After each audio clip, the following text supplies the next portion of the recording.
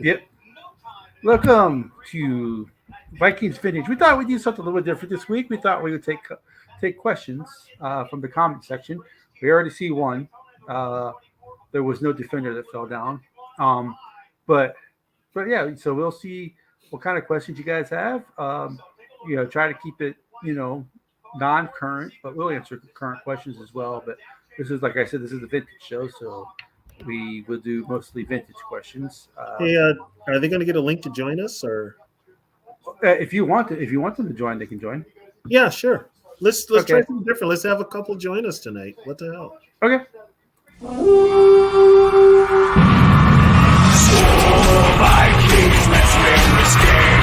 Score Vikings on a relay.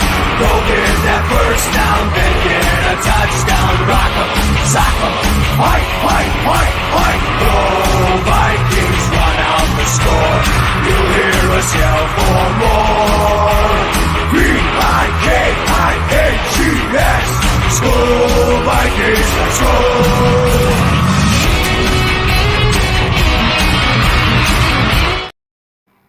Yeah. Best opening we have. Yep. So yeah, Bob.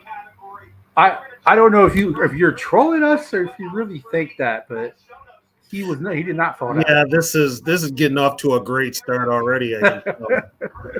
Wow. Bob, Yeah. either that or Bob is a closet Cowboys fan. Yeah, because only Cowboys fans, Right. think they fell. But up north. Right. Hey, Northeast. So for the first time, we're actually gonna have people come on if you want to ask a question. So we're gonna go ahead. Something different. Usually Yeah. we get in-depth detail about certain years and players and stuff like that. I figured, it's kind of the off season. Let's do this. Let's have where people come on and ask us questions. Talk about their fondest memory maybe of the team. It's a history show, and this team's got a lot of history. So Yeah. Norfia's Nate Wright was shoved, Bob. Yeah. Yeah, he was shoved. He gave Nate Wright the people's elbow before it was the people's elbow. Yeah, no kidding. No kidding. He laid the smackdown on him. So yeah, I mean, I don't know how any Vikings fan can say that he fell down on that play. Well, there are people even that aren't Viking fans that say he got pushed. Yeah. Only ones that saying he fell down are Cowboys fans and Drew Pearson. Yep. But Drew had the perfect answer years later. Drew said, "Well, where was your Hall of Fame safety with over the top help?" That's what Drew's answer was. Drew admitted he pushed him years later. Yeah. All right, Norpheus. What do you got for us? Oh, this should be interesting. You might be typing along. Hey, Mitch. What's up, Mitch? I live in an apartment complex, and my neighbor below me has got whatever he's listening to. It's a movie, and it's on full blast. Yeah, we had the same issue. We live downstairs, Right? And like I said, these apartment complexes are old. I think it used to be old military housing, and there's only plywood in between the floors, so we can hear everything. By everything, Mm-hmm. I mean everything. But the people that live upstairs now, they have 3 kids. It's like 2, and they have 2 dogs. Mm-hmm. They are the quietest neighbors we've ever had. I'm actually shocked. Yeah, with those many kids and dogs. Oh, do you know about the supposed curse starting with the hot air balloon in Super Bowl 4? Yeah, I heard about that. Okay. There is no hot air balloon curse. The balloons didn't get off the ground. Matter of fact, if you look on YouTube, the halftime is on YouTube. Matter of fact, the telecast of the whole game is on YouTube of Super Bowl IV. The balloons went right into the crowd. They didn't get only airborne they got was to get right into the crowd. Did you hit like a kid or something? Um, like a month earlier, they had a hot air balloon at the Viking 49er game, and they put an 11-year-old kid in the balloon. Well, the balloon was only supposed to go so high, and I guess they were going to bring it back down, right? Well, the balloon got away, and the balloon ended up going over the stadium lights, and it ended up crashing in the Minnesota River, which is quite a few miles away from the stadium. They found him. There's a big story about him. It's on YouTube also. But they found him, they rescued him, and they took him back to the stadium, and he ended up falling asleep in the Viking locker room. So he ended up back at the stadium. But yeah, the Vikings and hot air balloons just do not mix. They didn't mix in '69. Put it that way. What was it? What was the deal about the hot air balloon? What was like? Why did they even go to it? It was that was kind of a thing that NFL halftimes did, the whole hot air balloon thing. They would only go up so high, and then they would come back down. It was like a show. Yeah. And the ones that the Vikings were involved in went to hell. The Super Bowl one, that one crashed into the crowd. There's like a lower level in Tulane Stadium. It went right through the Viking sideline, right into the corner of the end zone, and it crashed into, I believe, some cheerleaders and right into the lower level of the stadium with a guy that was dressed in Viking garb in it. So it never got airborne. But yeah, I've heard about that. It's like '69 was just a bad year for hot air balloons and Vikings. Put it that way. It's just a bad year. And then to top it off, we got beat in the Super Bowl. Wait, we lost Super Bowl? What? Which, you know what, is not. I watched that game again. Well, Zoe, we are taking questions. If you want to jump on, you can. Zoe, you can jump on, dude. We're talking all history, even modern history. Even modern history, you can jump on.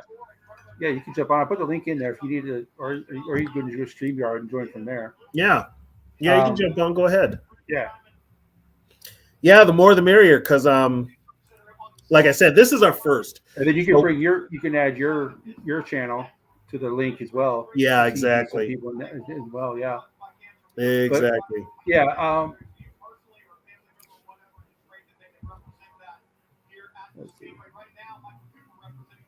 Oh no! Oh, Barrero. Yeah, he wasn't here when it happened. He was in Chicago. He's from Chicago.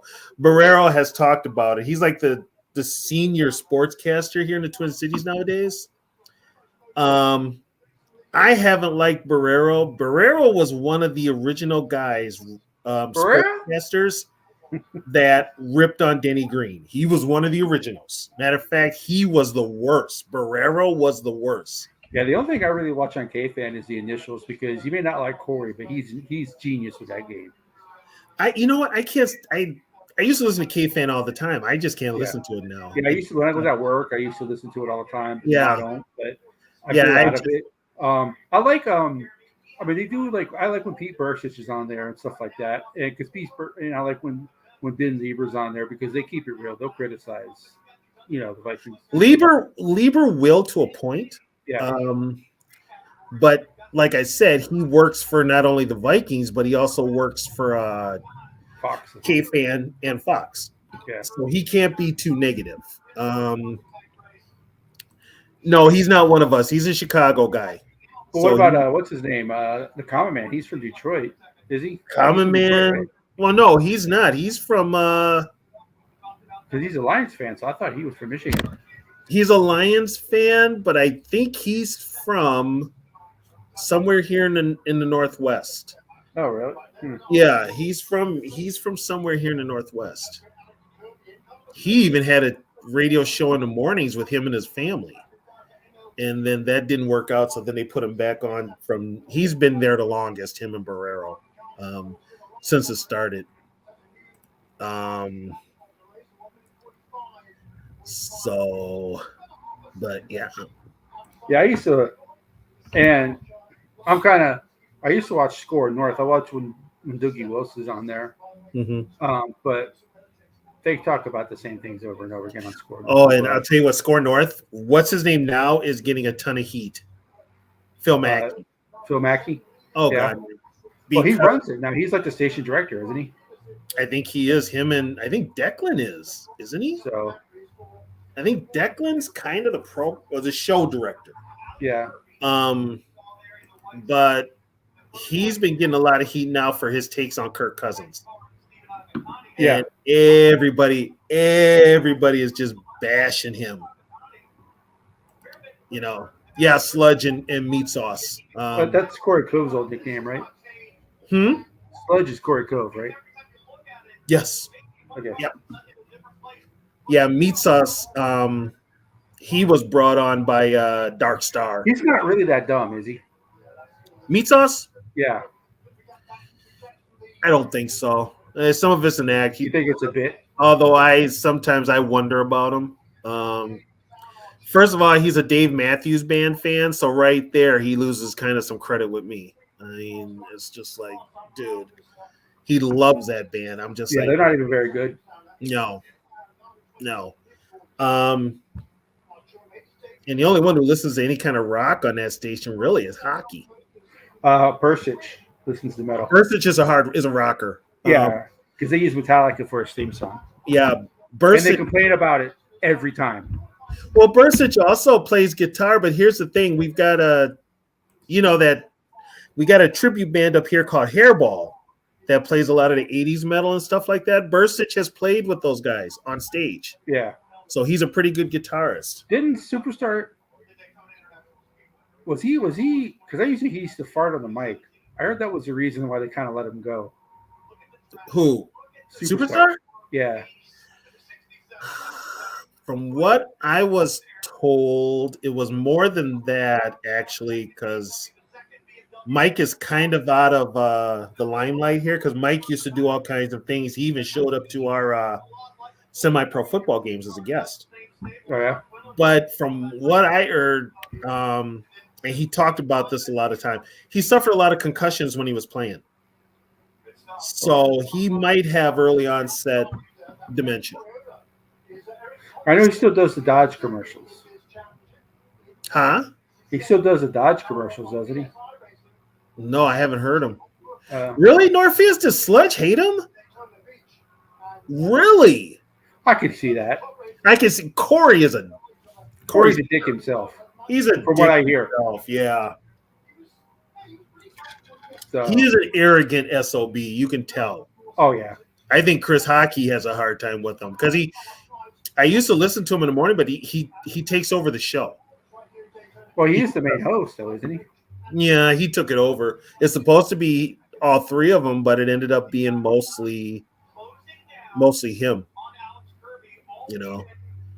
But I have a hard time listening to K-Fan now anyway because it's just kind of repetitious BS. Yeah. But yeah, so Morris and Morris, you know. Well, and here's the thing. That morning show was put together. Well, didn't this for Dark? It was put together for the Superstar. Well, didn't things kind of change when Dark Star died though? Yes. At that station, from what I understand. Yeah, Dark Star had the he had that, I think he had that 12 1 to 3 slot. Yeah. And so there's all different stations. I'm gonna put all the comments up so people. Yeah, and he didn't show up for work, so they were wondering what happened. Well, they did a check on him, and PA found him deceased in his apartment. Yeah. But yeah, he did. Once Star left, that kind of just changed. That changed the whole dynamic of the network. So the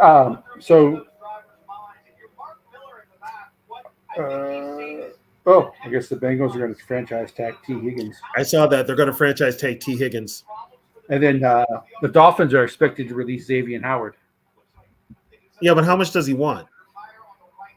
I mean, yeah, if he wants 20, like if he wants a lot, no, but if he's looking, 11, 12, take a chance on him.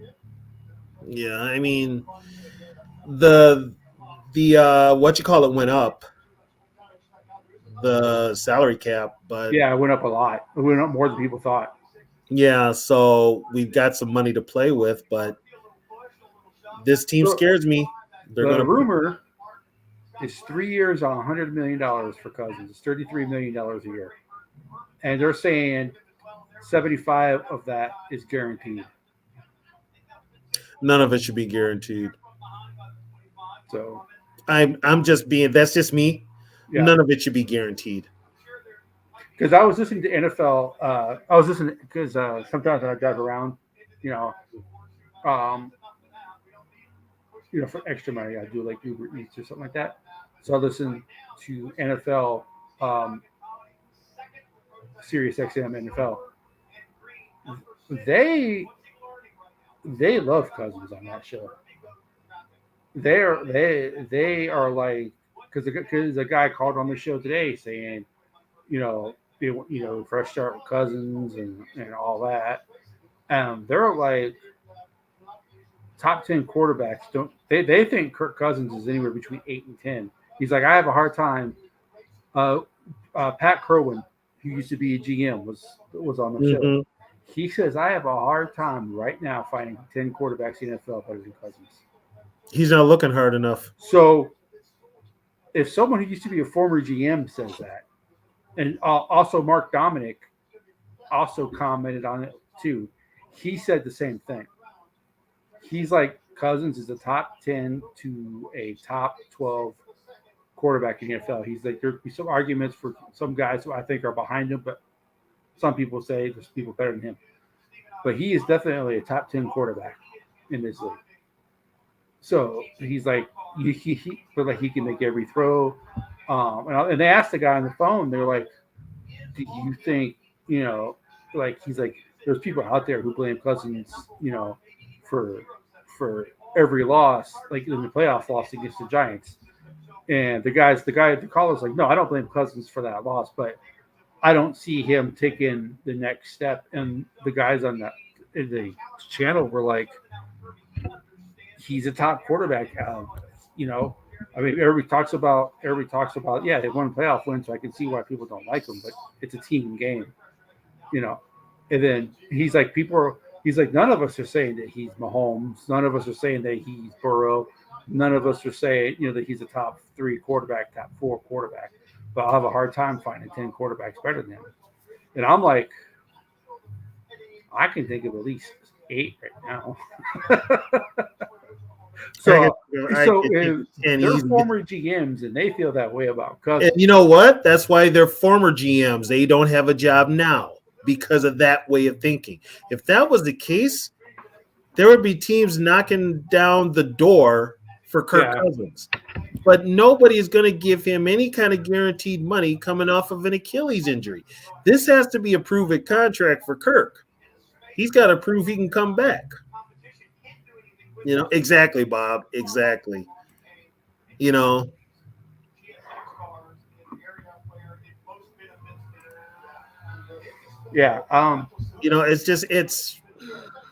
He's got enough for what we were promised if we signed Kirk. He hasn't delivered. So I'm not saying I agree with them. I'm just saying that's what they were saying. You're going to have to move on eventually, so move on now. Just move on now. Draft a quarterback, get a bridge quarterback, and take it from there. So they were talking about that was one of they were talking about in Score North. With Phil Mackey was talking about that today. That there's two contracts out there. That PFF did one, and then Sporak or something like that. I can't remember.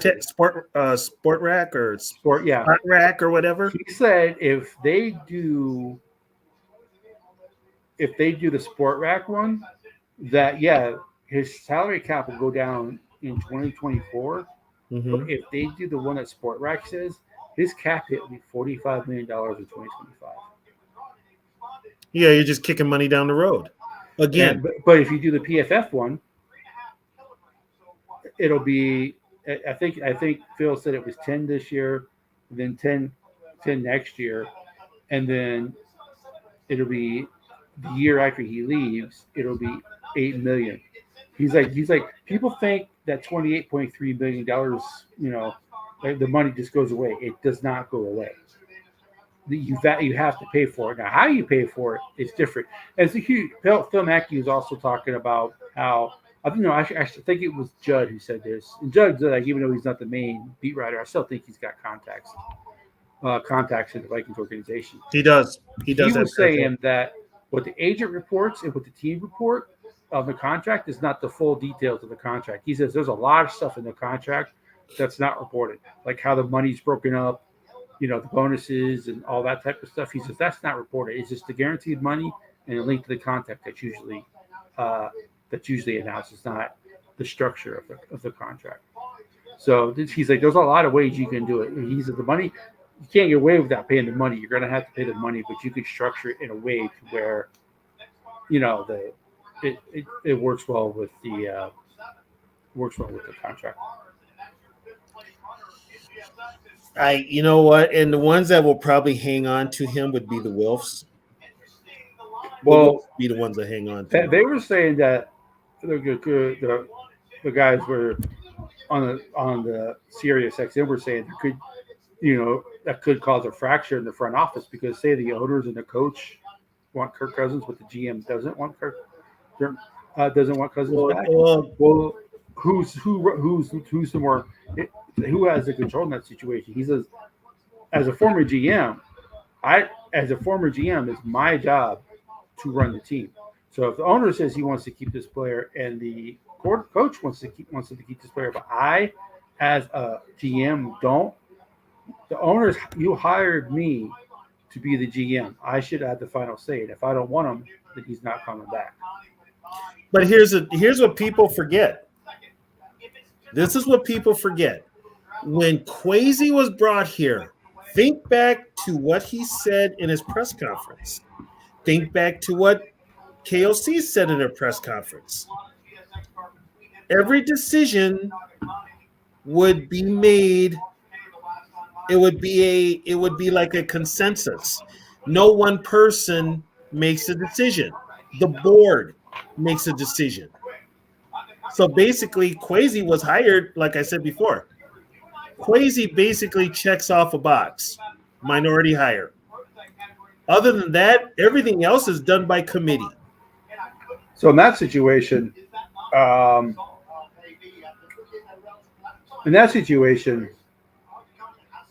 if it's a committee, then wouldn't 2 out of 3 be the majority? Well, the 2 out of 3 would be you might have a couple of fractions. I think Miller pretty much does what the owners tell him. Miller's in with the Wilfs. That's problem 1 through. No, take that back. Here's a question for you. No, we're not blood brothers, but we're football brothers. We're not blood brothers. What's up? Where'd you go, Zoe? Here's the thing. Let's put Ziggy out of the equation. Ziggy doesn't come to Minnesota anymore. He stays in. No, he does not look well. Yeah, he's basically given up the control of the team to Mark. So you have two factions. You've got Mark and Andrew Miller on one side. Then you've got Kwesi and KOC on the other side. Now, the final word is Miller and Mark Wilf. Kwesi, he's an analytics guy, bottom line. He's all analytics. That's what he was brought here for, was to figure out a way to straighten out this salary cap dilemma. But Kwesi hired Grigson to be like the football guy. So you kind of got it right there where the final word could be. I mean, Kwesi could be by himself for decision making. He could be. And case in point, Kwesi wanted Harbaugh. He got outvoted. Okay. Does that bode well for Kwesi? No. I mean, this is the last year of his 3-year contract. And they've already talked about extending KOC, but not extending Kwesi. That tells you a lot right there. So the final word's got to be the Wills. It's got to be Mark, and it's got to be Andrew Miller. But Kwesi's already said he doesn't. He's kind of said he's moving on from Kirk Cousins. Yeah, he kind of said that last year. Yeah, he said that last year, and he hasn't left that narrative. The one we haven't talked about has said anything. Have you heard anything out of KOC? The word that everything is saying is that KOC wants him back because it's Cousins is plug and play. KOC, you know what though? Cousins makes KOC's offense look good. Yeah. So that's the one thing which I like. Yeah. What did Thor say about JJ McCarthy? Everybody likes McCarthy. He's shooting up the boards. I don't think the Vikings. He's shooting up the boards. I don't think the Vikings are going to be able to get him at 11 anymore. I think they're going to have to trade up if they want him. Well, and so do you think? I don't know if the Vikings have the collateral anyway to move up. Well, they definitely got to give round picks of next year. So, it's kind of like. But Rap, what's up? You have any questions, Rap? We're doing quite open forum, right? Yeah, if you got questions, we're doing open forum. You can jump. Kind of like into Viking history or current Viking stuff. Ask away. Thor compared him to John Elway. Are you serious, Norpheus? Oh, there's the link if anybody wants to hop on. No, I did not hear that, but come on, man. I didn't hear that. Really? One of the greats? Come on. Oh. I mean. And Elway didn't start his rookie year. Elway was actually I'm not a big Bo Nix guy. I'm a hard no. Yeah, I'm not a big Bo Nix guy. He didn't really impress me at all. You gotta look at his SEC. You gotta look at his SEC tape more than his Oregon tape. His SEC tape is not very good. So I would. He was not very good at Auburn. Bo Nix. If you hear the experts talk about Oregon's offense, what quarterback has come from Oregon and is succeeded in the NFL from that offense? Oh, currently? Just other than Dan Fouts, what Oregon quarterback has been good? Only one I can think of is Dan Fouts. So, yeah, all the guys who won the Heisman have not been good from that running that style offense. So, guys, look at that. It looks good in college, but when you get to the pros, it's like Tennessee's offense. All these guys want these quarterbacks in Tennessee. Well, did Justin Herbert go to Oregon? I do not believe so.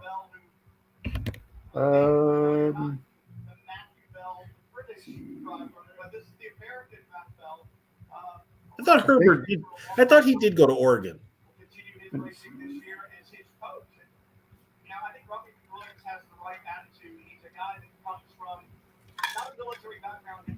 I mean,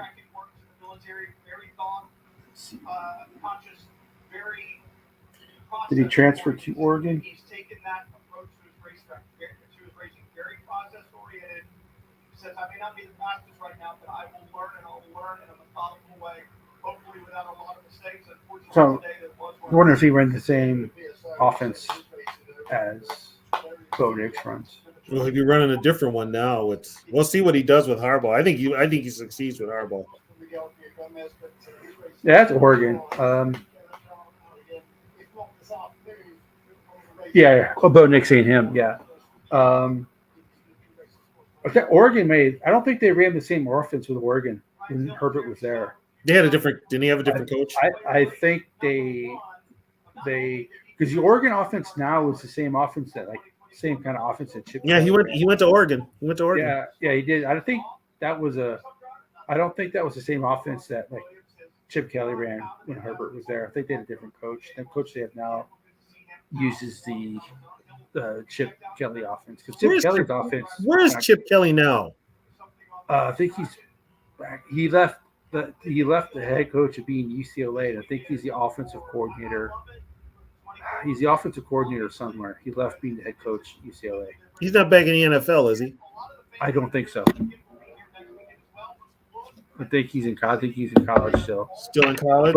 But there's a thing with college head coaches leaving the head coaching position and going because South Carolina just did it. Sean Elliott, who was when Steve Spurrier left, he became head coach of South Carolina. And he left. Chip Kelly went to Ohio State. Yeah, he's Ohio State's coordinator. Yeah, so basically, Sean Elliott left to be. He used to be the head coach at Georgia State. Mm-hmm. He left being the head coach at Georgia State to be the offensive line coach at South Carolina. Oh, jeez. Yeah, so people are leaving teams. What's up, Zo? As head coaches. What up, my guy Tony? Cash 84. What up? What up, man? I miss going live with y'all, man. Hey, I haven't had internet for 2 days, man. Yeah, I've been going out of my goddamn mind. Damn, for They had to real? replace the wiring in our whole apartment complex.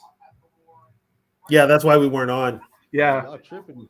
like put it this way, Zoe. The options Yeah, at my triple house, J. my apartment complex, are cable or DSL. So look though, hey man, what quarterback y'all want the Vikings to draft, man? Let's be for real with this though. Like who y'all like for real? Who y'all like? Who y'all think? Cause look though, before I don't y'all want Bo say Nix. something, I don't want Bo Nix. I like But look, Caleb. I like Caleb Williams' talent. I don't like his attitude. I don't trust Caleb But look, Williams' though. head. but look though, we know it's gonna be about 2 buses in this NFL quarterback draft class. There might be more than that. Might be more than that. Right now, I'm talking about the first round. Yeah, there might be more than that. Quarterbacks taken in the first round. The last, I think someone said. So I saw it somewhere on some YouTube channel. The quarterbacks taken in the first round the last 15 years, it's a 40 to 60. It's not even 50-50. It's 40. Right. I'm gonna tell you what though. 60% of them bust out. Hey, I'm gonna tell you about this. I could work with JJ. I could work with JJ, but you know who I really can't work with, but I can't talk bad about him? It's Drake May. I watched Drake May play for 2 years. I literally watched a quarterback play football. No highlights or anything. I don't think he was a good quarterback for real. You know what? I seen him. They North Carolina played the Gophers this year, and I wasn't impressed with Drake May at all. Yeah, Drake May that has that word that gets GMs and coaches fired. right, but catch. But what game had you watched from Drake May and say he is that guy? Like what game? Because I haven't seen no game. No, I I'm haven't not. seen it either. I am not. What I'm saying is that a lot of times scouts and stuff they don't look at that stuff. You know, They look at potential, which is what he has, and that gets GMs and coaches fired. See, okay, see, I can feel you on that. Personally, to me, Drake May is this year's version of Will Levis. I could believe that. He's this year's Will Levis. So if you do draft him, you're probably going to have to put a lot of work into him. But damn, they gonna move up and draft him? No. Shit, they gonna move up and No, draft him. Well, here's the thing. He is still going top 3 in mock draft. Yeah, here's the thing though. We still don't know what the Bears are going to do at 1. I think the Bears either gonna trade that pick or take Caleb Williams. Caleb. I ain't gonna lie to you. That I is true, Morpheus. May I ain't gonna lie to you, Yeah, Tony. May was on his own, Morpheus. Here's I ain't gonna lie to you, Tony. I see the Bears and the Redskins trading 1 and 2, and the Bears taking probably May, and the Commanders take Caleb Williams. if that happens, that means they're keeping Justin Fields. The Bears. Hell no! Not if you draft Drake May at number 2. They're not going to take Drake May. I think they is. If they go 2, they're probably plus, taking Harrison. Hey, look If the though, Bears Tony, go to 2, plus, they're taking Harrison. and plus they can get their wide receiver, because I believe that receiver from LSU or from Washington will still be there at number 9. And teams are saying that if a team takes Jordan Daniels, I've heard this from a couple of. You mean Jaden Daniels? Like I heard this from a couple of scouts, guys, like there's a guy I watch on YouTube. He's a former scout. He just does YouTube videos now, so he's still connected with scouts.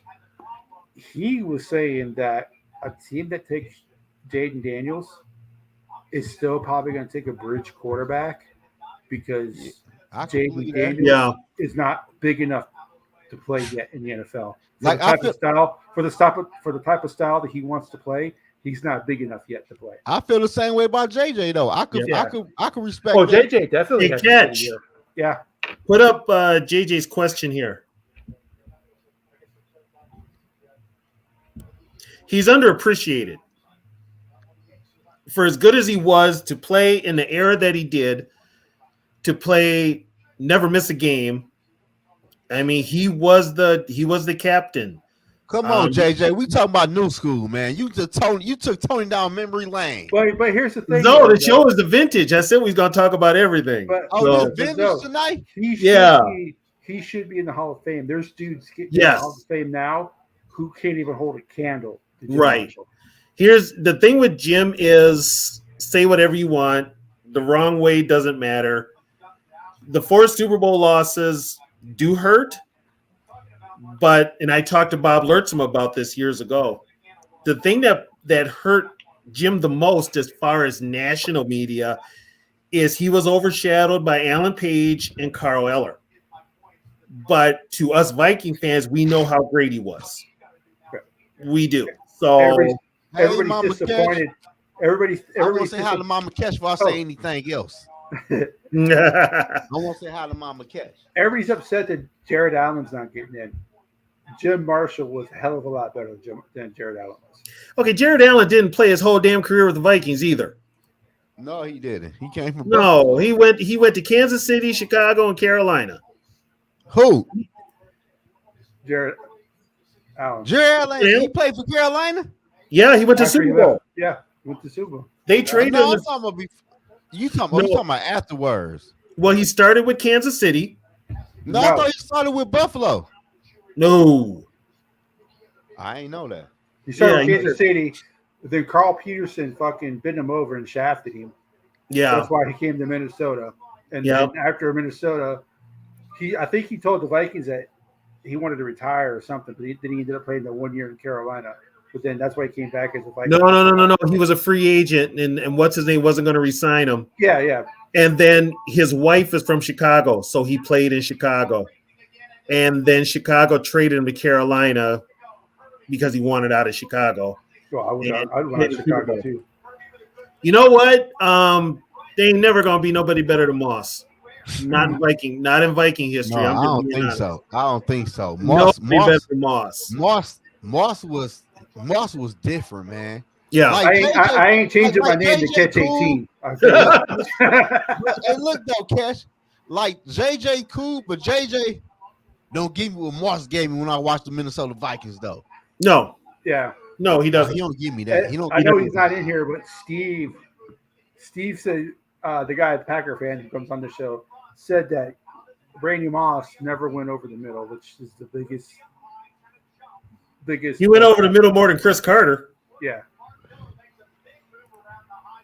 I could believe that. I could take that. Okay, for me, when I started watching the Vikings, it was it was supposed to be Gary Quazzo, but it was 71, so they had 3 quarterbacks: Quazzo, Norm Snead, and Bob Lee.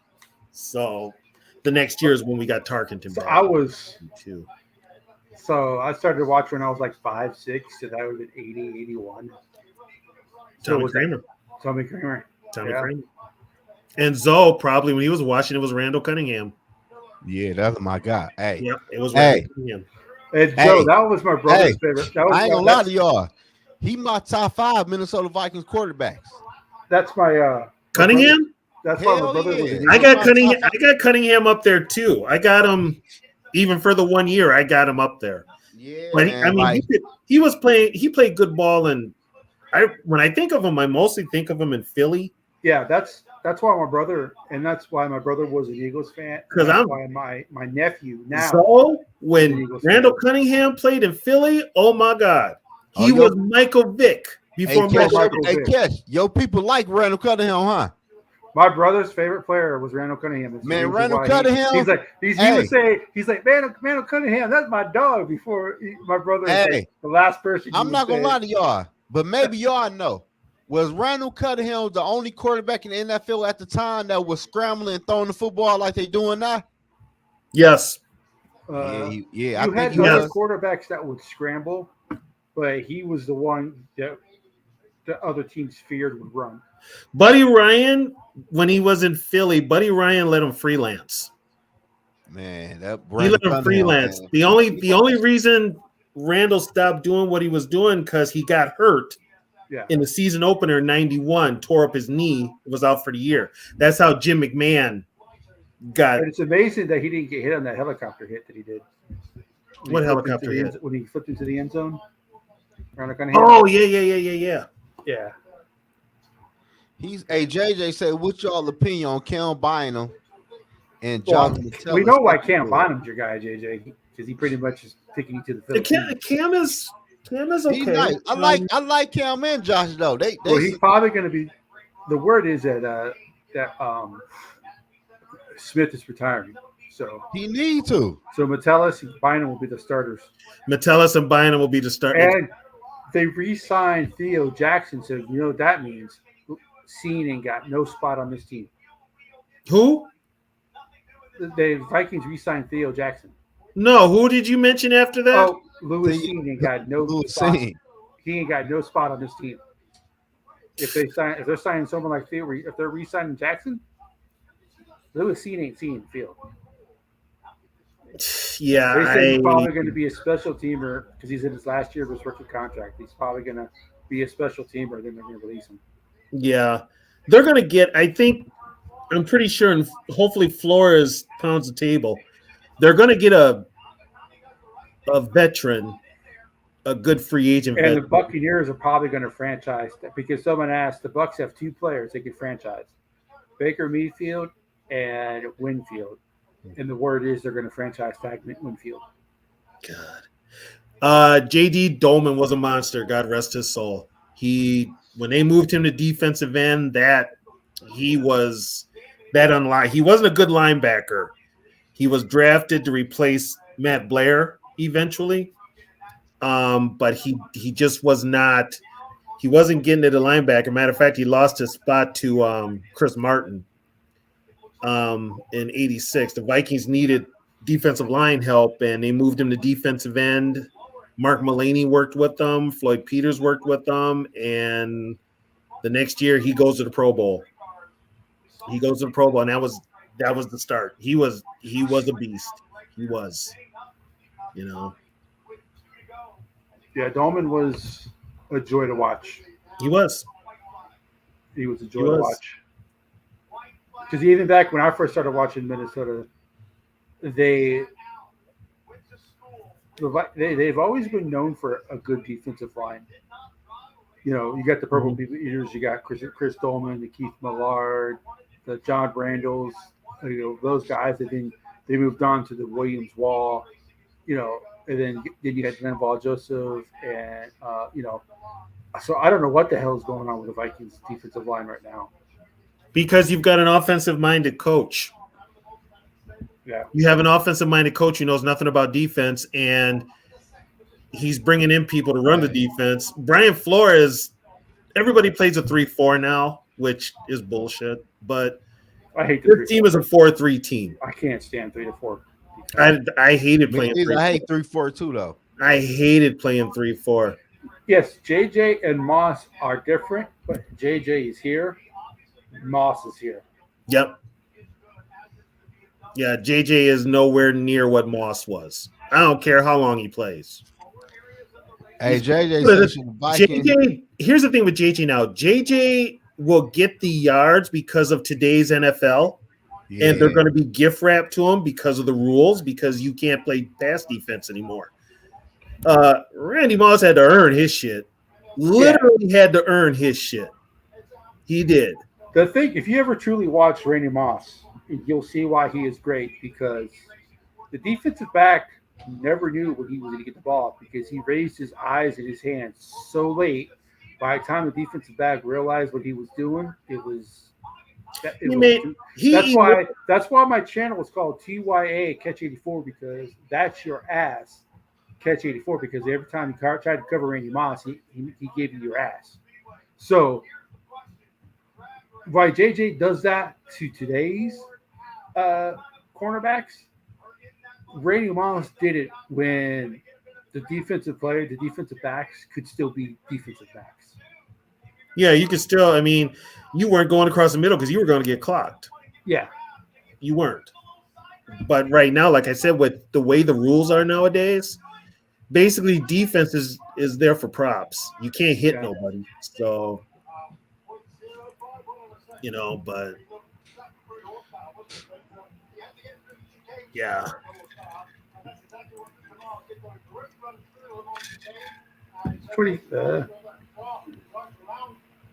So you became I wouldn't say 2015 was a good year, but if it works. That was the missed field goal year. Yeah.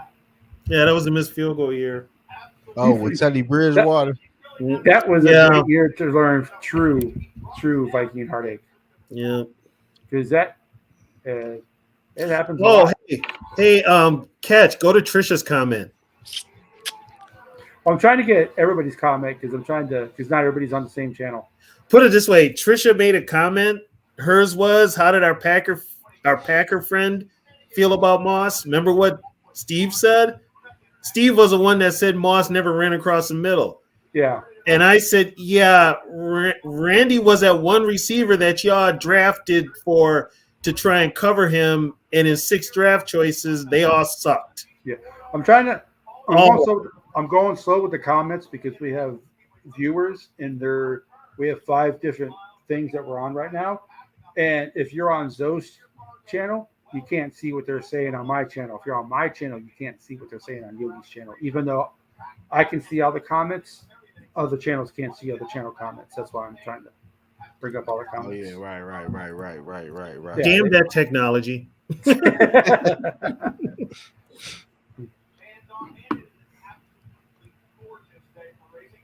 Well, you're going to have to, because most of your receivers are 6'2" or taller, unless he's going to cover in the slot. He's a rookie. He's a rookie last year, right? Yeah. Yeah. He'll learn. Winfield wasn't. The ones we need to worry about. We need to worry about Booth. Yep. And we need to worry about Evans. They now been in the league 2-3 years, and they still ain't got it. Especially speaking of the Moss hater. Oh God, here he is.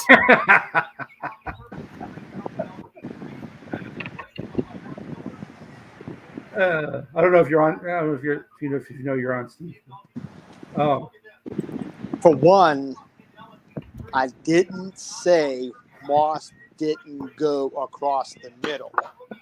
What I said was when he went across the middle, he had gator arms. Actually, Steve, when he went across the middle, he got 6 points on your ass because he caught a slant. Whoa. Look. I'm not going to take nothing away from Randy Moss, all right? I ain't going to take really no. But there's not a Viking fan born, a Viking fan around that can sit there and tell me any different. I watched. The 2 dudes before the state championship game that Moss beat their ass, burned their ass. I mean, they was bragging for the whole game, right? They sit there and said when it was Moss was getting drafted, whoever drafts Randy Moss was going to be their new NFL favorite team, which now became, the Minnesota Vikings. So a lot of us in this area who definitely, when Moss would play, we would want to watch the game if Minnesota was on. Now I'm not trying to take Moss' talents. I'm not trying to say he, whatever. All I'm saying, there was many games. Now he scored touchdowns. He did this, yes, but there was many games, and I wish I could sit with you right now in front of your television. We'll go back and watch some of the old school games, and I could probably show you I don't know how many games. Run that film. Run that film. I would run that damn film. That boy. Okay, you know what? Yeah. I don't have that set up. You wouldn't want to sit with me because I tell you right there, no, those ain't alligator arms. Now, Okay, yes, they are. you would. Okay, in your offense, you're a quarterback. I'm a defensive lineman, so naturally we ain't gonna get along. Right. So naturally, whatever you say don't mean a damn thing to me because you a quarterback. I don't like you in the first place because you a quarterback. So moving on. Well, then you know what? And I'm just going to keep torching your ass. Because I would love that against me. When I had that against me, I loved that shit because I would just say, bring it. I love that. I love taking a hit. I love getting sacked and hit. Look, like this, I'm not trying to put Moss down. I just saw many games where when he went across the middle at certain times, he was scared to take a hit. He changed the whole identity of your all team. You guys drafted defensive backs. How many years, bro? You guys went like 3 years of draft choices just to see who could cover Randy Moss, and none of them could. And Randy would take plays off, and you still couldn't cover him. Hey, there was many times. I'll be a man to admit there was many times Randy Moss beat our ass. He whipped our ass. He torched us. I'm not afraid to admit that. Even there in that playoff game on a broke ass ankle. But there was many times when we did get him.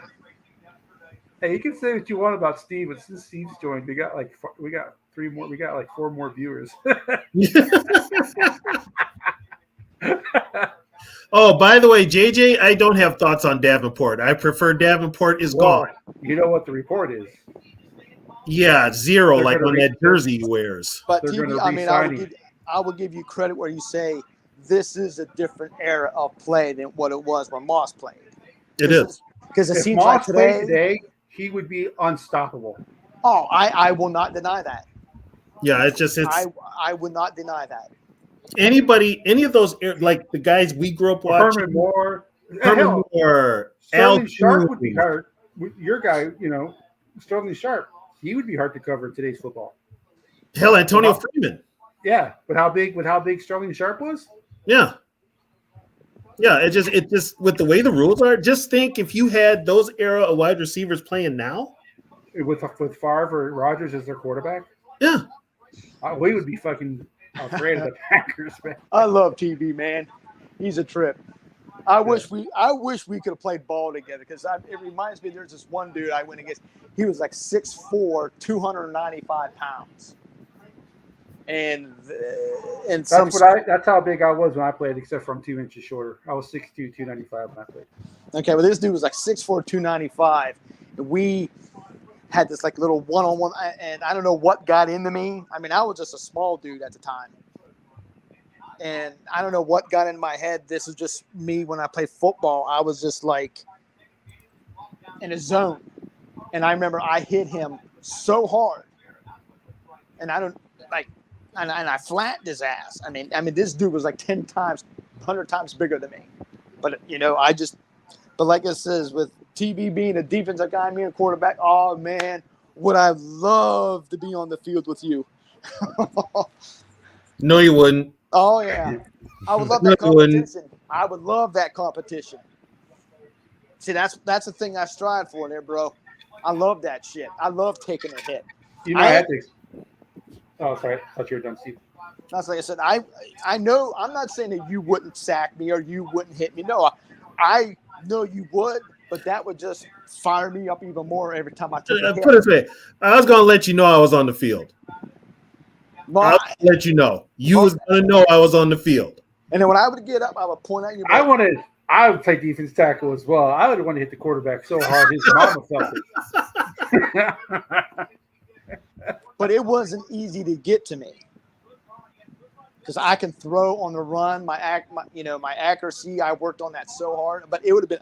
I think you would have been fun to play against. So where did you play? What state did you play in? I played here in Ohio and West Virginia. Okay. Oh, and those are football places. I played in South Florida. So the team I played on, I was the smallest guy on the defensive line at 6'2", 295. The guy next to me was like 6'6", 340. And he had like, well, not 340, probably like 315, 316 or so, but he had like 7% body fat. And our defensive ends we played the biggest level that you could play in Florida, which was 5A at the time. I think we lost a total of, in the regular season, I think we lost a total of 5 games all 4 years I was there. We used to lose to the playoffs, but we'd lose to teams from Miami because at the time I played, Palm Beach County, you had to have a 2.0 to play. And Miami, you only needed a 1.5, which is a D, which is barely passing. So teams from Miami. Hold up. So what are you drinking, man? See, I'm drinking liquor, shit. No, what kind of liquor? I know you're drinking liquor. What kind? Tequila. Aneo. So Tony, JJ, probably won't you explain the balloon incident? Hey, okay, the hot air balloons. You should try Lalo. Right? Lalo. Lalo. That's tequila. It's tequila. It's Don Julio's grandson. You like Don Julio Blanc? That shit might not be in Detroit for real. And then Lalo is a clear. It's a clear tequila. Hey, what did JJ mean when he said he wants to reset the receiver market? Get paid the highest. Get paid the highest. He wants to get paid the highest. I mean, now with Minnesota, or does it matter? I don't think it doesn't matter. It doesn't matter. It doesn't matter. And then there's this. That was from Snow, JJ. Oh, the Metrodome, that damn stadium collapsed every year up until for 10, and it didn't collapse, and then all of a sudden it collapsed again because we had a heavy rainfall or snowfall, and it just ripped. It wasn't made from Target. You mean that thing collapsed more than once? It collapsed. It collapsed 3 times. Hell, it fucking collapsed during a Twins game. It damn near collapsed in the middle of the game. It got a tear in the roof. It needed air pressure for the roof to stay up. That's why the stadium entrance was a revolving door, not your regular pull open the door to go in. It was one of those spin doors that you see like in New York, because it had to keep the air pressure up, because if it didn't have the air pressure, the roof would just sink. It would collapse. Yeah, it was built on the cheap. Yeah, that and the RCA Dome, both they're identical. Yeah, the Silver Dome, the Metrodome, and the RCA Dome were all built by basically the same people. And the roof, matter of fact, the company that made the roof is out of business. So when it deflated, they had to send it, I think, over to Europe to get it fixed, because the company that made the roof is out of business. Has been out of business a long time ago. So when it collapsed during the Twins game, what happened? What happened was they had auxiliary backup air, so it stayed inflated, but it literally ripped open in one of the corners. Yeah. Now, did it affect the game or? No, they finished the game. Well, the game was affected anyway because the ceiling was white. Visiting teams with this ball. Someone mentioned to me something about Twins Stadium. There was something weird about the outfield. You mean with the trees and all that? With the Are you talking about the new stadium or the Metrodome? I think the indoor one. They had a baggie in right field. They had a baggie in right field, which was covering up the football seats. Yeah. Okay, because someone said that. It had Fly- to go. It had to go over the baggie to be a home run. Yeah. Okay, but maybe I don't know if that was it was something about that, and that there was some type of wind or something there that. Oh, there was a big behind home plate. There was a big air vent behind home plate. Oh, okay. Maybe Yeah, that's all what it we're talking was. about. That's Yeah. all it was. JJ, if we knew the answers to that question. Well, here's the funny part. Who was it? Dave Kingman, King Kong Kingman. He hit an infield foul ball, and he hit it so high that the Metrodome had these little holes in it. The foul ball went through one of the holes in the roof. So you had a bunch of Twins players looking up at the roof, like, where's the ball? And it never came down. Yeah, JJ, if we knew the answer to that question, I'd call the front office right now. Yeah, that's a good question. I do not believe so. No, he never played in the Super Bowl. Dolman never played in the Super Bowl. For the right price, JJ, yes. He's a little bit past his prime. Yeah, but he's still better than what we got. Yeah, I know. But that's what I said, for a certain price. Yeah, I'm not he's gonna still give better him than what we $25 got. million. He's I'm played not in going to give him Flores. $20 million a year. What Yeah, do you think, Zoe? He's played in Flores' defense. That's a lot of. How much does he want? I don't know. No one knows. But Is he I'm talking? not giving him $20 million a year, though. Is he talking Hunter money? I don't know. Zoe, what do you think about Xavier Howard? I like Xavier Howard though. I give him probably about 5 or 8 million. Go in the room. I give him about 5 or 8 million though. Like, I can work with that. Yeah, but I'm not giving no 15 or no 18. Yeah. Devontae Sweat is a big dude. Is that the Texas defensive tackle? Yeah, he's 6'4", 362. That dude can't play every down. Well, but in today's football, they don't play every down anyway. Right. He's just basically, you know what he is? He's a younger version of Linval Joseph. Hey, Zoe. Comment. I mean, there's people saying that Byron Murphy's going to go before Sweat. What's the deal, my guy? Yeah, I'm hearing that too. I'm also hearing that the Vikings are going to take Curse. Not Curse, but Verse. Why did I say Curse? Rod Verse from Florida State. Yeah. Jared Verse, whatever his name is. Jared Verse, yeah. He's going to demand 2 blockers, but I mean, just his size, unless Sweat comes in and just is an immediate game changer on that line, which, okay, that's a problem right there, because if he comes in and they just key on him, who's going to take up the slack to help him? You need more horses. Yeah. So this comment. Why would you say that JJ is a better receiver than Moss? Moss was a game changer, but you can't say Moss wasn't a route runner, because he was. Well, I mean, it's hard to argue that, because like TB said, this is 2 different style, 2 different eras. Yep. I mean, it's really hard to say JJ is better than Moss or Moss better. I mean, it's like you said today. If I agree, if Moss was playing today, he basically would be unstoppable.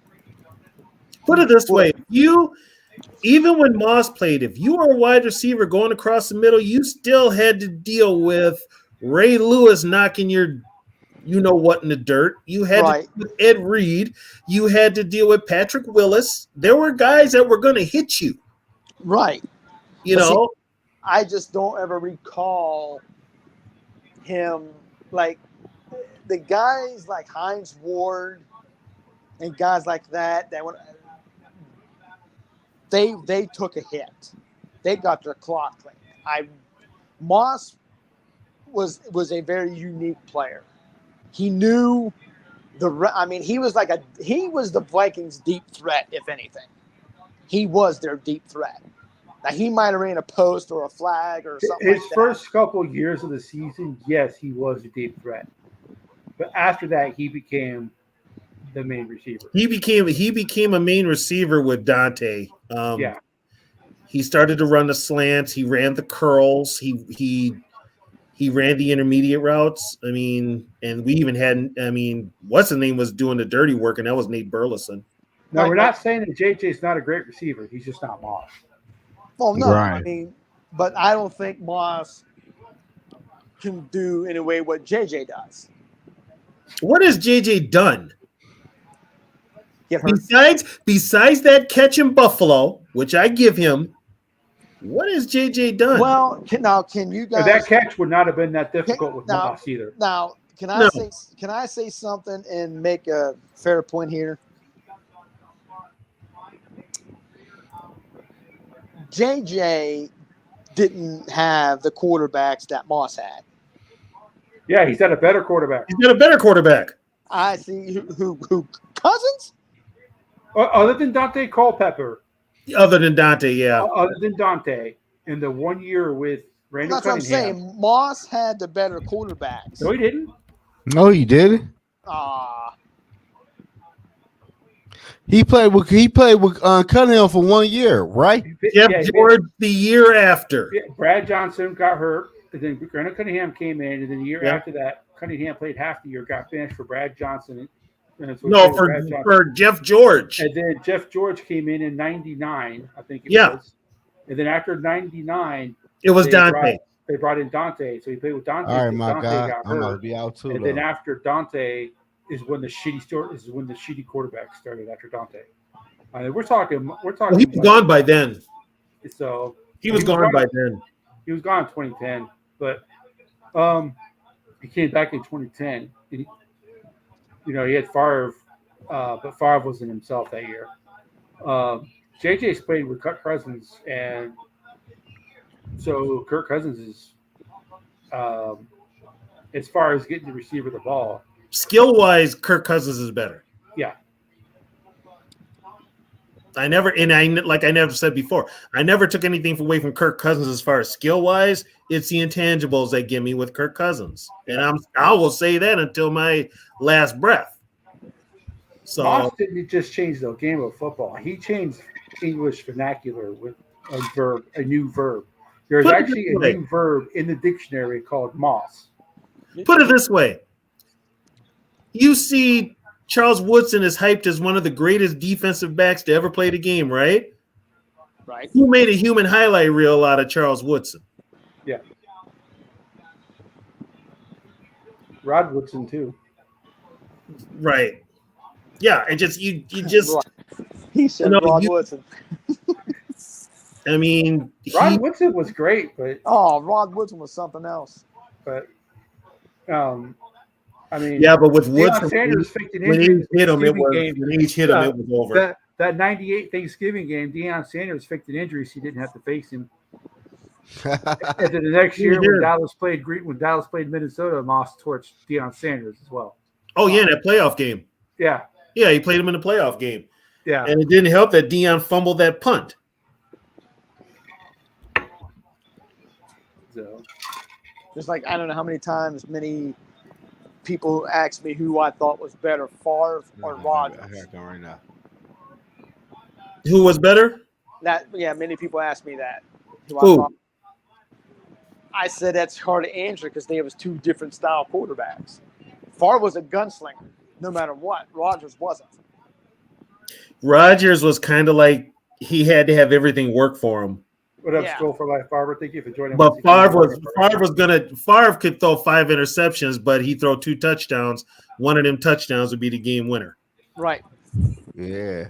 That's just the way he was. It's a mentality but see, here's the thing with Rodgers, and I give Mike McCarthy all the credit in the world.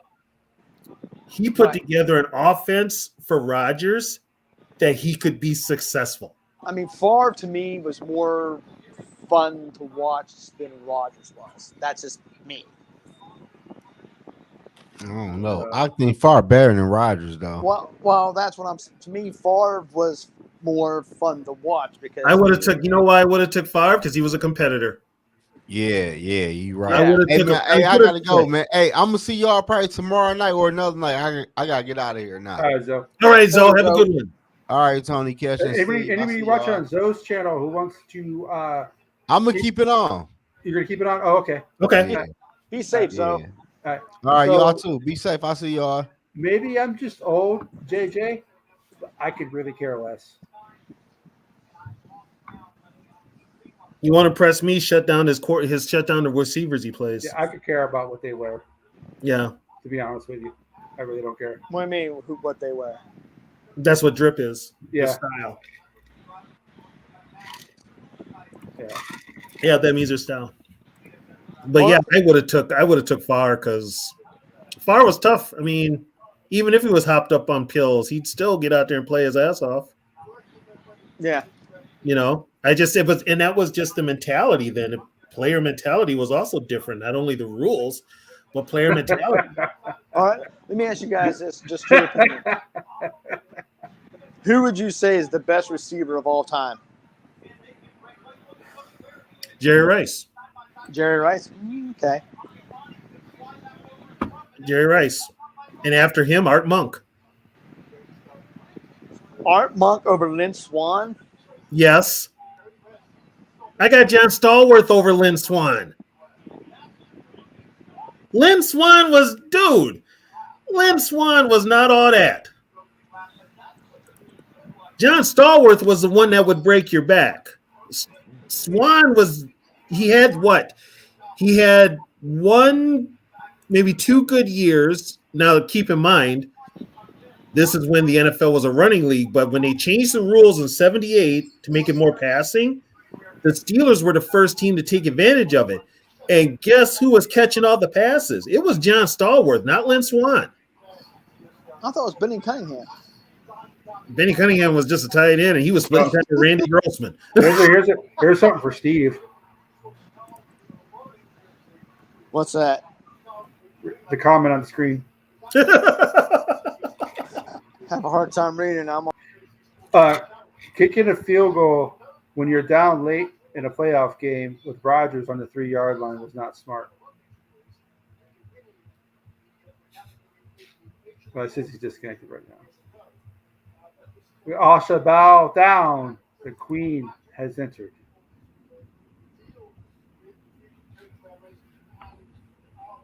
All rise for the Queen. Yeah, right. All right. Nobody. We're in America. We don't bow for no damn monarchy. No, I can't get up because I got arthritis. Once I'm down, I'm down. It's not getting down that's the hard part. It's the getting back up. Yeah, so Yeah. Steve, I'll read it to you. Are you back? Am I on?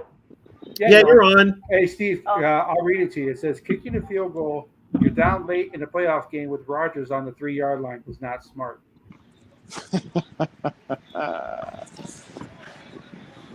I mean, he ain't wrong. No, I just laughed. I didn't say it was, Yeah. Well, I'm my friends. driving, so Go ahead. I have no idea what this means. Someone can explain it. how's everybody today tonight? Oh, and I just wanted to say hi, Trisha, Kirk Cousins' favorite. Sarah, don't start. Please don't start. Please. Oh, is that Sarah? So, Hi, Sarah. Oh my God. So he wants more than Tyreek Hill. Huh? Kirk Cousins' #1 fan. Oh I'm going Jesus. to call Trisha that from now on. God. Oh God. Thanks a lot, Sarah. Hey, at least you know if you have him on your team, Trisha, you will beat the East. Yeah, if he ends up on her team, I'll never hear the end of it. The roles will be reversed. There you go, Tony. Here's a good comment from Morpheus. He was. He Pretty was. much got his head ripped off in a playoff game. Yeah. Well, and back then, Ahmad Rashad never ran over the middle. Never. That was Sammy White's territory. That was all his. That was all his. He paid the price in the Super Bowl. Literally paid the price in the Super Bowl. But he got up and he hung on to the ball. Steve's getting Steve. Hey guys, come on. Steve's a Packer fan. He's gonna have a different opinion than Moss. What's that? Get on down the road, Steve. You don't know jack about Moss. Guys, keep in mind this is a Packers' point of view of Randy Moss. It's not a Vikings fan point. He's not a Viking fan coming out here saying all this stuff about Moss. He did say he respected Moss. He just said that he had alligator arms and he went across the middle sometimes. That's all. Is the background noise loud for you guys because I'm driving? No, I think it's bad. It's not bad at all. Oh, okay. Just by the way you sound, because it's hands free. So, yeah. Yeah, my hands are free.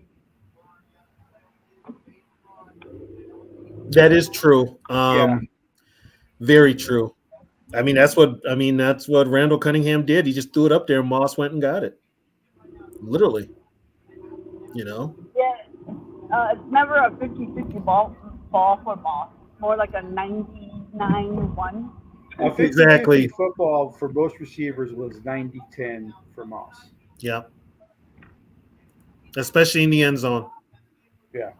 To me, those Viking Packer games when Moss played, those were epic. Those were fun.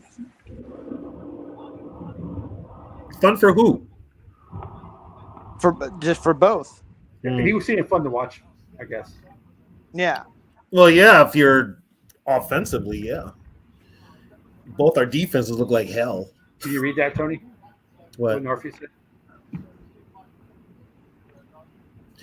That Hail Mary catch, if Cleveland was smart, they would have knocked it out of bounds, but they tipped it up in the air.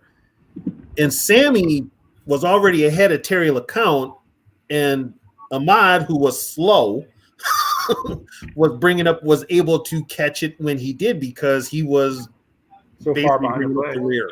He was slow. Yeah. He was slow. That's the problem. DBs always want to catch it for interception. They never knock it down. Yeah, you should have just knocked the damn ball down, and but they let it hang up there, and all he had to do was just reach back and catch it. I still remember that. I remember when it happened. My God, that was probably the most exciting play in Viking history up until the Minneapolis Miracle. See, that's why I don't put Jerry Rice one because of the quarterbacks that he played with. Oh, you mean he played with Montana and Young? Steve Young. But that's not his fault. Can you imagine how? But if Moss had those two quarterbacks, his numbers would be so far. But you know what? Who do you blame for that, though? I blame the Vikings for that. Yeah, you can't fault the 49ers for putting Jerry Rice in a spot to succeed with two Hall of Fame quarterbacks. That's not his fault. Moss had better, but if Moss would have played as long, his numbers would have been better than Rice's, and he played with far less talent around him. If Moss would have played with Tom Brady all those years, he did play with Tom Brady. No, he would have more than just a couple of years. That he just had. a 1 year. Yeah. And he still didn't win a Super Bowl. Ain't that a bitch? No, Moss is better than JJ. Moss versus JJ similar to Cook and AP. Yes, AP is far greater than Cook. As much as AP's one of the greatest ever. He's the last not of just an era. Not the Vikings, just in the He's the last of an era. If only he was as good at finance as he was at running. Yeah, his ass wouldn't be broke. Mama Cat says hello, Sarah. Hi, Mama Cat. Yeah, I mean, Only she if said he hi was too. as good at his finance, he would be all right, but he ain't. Well, between that and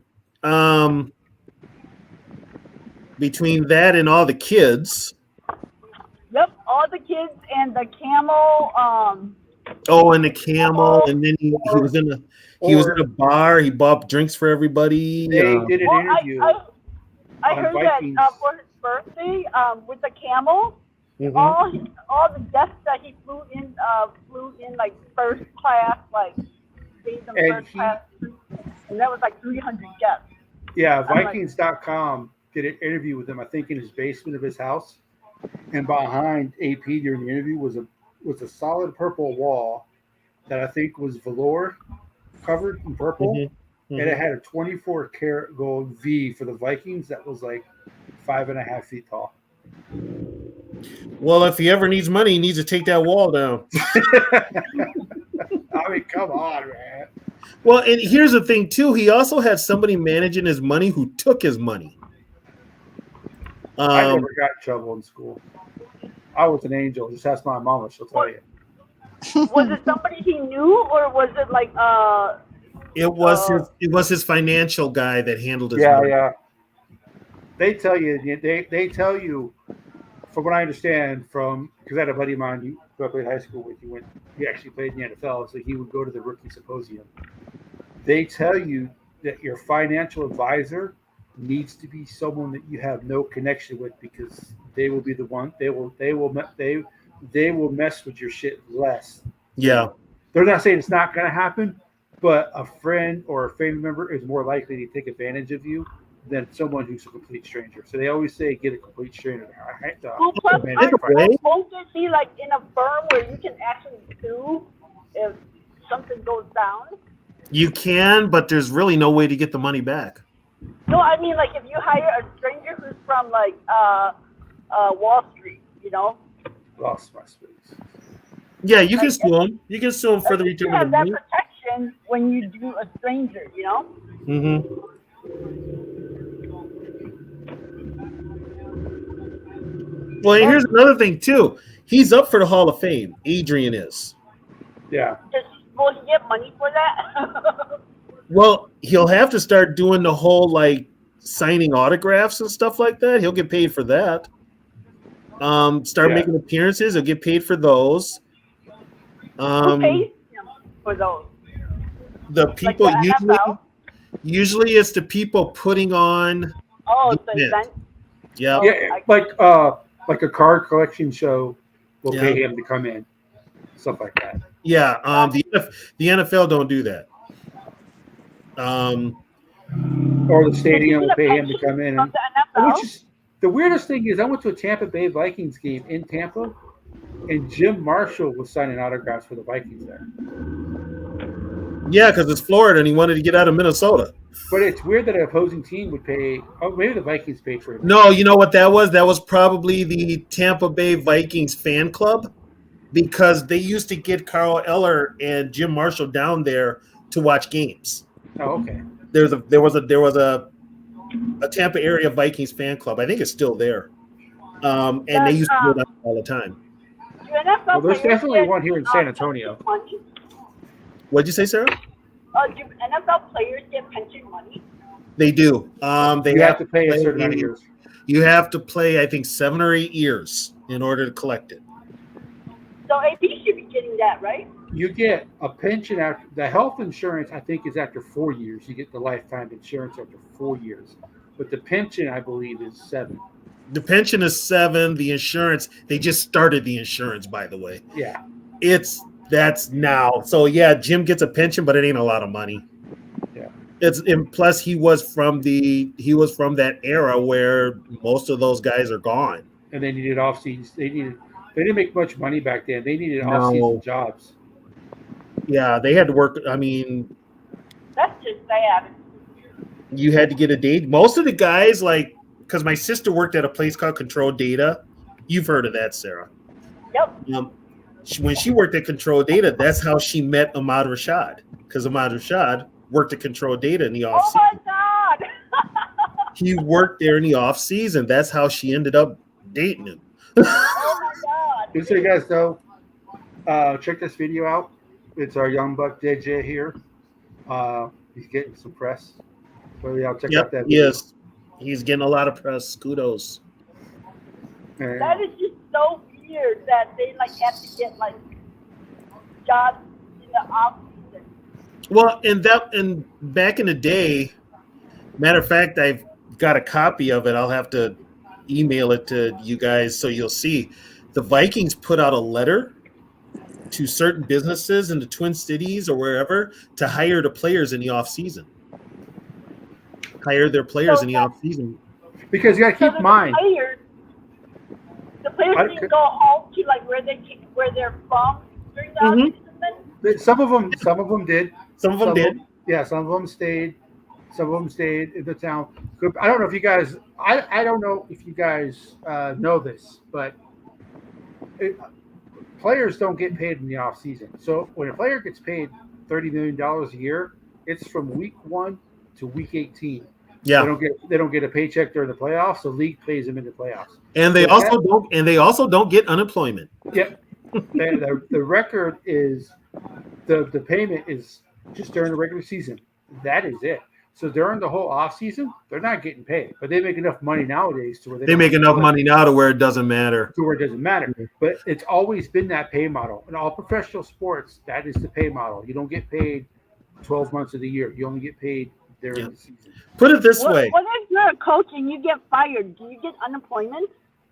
No, because you get it usually are guaranteed. Usually they buy out your contract and whatever that is. They're still paying Zimmer. Yeah, no, they're not paying Zimmer anymore. They finally got him off. This last year, they were still paying Zimmer. Yep, they got him off. That's why Zimmer is now coaching again because he's still getting paid that's for like he needs a job again. Yep. Yeah. Here's the thing with players playing in the offseason back in the day. As a matter of fact, the Vikings had a player. He was a defensive back, Terry Dillon. I told you all it was good. He worked as like a person on the Mississippi River with the docks and stuff like that. That was his off-season job. He got killed. Wasn't somebody a tugboat operator during? That was Terry Dillon. He got killed doing that work, and that was in the off-season. He was a defensive back with the Vikings. Whoa. Back in the day. He got killed. Because I heard a story. There was a tugboat operator during the off-season. I just didn't know who it was. Yep, that was Terry Dillon. I don't know if he was a tugboat operator, but he worked with the barges. Something happened with the barges. He worked on the Mississippi, put it that way. That's dangerous work. Yeah, and that's what he did in the off-season, and it killed him. Yep, but yeah, it's players today don't know the struggle of what the players back in the day had to do. Here's the thing. Even Carl Eller, when he was, playing with the Vikings, in the off-season, he did acting gigs. But Carl also had a liquor store. He owned Carl Eller Liquors over in North Minneapolis because that's where he lived. And he did that. Randall McDaniel, he was a teacher in the off season.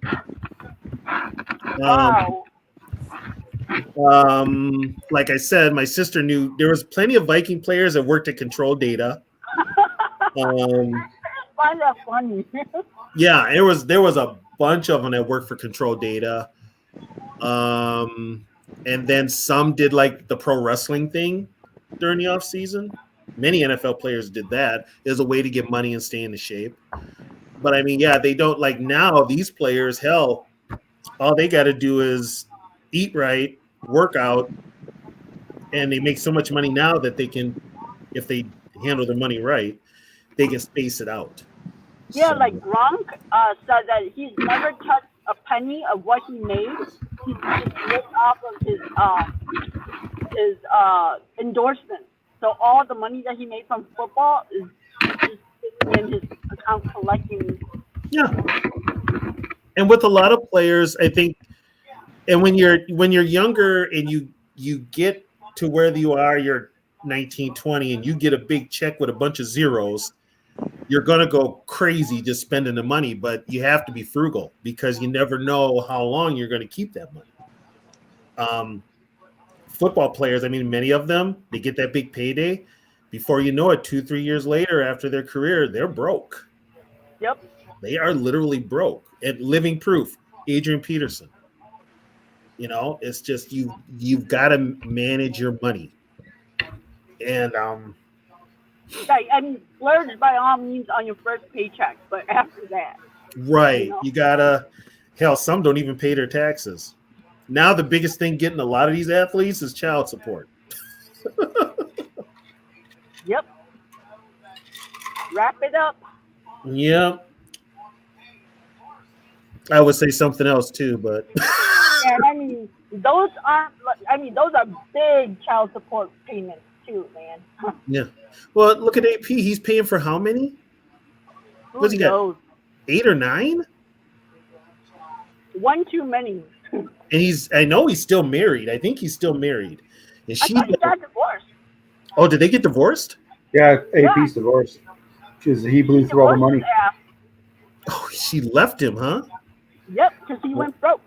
But the thing about it was, you think about baseball. I think had the first $1 million player. I think Dave Parker and Nolan Ryan. I think were the first ones to sign a $1 million contract back in the 80s. NFL players did not make $1 million until like around 1990. Oh wow. Yeah, I think the first one Yeah. to do that was Yeah. So yeah, it was pretty bad. yeah. JD, the guy you're thinking of was Matt Blair. Blair blocked 29 kicks. Alan Page blocked a bunch too. He blocked like 23. Yeah. But Jim Marshall blocked a lot too, but Jim Marshall actually has the record for most fumble recoveries, I think. 29. Yeah. Isn't Page the only guy who's ever won MVP for a defensive guy? He was up until LT won it. Yeah. He LT was. is the last player He was to the win, first one as a defensive player to ever win it. and then LT is the last. Oh He's yeah. the last. Yep. But If you guys haven't seen LT play, oh my God, you guys need to watch. oh, you missed it. Oof. You missed it. He was a Talk about- bad man. And a lot of the hits he made, he'd have been flagged for. He'd have been kicked out of the league. Well, like JJ gets hit today, but it's a penalty, so he doesn't get hit as much. Back when Moss Right. played, and back when Rice played, back when all those good guys played, that wasn't a penalty like it is now. Like they hit against the Lions last game of the year when it was a penalty. That was legal. That was legal. Yeah, That was legal. yeah. But yeah, it's Allen won it in 71. And So I have a question. I asked Matthew Collar because he's pretty good with Vikings history, but he never answered the question. So the Vikings have always been known for great defensive linemen. Why aren't they known for having great safeties as well? they got Paul Krause. Because they've had some great safeties in their history. Well, they're not known for great safeties because of who their front seven was. That was my question. I said the Vikings are known for having great defensive line, but they've also had great safeties too, but they're not considered a safety team.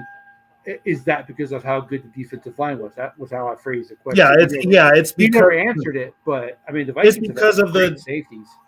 put it this way. Paul Krause isn't as effective if he doesn't have the purple people eaters. Right. Joey Browner's not as effective if he doesn't have Keith Millard, Al Noga, Henry Thomas, and Chris Dolman. Joey Browner could have air as a front seven; he would still be as effective. Yeah, whatever. For those of you who don't know, my handle is Catch84, but Randy Moss is not my favorite Viking of all time. Joey Browner is my favorite Viking of all time. Steve, are you still awake? We haven't heard a peep from you. I'm here. Yeah. He's there. Well, And we're talking Vikings history, but we have one, unlike the Lions. So, because Steve gets very upset when Lions fans start talking about their history, because he's right, they don't have one. But in Browner, when he played, he could do everything. Browner was actually a hybrid. Steve, you He remember could play Joey Browner? strong don't you? safety and he could play linebacker too. What's that? And You remember Browner, don't you, Joey Browner? Yeah. Is that you or the dog, Sarah? please say that's the dog, Sarah. Huh? Please say that's the dog. Yeah, that's my dog. Okay. All right. Oh, we got to call 911 on Sarah. What's going on? I was like, what the hell? But yeah, I mean, it's not. I mean, Joey Browner was better than Leroy Butler. There, I said it. Oh, here we go. you know what? I agree. Hey, I like Leroy Butler. He went to Florida State. Yeah, he's all right. Everyone's entitled to their opinions. But yeah, it's just Entitled. because the front four we had. That's why. JD, we haven't drafted well at cornerback lately, and that goes all the way back to when Zimmer was here. Yeah. I think the last good cornerback he drafted was what? Well, Xavier Rhodes was good for about 4 years. Yeah, but then Rhodes had a pattern. Rhodes would get burned, and then he would fall down. He would get an injury. My hamstring. He would get an injury. He would get burned. He would get this torched. I think that's every cornerback. And then he would complain about it. And then the next time, all of a sudden, he's got an injury. And Rhodes is down on the field. I'm like, yeah, because his ass was a highlight reel a few minutes ago. But, yeah, he would do that. Trey Waynes had his moments. Trey Waynes got hurt because he was actually physical. He would actually hit you. Yeah, he would actually hit you. Yeah, he would actually hit you, but he wasn't built to be hitting anybody. But the Vikings have drafted some good cornerbacks. I mean, Carl Lee, I think was a draft pick, wasn't he? Carl Lee was a draft pick. Bobby Bryant. Bobby Bryant was a draft pick. Was Reggie Rutland, right? Yeah, Najee Mustafa. Yep. Brian Russell was a safety. Yeah. He was a free agent though. Yeah. Brian Williams was ours. We drafted Brian Williams. Yeah, Brian Williams. That's what I was thinking of. Yeah. Yeah, we drafted Brian Williams. He's got he I think has like a record for like 3 touchdowns in one game on interception returns. Oh, do you guys think Zimmer will try to bring Hunter to Cowboys? They can't afford him. They can't. Well, here's now with DeMarcus Lawrence running his mouth. He could be expendable. Yeah, but they got to sign Micah. I think Micah's up for contract. Oh, Parsons? Yeah. Here's the thing: he might not fit in Zimmer's scheme, especially if he's going to blitz him in the A gap all the time. Yeah. Like Zimmer used to do. Isaac Holt was good. Yeah, he was good. He had his moments where he would be. Don't you guys think that they might not fit the scheme, but they might also have to learn the scheme?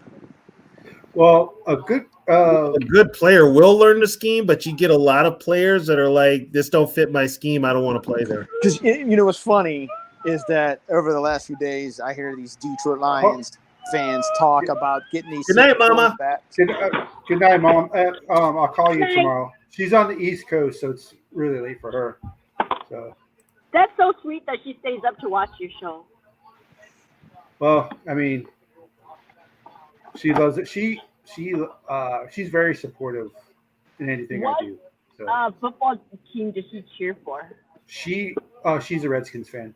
Oh. And the reason she's a Redskins fan is because she worked with Jim Lachey's sister. Well, Commanders, you mean? Redskins, Commanders, same team. Yeah. True Washington fans still call them the Redskins. They refuse to call them the Commanders. That's not my thing. That's a Washington fan base. So. Washington, the football team. That was funny. Yeah. But what were you saying, Steve?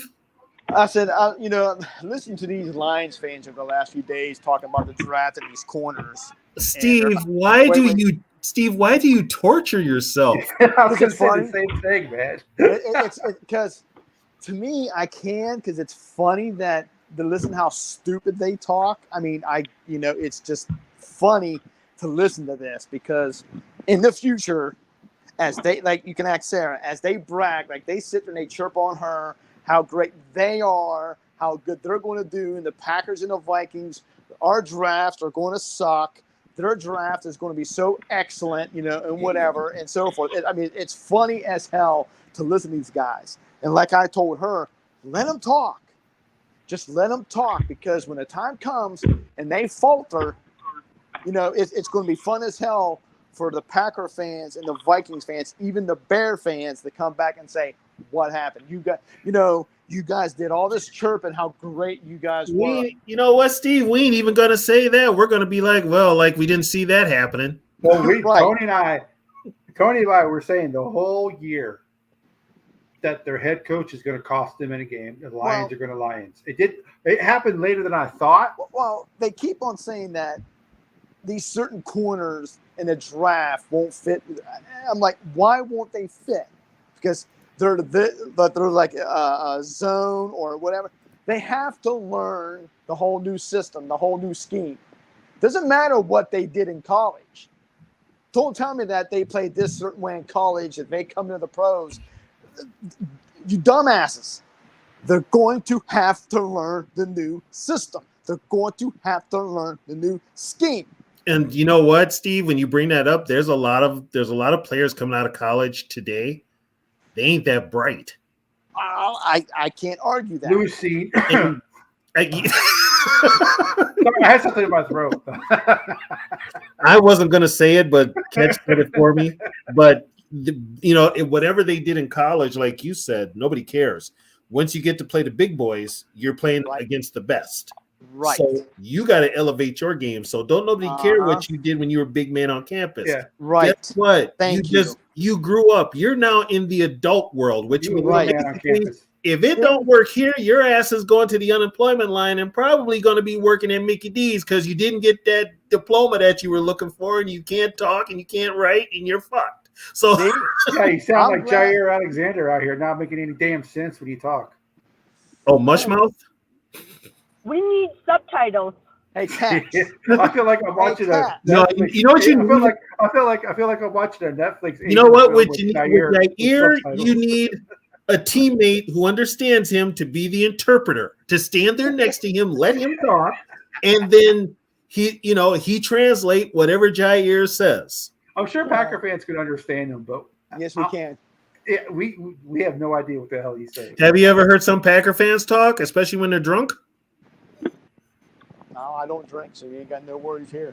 Well, if you lived in Wisconsin, they probably drive you to drink. That's all they do. What else is there to do besides to go to Wisconsin Dells in Wisconsin? That's why they have such a loyal fan base, because there's nothing else to do in Green Bay. But Sarah, they weren't always loyal. That's a misconception about Packer fans. From 71 to 91, they were not loyal at all. We'll put it this way. And Steve, you might have heard about this. When Dan Devine was their coach and he was doing terrible, right? Packer fans killed his hunting dogs. Oh my God. That's crazy. They killed his hunting dogs. Then he went off to Notre Dame. And they won a championship at Notre Dame in 77. Yep. They actually had to play, for the Young Bucks did here, the Packers used to have to play in Milwaukee because to get people to go to games because they weren't going to go to Green Bay. They couldn't sell out Green Bay. Yeah. They had been splitting with Milwaukee for years though. Yeah. It just was, and I think when what's his name took over the Brewers, or no, they tore down Milwaukee County Stadium, and that took away that outlet because they used to play. I watched some of them games the other day that was played in Milwaukee. Yeah, there's one because they went full time in '94 to Lambeau Field, but I think we played them. The video kind of funny after they got Brett Favre, they went full time in Green Bay. I'm just saying. Yeah, they got. There's a video on YouTube where we played them in Milwaukee. Both teams on the sideline. This is '93. It reminded me of the Met. But yeah, that was one of those old school stadiums. And then when they tore it down, they just were at Lambeau Field full time. Yes, JD. But Steve is not actually one of those. Steve actually remembers when the Packers were bad. Steve remembers when they had David Whitehurst and Lynn Dickey and Carlos Brown and Jerry Taggy before him. So before the good quarterbacks. Yeah, just so you guys, Anthony Delwig. They even had Mike Tomczak as a starter one year. Oh, Mike Tomczak! Wow. Yeah, they had Tomczak as a starter. Randy Wright. But you think Randy Magic Bong, as I called him. So you still think Magic Man's better than Favre and Rodgers? I think he could have been.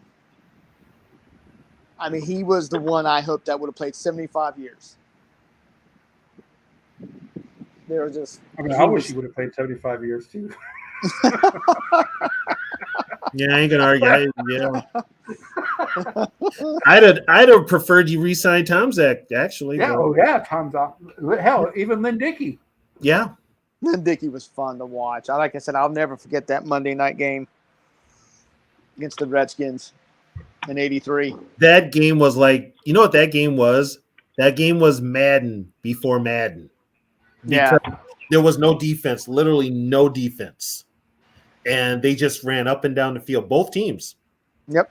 Both teams. And it was entertaining. I give it that much.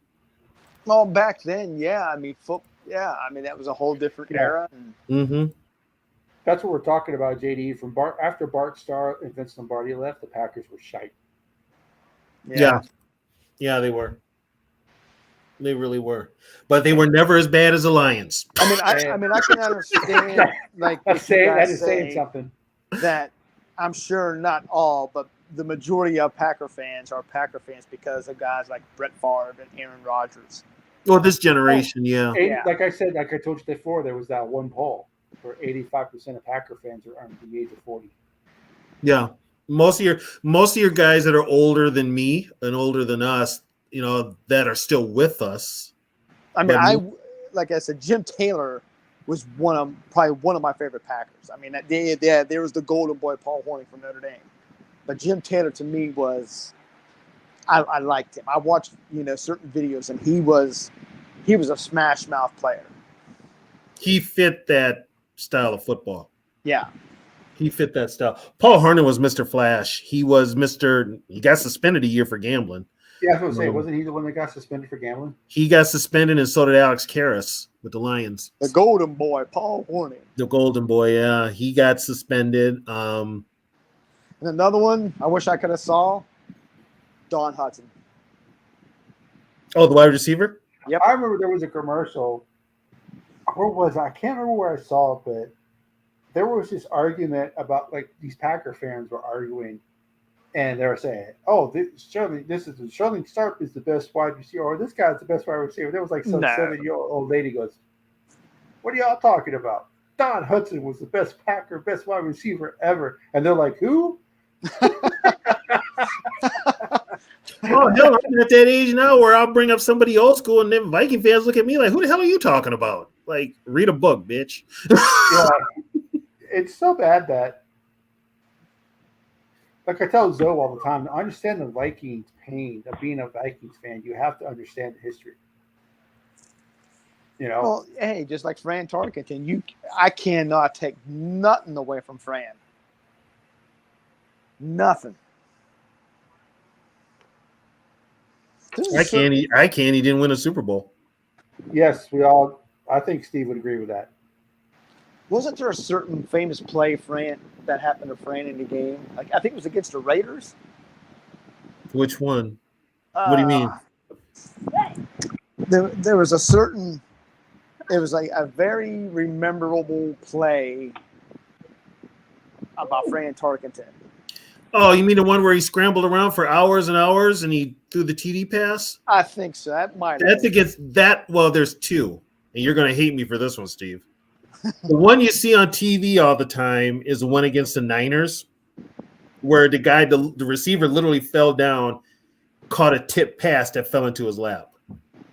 Okay. The other one that they don't talk about, but is what set his legendary status, when he beat the Packers in '64, doing exactly what he did, scrambling around. He scrambled for like 18 seconds. Nice. He finally threw the ball to tight end Gordy Smith, who Gordy said he ran every pass route he knew from high school to college. And he stood there and he was wide open, and Fran hit him with the ball finally. And that set up the game-winning field goal by Fred Cox. But yeah, that was the other one. And what's his name? Hated Tarkenton from that day forward. Lombardi. Well, they never show. He hated Tarkenton. They won't show that play against, like, when the national media does highlights. They never put the Packers as the team on the receiving end of the bad highlight, unless they're talking about Moss. But they always seem to put the Vikings on there. Whenever you see a player that makes great plays in the NFL, if he played the Vikings and he made good plays against the Vikings, oh, dude, the Vikings are going to be on that reel. I got one for you about that. I used to talk to Bob Lertzema, right? Yeah. And Bob played 12, 13 years in the NFL. Bob said, guys, I'm all over NFL films. I'm in every single highlight there is on NFL films. I'm like, doing what? Getting run over, but I'm in highlight Yeah. films. But Steve, you probably don't know. Now that I mention it, Steve, watch when they talk about someone going into the Hall of Fame, or they talk about a guy making great plays even today. You'll always see at least 2 or 3 clips of the Vikings on there. Oh, that's mandatory. That's mandatory. And it'll be a game we blew them out in, but they'll find that one highlight where they got that one touchdown, and they'll play that one. Yep. Well, like Antonio Freeman. Yeah, they even use it in the You know what? Madden though? I haven't seen that one in years. Yeah. I haven't seen the Antonio Freeman one in years. They even do it on Madden commercials. Yeah. Yeah. I just saw that the other day somewhere. Where was I at on TV? And they showed that Antonio Freeman and Chris, the greatest corner of all time for the Vikings, Chris Fishman. Why you got to say that, Steve? Because you guys say shit to me, so hey, I can fire back. We don't even claim Dishman. He was an Oiler. Yeah, we don't claim him.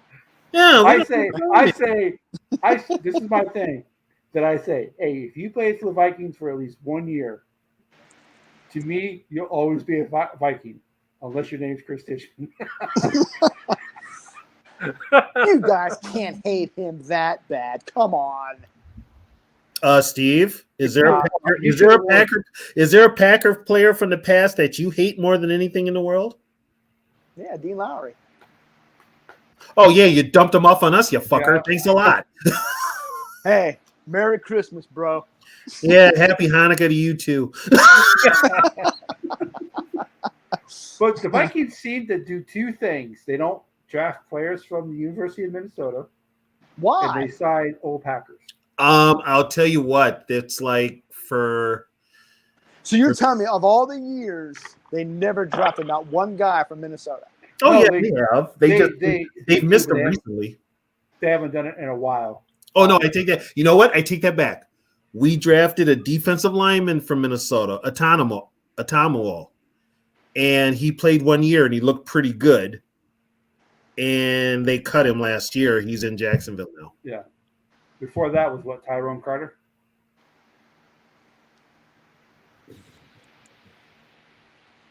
Yeah. It was Tyrone Carter. And Tyrone Carter played the early 2000s. We passed on Antoine Winfield Jr. and Tyler Johnson. Here's a kicker about that. And a tackle, the big-ass tackle. Falali. Yeah. Falali. Hold on a second. I'll be back. And Tyler Johnson, we needed a wide receiver because he was from North Minneapolis, hometown kid, and we let him go. But it worked out for him and Winfield because they both got rings in Tampa Bay. I even saw an article today somewhere on YouTube saying that the Packers were like, what was it? Like a top front team to acquire Stephon Diggs. Why would you want Diggs? I didn't say I wanted him. I'm just saying I saw that someone brought up that damn shit about. I'm like, get the fuck out of here. That's not going to happen. I can't see him in Green Bay. No, that ain't going to happen. He should go back to Minnesota. No, we don't want him either. No.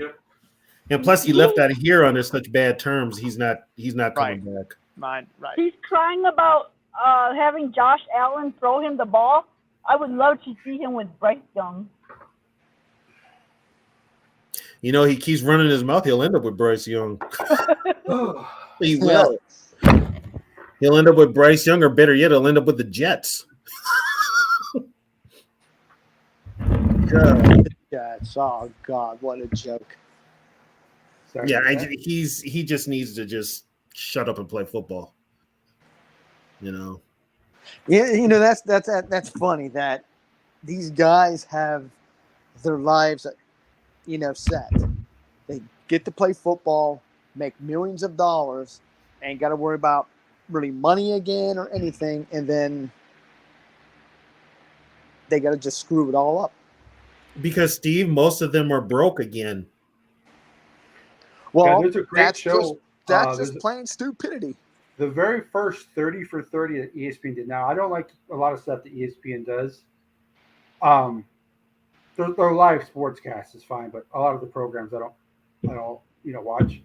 But the 30 for 30 is pretty good. The first ever 30 for 30 that ESPN did was broke. It was called Broke, and they talked to all these professional athletes who made a lot of money when they were playing, who are now completely broke because they spent all their money. Yes, On JD, what? we have. I mean, what can you like? I $10,000 a night. You know what? The way they be here's the thing: the way they be spending. I mean, $10,000 a night at a strip club, if not more. yeah, you couldn't do like Pac-Man Jones and go get your money back after you threw it out there. Come on. They go to TNA. And they weren't throwing ones; they were throwing like 5s, 10s, 20. Yeah. Well, plus, and here's another thing too: they can't go alone; they got to take their crew with them. So, Hey, Norpheus, Steve's here all the time. He doesn't. we invited him, Orpheus, because Yeah, he actually is not like a Packers fan. Yeah, he's not actually like a Typical Viking, Packers fan. typical Packers fan. He actually respects the Vikings, and when we're talking about NFL stuff in I general, go anywhere where I can talk football. I love these guys. Yeah. If I can. Then why the hell do you go to Detroit Lions groups when you want to talk football? and they don't let you on. Yeah. Like I said, it's funny to listen to them talk stupid shit. You guys know Norpheus. To be fair, when we were talking just Viking stuff, Steve didn't say anything. He was just there listening. Then we started talking about other stuff. That's when Steve started talking. Hey, So, I wish we all can get together, go to a Buffalo Wild Wings, have some wings and shit, talk football. oh, here's a question for you: Buffalo wings, bone in or bone out? Doesn't matter. Because bone out, if bone out, you ain't eating chicken wings. You're eating chicken nuggets. I don't care. Doesn't matter. Right. In 01, I lived up in Buffalo with my ex-girlfriend, and we would go to Buffalo. We would go to Buffalo Wild Wings a lot to watch hockey or whatever it was. Like I said, it was fun. It was great. I wish. I was in a lot back in the day.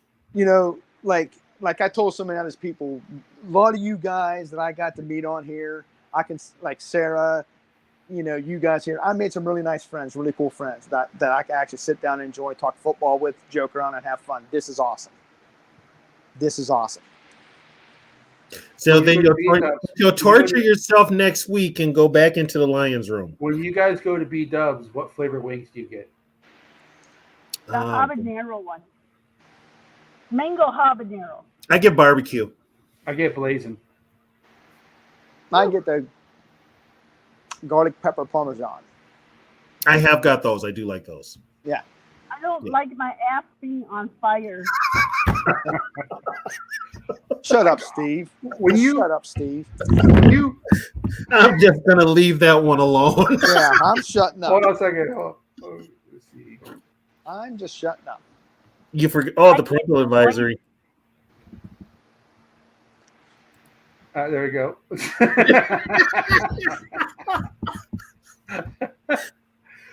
But call me weird. I don't know what it is, but when I eat like hot wings, that burning sensation you get in your mouth that burns? I like that. Have you had ghost pepper? Yes. So basically, Ketch, you know what? Ketch just told us he's a masochist. I actually have beef jerky. I actually have beef jerky from a place called Bucky's. It's really big here in Texas. I don't know if you guys have heard of it. They make ghost pepper beef jerky. I have a friend down there. I've heard of that. I have a friend down in Texas. I got a question. Why the hell would I want to eat something that between each bite I'm wiping away tears and sweat because it's so damn hot? You may be wiping away tears and sweat. I don't. Why? Because I don't sweat till I'm actually done. I don't sweat while I'm eating it. Do you eat ghost pepper? You eat ghost pepper though, right? Yeah. Oh my god. Oh Ghost my pepper. god. I've never eaten anything that hot before. I had to drink like 5 cups of milk. It's oh my god. Ghost pepper, I tried it one time. I'm like, yeah, never again. Yep, and my ass was on fire. Orpheus doesn't believe that you don't like your ass being on fire, Sarah. I think that's what he meant. No. If it's so hot I can't enjoy it, I don't want it. Right. Well, no. Right. There's a difference. I agree. Yes, it has. I like it really hot, Mm-hmm. but it has to have flavor too. It just can't be hot. I mean, I like a little kick, but I like TB. I want it to enjoy it. Yeah. Like Well, Tabasco, if it's hot, I'll take a kick. Tabasco does nothing for me. My face was like numb from eating like that ghost pepper. Oh my god. But here's the thing, though, too, and I know because Trisha's the same way. She likes spicy food. If you eat enough of it, though, you almost become immune to it. Right. Well, the ghost pepper is the hottest natural pepper. There's a pepper called Carolina Reaper, but that's I've heard of it. That's not natural. That's lab made. Because if I get a head cold, I feel like a real whatever, I will gnaw into a raw onion. If you get a head cold? Yep. Yeah, because onions make you cry when you cut them. But I mean, I'll bite right into an onion with a head cold. I'm telling you, that head cold's gone. With an onion? Yep. Does it work on allergies? It probably, because I'm telling you, your eyes and nose is going to burn like a son of a bitch when you. It's going to. I mean, it works. I just eat the ghost. I just take a shot of liquor. No, that could work, but see, I don't drink, so. I used to do that all the time when I drank. It's funny you say that, JD, because there's a restaurant that I actually worked at, and where I'm from, it was called RJ Gators. Their hottest sauce was actually called Clear the Sinuses. Just a lot of my friends think I'm half Mexican because I'll bite into a raw onion like that. Damn. I'll have to try that. It works. I mean, I'm telling you now, bro. Your it's eyes, probably kind of the same principle as smelling salt. Your eyes and nose, it's going to burn. I mean, you'll breathe. If you're stuffed up, whatever, and you do that, your eyes and nose is going to burn like a son of a bitch, but you'll breathe. Okay. I'll have to try that then. Because I need to be prepared because weather's changing. I'm probably going to be stopped. I think I got immune to hot sauce because when we used to have parties or whatever like that, and if you felt like whoever would fall asleep first or second or like that, it was different every time. But like whoever fell asleep at a certain time would get Tabasco around their lips. Tabasco ain't nothing. But when you're a kid, Tabasco's like the lightweight of Tabasco's not even. I mean, they've got three different. They've got different. Yeah. But what I'm saying, when you're a kid, Tabasco now. When you're a kid, though, yeah. Yeah, when you're a kid, but yeah. I'm Asian, so I used to eat like really spicy food, and then I had ulcer, and ever since then I can't eat spicy anymore. Yeah, when I go to a Thai restaurant, yeah. when I go to a Thai restaurant, Sarah, I get native Thai spice. Yeah, that Thai pepper. Ooh. Yeah. Man, that Thai, no thanks. Yeah. Talk about vintage. I love your new name, Sarah. Sarah the Vi Queen.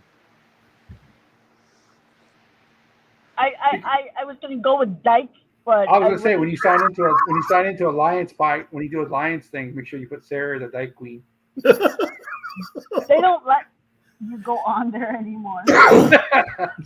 Sarah scared him away. Yeah, the Lions can't have a show like this though. No. When they talk history, no, they can't. No. Well, you know what though, Catch? You can actually back in the day on that show, they used to let a lot of us go on mic. But then for whatever reason, they stopped that. Now it's like they only select. Let the Bears guys. Yeah, him and a few others. It's really none of us anymore. Because they feel they're in the same boat as the Bears division-wise. And so we've won the division so much. Now we're like the outcasts now because Lions fans are like, it's our division now. You ain't got shit now. Now the one dude, Jeremy, in the morning, Sarah. I don't know if you've been or not. He has a number where you can call. You could actually call into the show and talk, ask questions, whatever, and so forth. Because I've done it a few times. and whatever, try to get the ball rolling for them. Because, I see you guys having these pods, and I want you guys to have fun. And, you guys are awesome to do this for people to talk football. So Jeremy, in a way, I guess, is like, he's doing the right thing. He's giving people a chance to talk, at least. Well, I mean, your podcast is going to be called Football Talk. You can't just talk about the Lions. Right. Yeah, because that subject gets old in a hurry, like 5 minutes. Right. I know. 5 minutes, 2 minutes. Well, So let's talk about Lions history. I'm being nice when I give them 5 since they won the Let's division. talk about Lions history. The Lions won their first division in 30 years. Why are we talking about Lions history? They ain't got none. So next, well, that's what I'm saying. I'm mimicking the Lions show. So this The Lions year, won the division for the first time in 30 years. I mean, Yeah, I'll say, you know what? Let's do it again next year. Here's the thing: the Lions probably would have had better history if they had not traded Bobby Lane. The curse of Bobby Lane. God, he's going back. So whatever pain and suffering they've had, they brought on themselves. If you don't want to take a trip back in time, this is the wrong show. I mean, it's amazing. I mean, I'm really like this show here, and I like the show that Jamie and Casey has, the GG Sports Talk. Yeah. And it like both the Viking shows, and like I really enjoy going to them because it's a lot of fun. Like they really don't let people on though. Huh? Said they don't really let people on their show though. Well, no, but what's nice is the fact that like they will bring up a card and give you a chance to win a card, and yeah, I would do the underscore skull thing because if I win it, I'm just going to tell them to give it to Sarah. I'm just trying to win it, because she does, and it's I don't know. You can. It's like rigged for Sarah. Well, no, it seems like it's rigged for the same guys because it's like the same guys are always winning it. I've been in there almost every show. I've been on the last couple of times, just because I'm busy. I used to win them a lot. I've won twice. Well, I only do that because if I win, I'm just going to say, give it to Sarah. If it comes to me, then I'm just going to send it to Sarah. I'll just give it to Sarah. It's for Sarah. That's just what I'm going to do. Because she's a Viking fan. She's a friend of mine. And it's whatever. I'm just trying to help out a friend.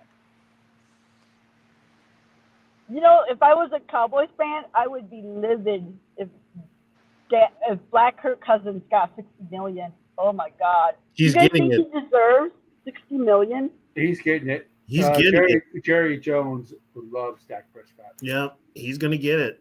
Good. Oh man, that would piss me off. That means we'll be beating the But Cowboys. you know what? Cowboy fans will still be talking next year. We're going to the Super Bowl. How can we beat the Nation. Packers?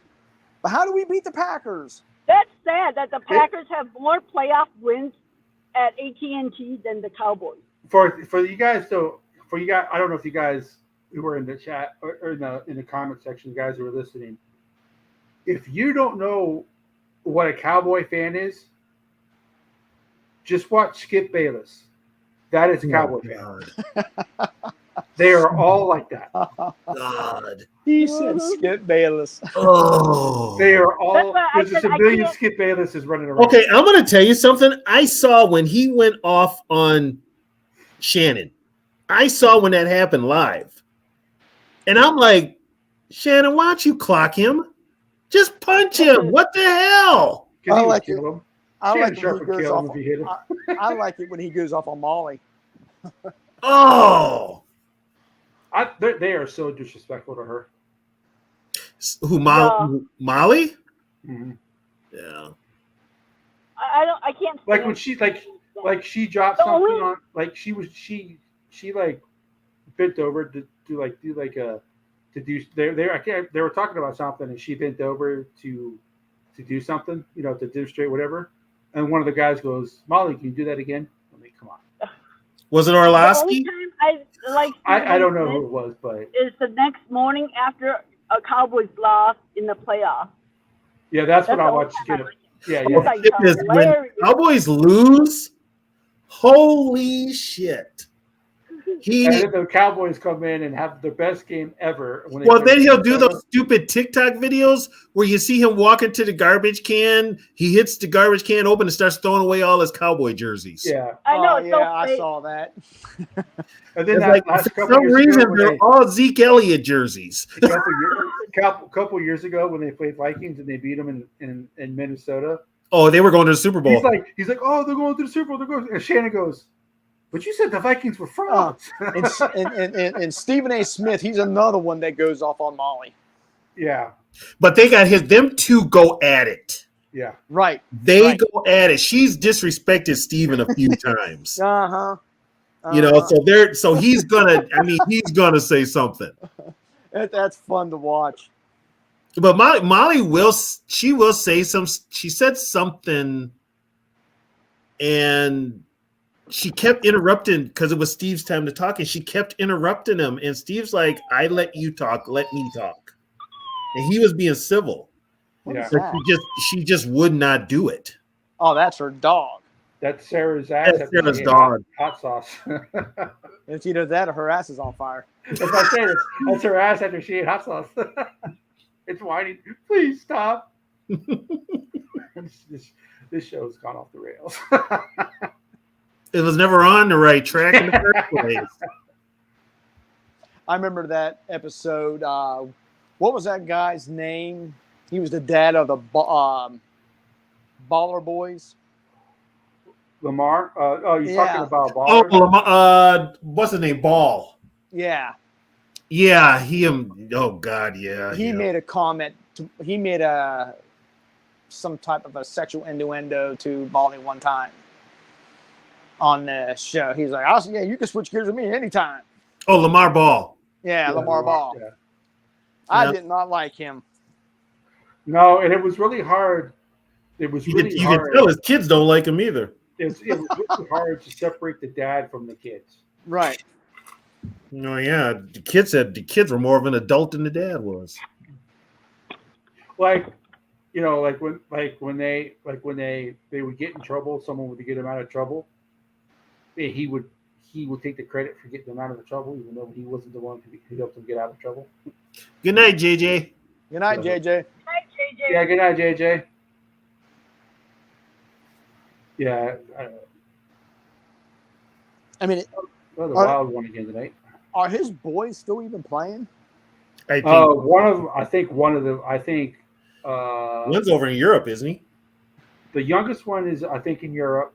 The one was it LaMelo, I think, is going to have the career. But Lorenzo, the one that plays for the Hornets, I think his career is over because he tore up his knee really bad. He was the first one, right? Yeah. No, second. Second. LaMelo's the oldest. LaMelo Ball's Yeah. the oldest. That's right. Yeah, Do you guys but watch yeah, the O-line he tore committee? he hasn't played in 2 years because of his knee injury. Oh, he's done. Nowadays, with an injury, like, you're done. Yeah, he's done. What'd you say, Sarah? Do you guys watch the O-line committee? That's Alex Boone, isn't it? And Alex so- Boone and Cheryl's. Yeah. What are they saying? Oh no! Like people were like the Kirk Crusaders were coming after them because Well, they're Alex Boone. His biggest issue with Cousins is that because neither one of them actually played with Cousins, but Alex Boone's biggest issue with Cousins is that he completely takes a day off. Oh yeah, that that- Tuesday off. Yeah. Yeah, that was Alex Boone's biggest issue with Cousins. that's a big issue for me too. That's a big Because I issue. feel That's a big issue for a lot of people. He's like all the Because I team players feel on like the team. you know what, you work like 6 months out of the year. You can spend those 6 months with your family. You're a paid professional athlete, so get your ass in on Tuesdays to do whatever you need to do. You know which one went after him the most, Sarah, for saying that was Rick Sosa on Twitter. Yeah, And I was just basically, that's what it sounds like. Sarah watched it because that's basically what Alex Boone said. Alex Boone said from pretty much from OTAs until February, You get that. You get after OTAs, you get like a month, maybe a month and a half to spend time with your family. But once training camp starts, from training camp until February, You're all in. it's family. It's football. It's nothing but Yeah, football. you're all in. Morning to night, nothing but football. You eat it, you drink it, you sleep it, you do everything. And for me, if I had a quarterback that took the day off, I would. He's like I would. See, I don't think Kirk Cousins could be a teammate with someone like Alex Boone because Alex Boone would call him out on his bullshit. Yeah. Oh well, no, like they were attacking him, like he wasn't even good anyways, and all this that. I was like, all the Kirk. Well, no, I watched the episode. They said there's got to be something about him because players seem to like him. But Yeah, but you have to see too, Alex though. Boone All would the say, players that are playing with Kirk are like new first-time players, so that's the only quarterback they've known. So they're gonna have his back. Here's the thing though. When Kirk got here, many of those players heard his reputation around the league, and it wasn't a good one. And with a lot of the old guys, they're like, whoa. "What? The comment. Oh, What does it say? I can't read it. Alex Boone was not that good. he says Yeah, he but that has was nothing not to do with Now with us, that has nothing to do with his comments about Kirk taking. you know the why? job. Okay, JD, you know why Alex Boone was not good with us? Because we had a sorry ass fucking offensive line coach. Alex Boone was Period. good. Alex Boone Did you- was good with us, but it was his choice to leave. He wouldn't take a pay cut. I wouldn't take a pay cut either. Well, no, that's what I'm saying. That's why it was his choice to leave. He talks No, about I'm not why taking a pay cut. I was your most steady player on that offensive line that Right, year. That's what I'm saying. Everybody around me got hurt, but you Right. want me to take a pay cut. Screw you. That's why I'm saying it was his choice to leave because he wouldn't take a pay cut. And he Screw you. said the culture that when he first got there was not the same culture as when he left because he said you could see the culture change midway through the season. And he's like, I don't want to be part of this no more. I'm out. That's Yeah, why he didn't take big it. time. And he knew if he didn't take a pay cut, he was gone. So that's why he didn't take a pay cut. Yeah, He was the best I like offensive him. lineman that year. For the Vikings, he was the best offensive lineman. I like him though, because he like Oh, he'll tell he you he will doesn't call hide. people out and not Yeah. ever, like you know. he's old school. Yeah. He's old school. Well, Jeremiah Sherrills can't be as open as Boone is because Sherrills is an actual agent. Yeah. So he Yeah, so can't. he can't His really Super talk. Bowl story was so damn funny. Yeah, he had some good stories. Yeah. Yeah, no, because he was talking about how when he watches the Super Bowl, he doesn't want anybody to talk to him. And so he was watching the Super Bowl, and in the fourth quarter, this guy was like, "So did you play in the NFL?" And he's like, "Yes." And then like that guy just kept talking and talking and talking to me. He's like, "I want to punch this guy in the face. Let me watch this game in peace." Yeah, I don't blame him on that one. Yeah. I do not blame him on that one. Yeah, my wife had Yeah. to go to work the next day, so she watched the halftime show, then she went to bed.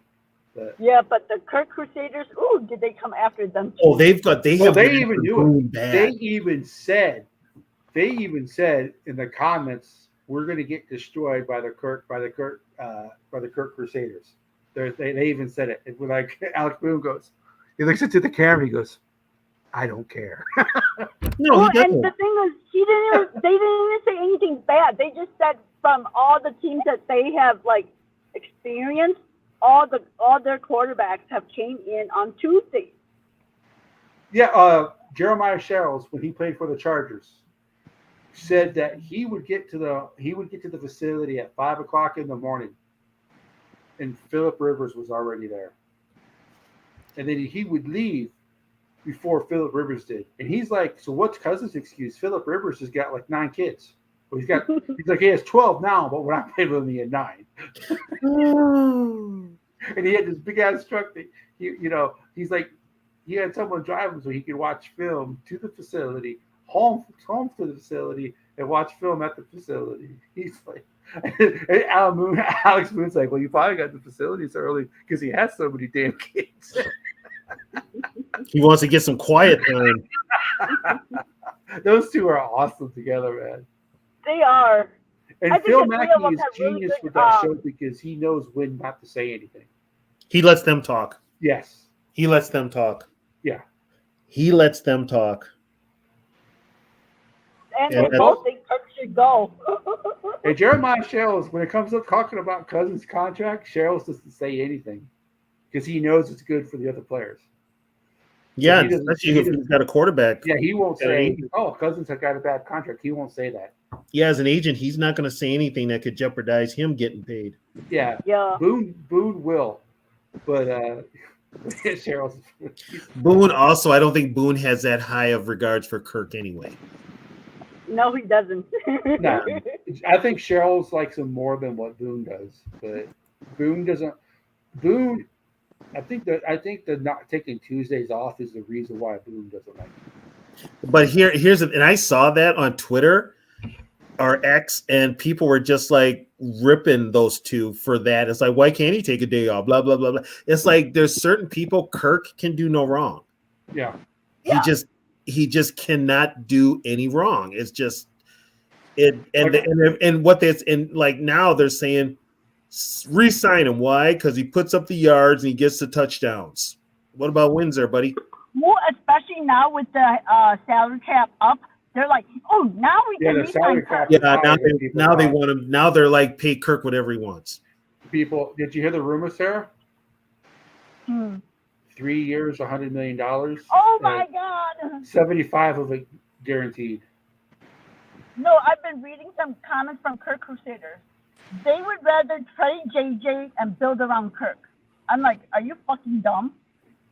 Thank God you are not the GM. You do not fucking build around a 36-year-old and trade your best player who is going into his prime so that you can build around this guy who we've been trying to build around for the last 6 goddamn years. Like, what the fuck is wrong with you people? There are people who want to get rid of.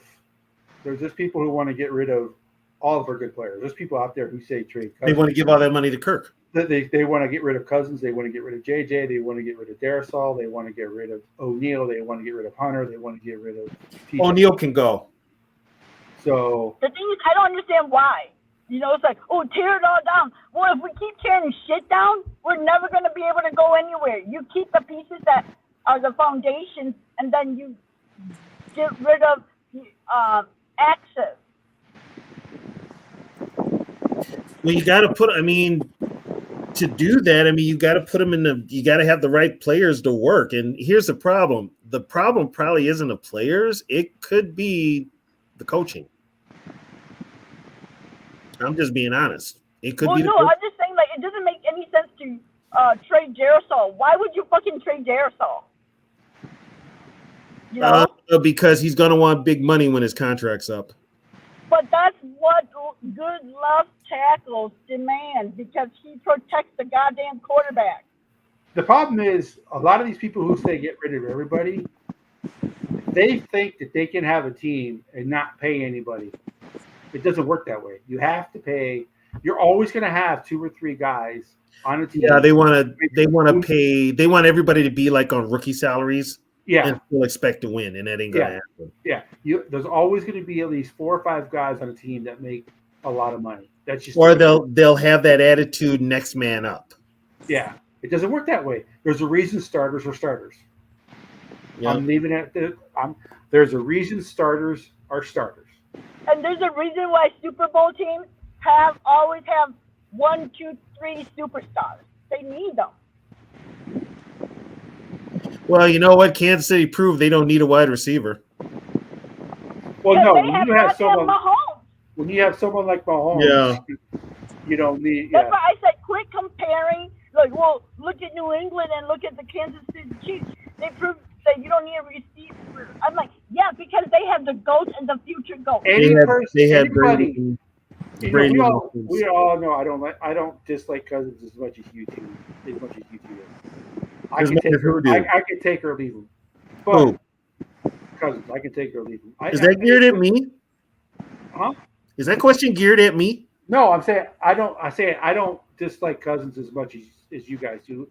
I don't want him making $45 million, but if the Vikings resign him for 25, 30, I'm fine with that. But Yeah, I can deal with 25. anybody, I don't want him getting guaranteed money. Period. Anybody, I don't care who you are. Anybody who compares Kirk Cousins to Mahomes or Brady needs to have their head examined. Oh, you know what? Don't say that because guess what? Then all the Kirk stands will be on you. They can bring. I don't care. Oh, there is this Vikings guy who's always No, sir. on these, like, I heard podcasts. the Falcons are the number one team in contention for Cousins. You guys need to stop, okay? Actually, they were talking to his wife the other day, and I saw a black and red thing behind her. I think it was a Falcons flag.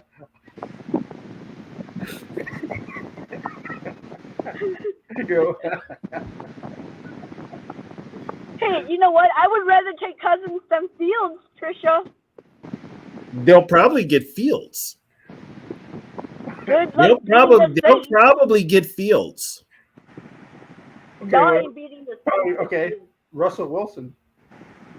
No, she don't want Wilson. No. Hey, Trisha. No. Cousins are Wilson. Cousins are Wilson, Trisha.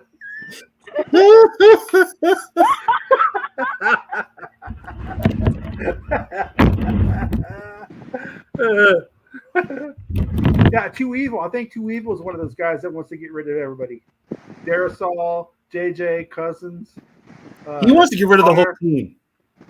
He wants to sign Wentz. No, see? No. No. Hell to the no. Change the B to an N. No Knicks. Hell fuck no.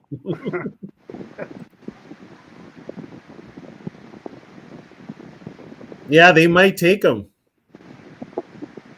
That's why we gotta jump. We can trade with the if he starts falling and we haven't traded up, we can trade with the Chargers. As a backup.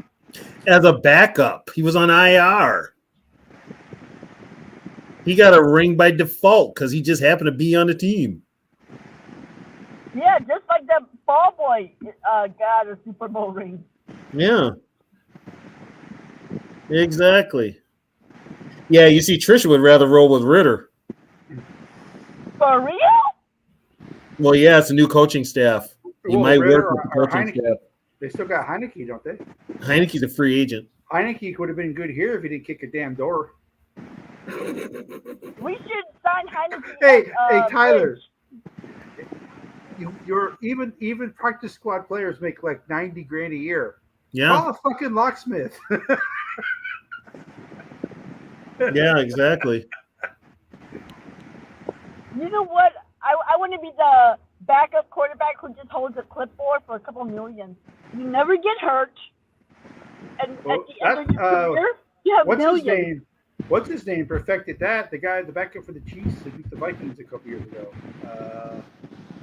The guy from Missouri. He played in Missouri College. Not Henny. The guy played. He played football. He was a quarterback for Missouri. He came into the league.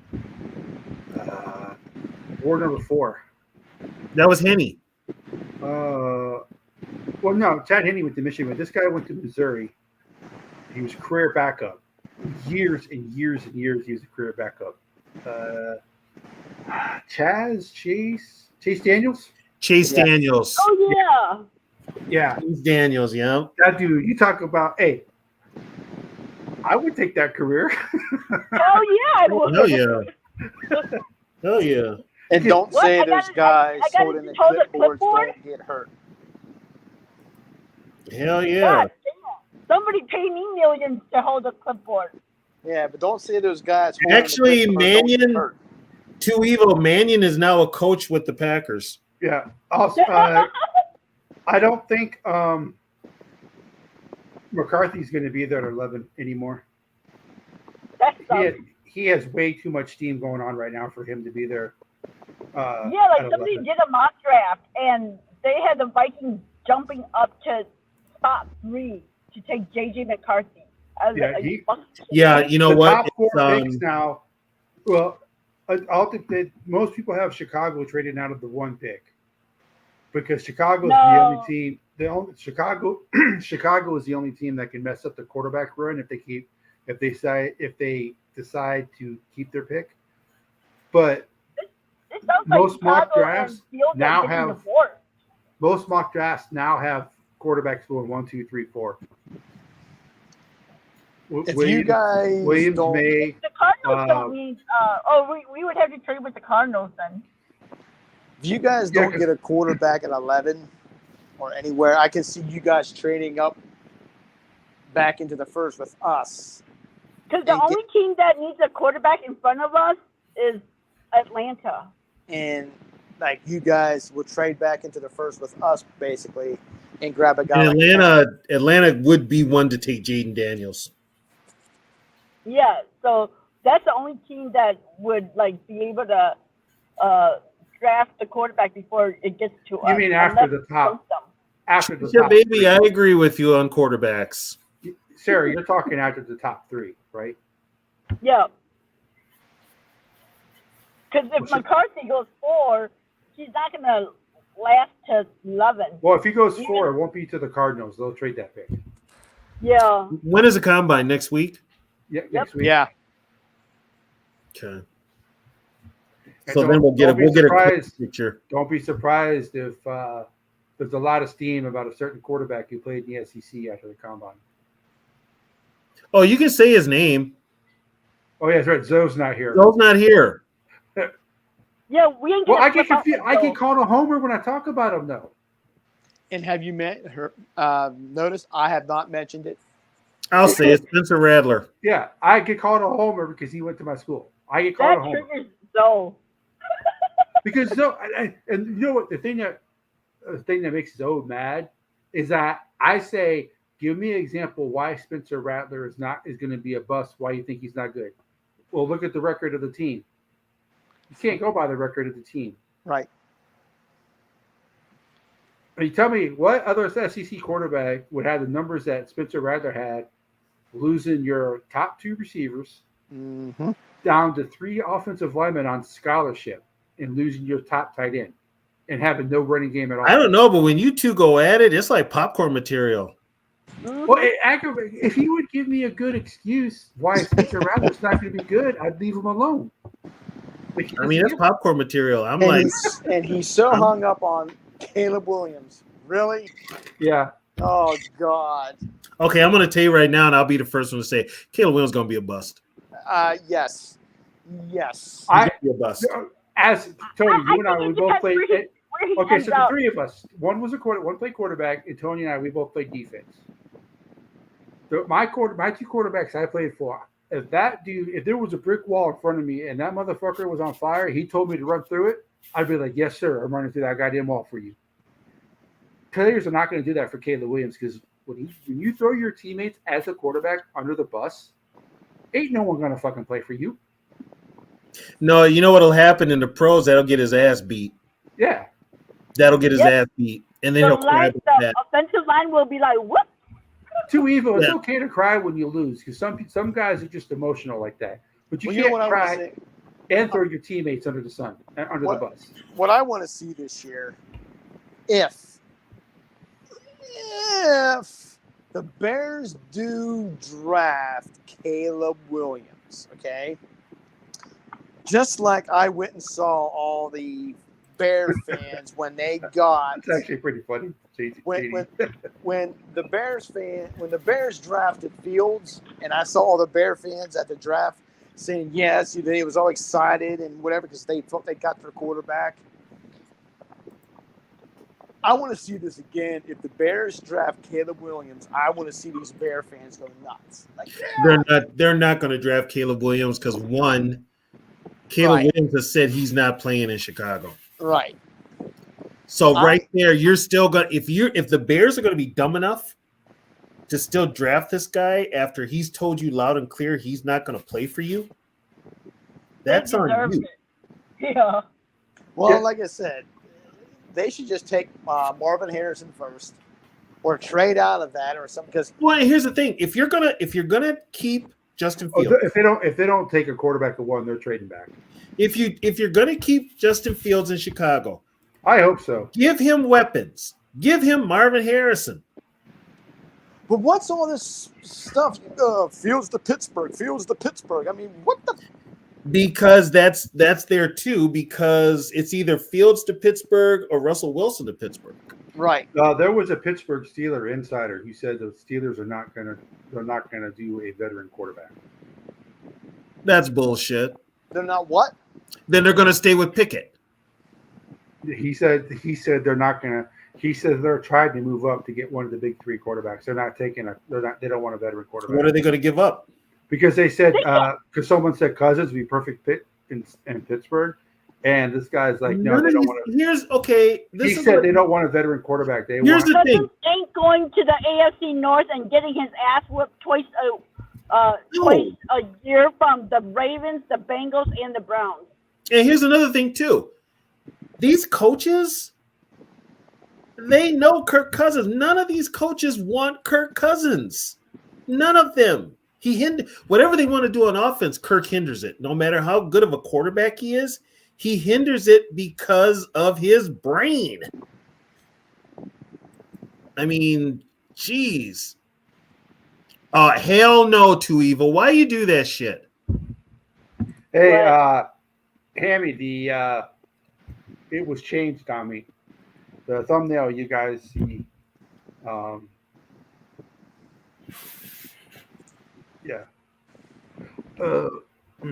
Yeah, it was changed on me. So when it changed, it changed. There's been something going on lately where I tried doing a thumbnail and it took like one of the letters off and put it on the line below and stuff like that. What's wrong with the thumbnail? I didn't see it. No, it says on the top, it says Vintage Open Forum, ask a Vikings history question. The first I is missing out of Vikings. It wasn't like that when I typed it. So something happened when Yogi changed the thumbnail, something happened to the title. Out of all the new coaches that were hired, who do you guys think is going to have the Harbaugh. Harbaugh. record? No, The worst record? Oh. The worst record? Oh, Jesus. Who's got new coaches? Atlanta's got a new coach. Atlanta's going to have the worst record. No, I think Atlanta gets better. Unless they sign Kirk Cousins, they'll get better. Wait, who's the coach in Carolina? David Dallas, Tampa Bay or OC. I thought it was. It'll be Tampa. It'll be Carolina. Whatever that's Swivig. Yeah. It'll be Carolina. Right there. So Carolina has a new coach. Atlanta has a new coach. Atlanta probably wins the division. New England has a new coach. New England has a new coach. Yeah. Seattle.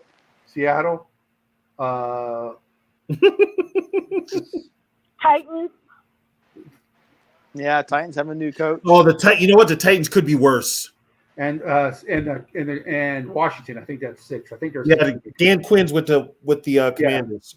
Yeah. I'll tell you what, it's between either Carolina or Tennessee. Oh, thanks, Hammy. I'm gonna go with Washington. One of my favorite franchises of all time. Who did you go with, Sarah? I'm going with Washington. I just think it's dumb that if you're gonna draft a rookie quarterback, that you would hire a defensive guy. They got some dogs at wide receiver though. They do. And they have they need a quarterback. Terry is happy. Yeah. Yeah, they need a quarterback. And they have running backs and they have an offensive line. So no, they don't. They got rid of their defensive. They got rid of their defensive end, Sarahs, but their tackles are still a fucking beast. Their defensive tackles. Well, put it this way, whoever goes to Pittsburgh is going to have a new center because Mason Cole got cut. They released him. As a bridge quarterback, I'd go with either Carson Wentz, Gardner Minshew, Ryan Tannehill. Some people say Baker, but Baker's going to want too much money. Yeah, Baker wants to get paid. I want Tannehill. Well, and Tannehill works. Here's a problem with the Vikings. Whoever we get at quarterback is gonna end up throwing more than he needs to because KOC refuses to run the damn football. And Baker Mayfield would not be a good signing for KOC because did you see the looks that KOC gave Josh Dobbs when Josh Dobbs would run? Yeah, that's another thing too. That's another. Yeah, Baker Mayfield's going to want to get paid, man. And he's not meant to be a bridge quarterback. He's going to want a. Yeah, he's not going to want to be a bridge. He's going to want to be. He's going to want to get paid franchise money. Yeah, but he's going to want to be the man. He doesn't want to be a bridge. No, I think Saquon's going to. Too evil. You know what? No, because the Vikings don't run the football. And he's going to want too much money. Yeah. I do not want Saquon. He is injury prone. We got rid of an injury-prone running back. That made a lot of money. And replaced him with a healthy running back who can't fucking get a yard if his life depended on it. Well, not only that. How in the hell, since 1961, are you the only starting running back in franchise history not to get a goddamn touchdown? Only took. I know KOC doesn't run the ball much, but still. It only took 60 some odd years for that to happen. And Cam Akers wasn't even a starter. He didn't get the ball down at the goal line. He had plenty of opportunities. Oh, what has KOC shown that he wants a mobile quarterback? He had a mobile quarterback. And he had Dobbs, and he got mad whenever Dobbs ran around. Watch the Chicago Bear game. Fucking fumbles the ball like no tomorrow. Watch the Chicago Bear game that the Vikings lost. Was it what 10-7? Watch that How game. How many turnovers did Dobbs have? Well, no, what I'm saying is watch that game with Joshua Dobbs as quarterback. He tried to turn Joshua Dobbs into Kirk Cousins. Is that a Gears of War T-shirt you're wearing? Yes. Okay.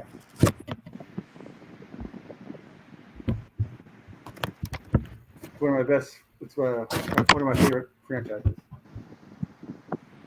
So then we're not getting Jaden Daniels. We're getting Drake May. Uh-huh. Yeah, I agree with you, Trish. I want franchise money for being a Vikings fan. No, he's not a top 5 coach. He's not even top 10. Yeah, he has those quarterbacks on the roster, but that doesn't mean he wants them to be mobile. And Dobbs is a free agent, folks.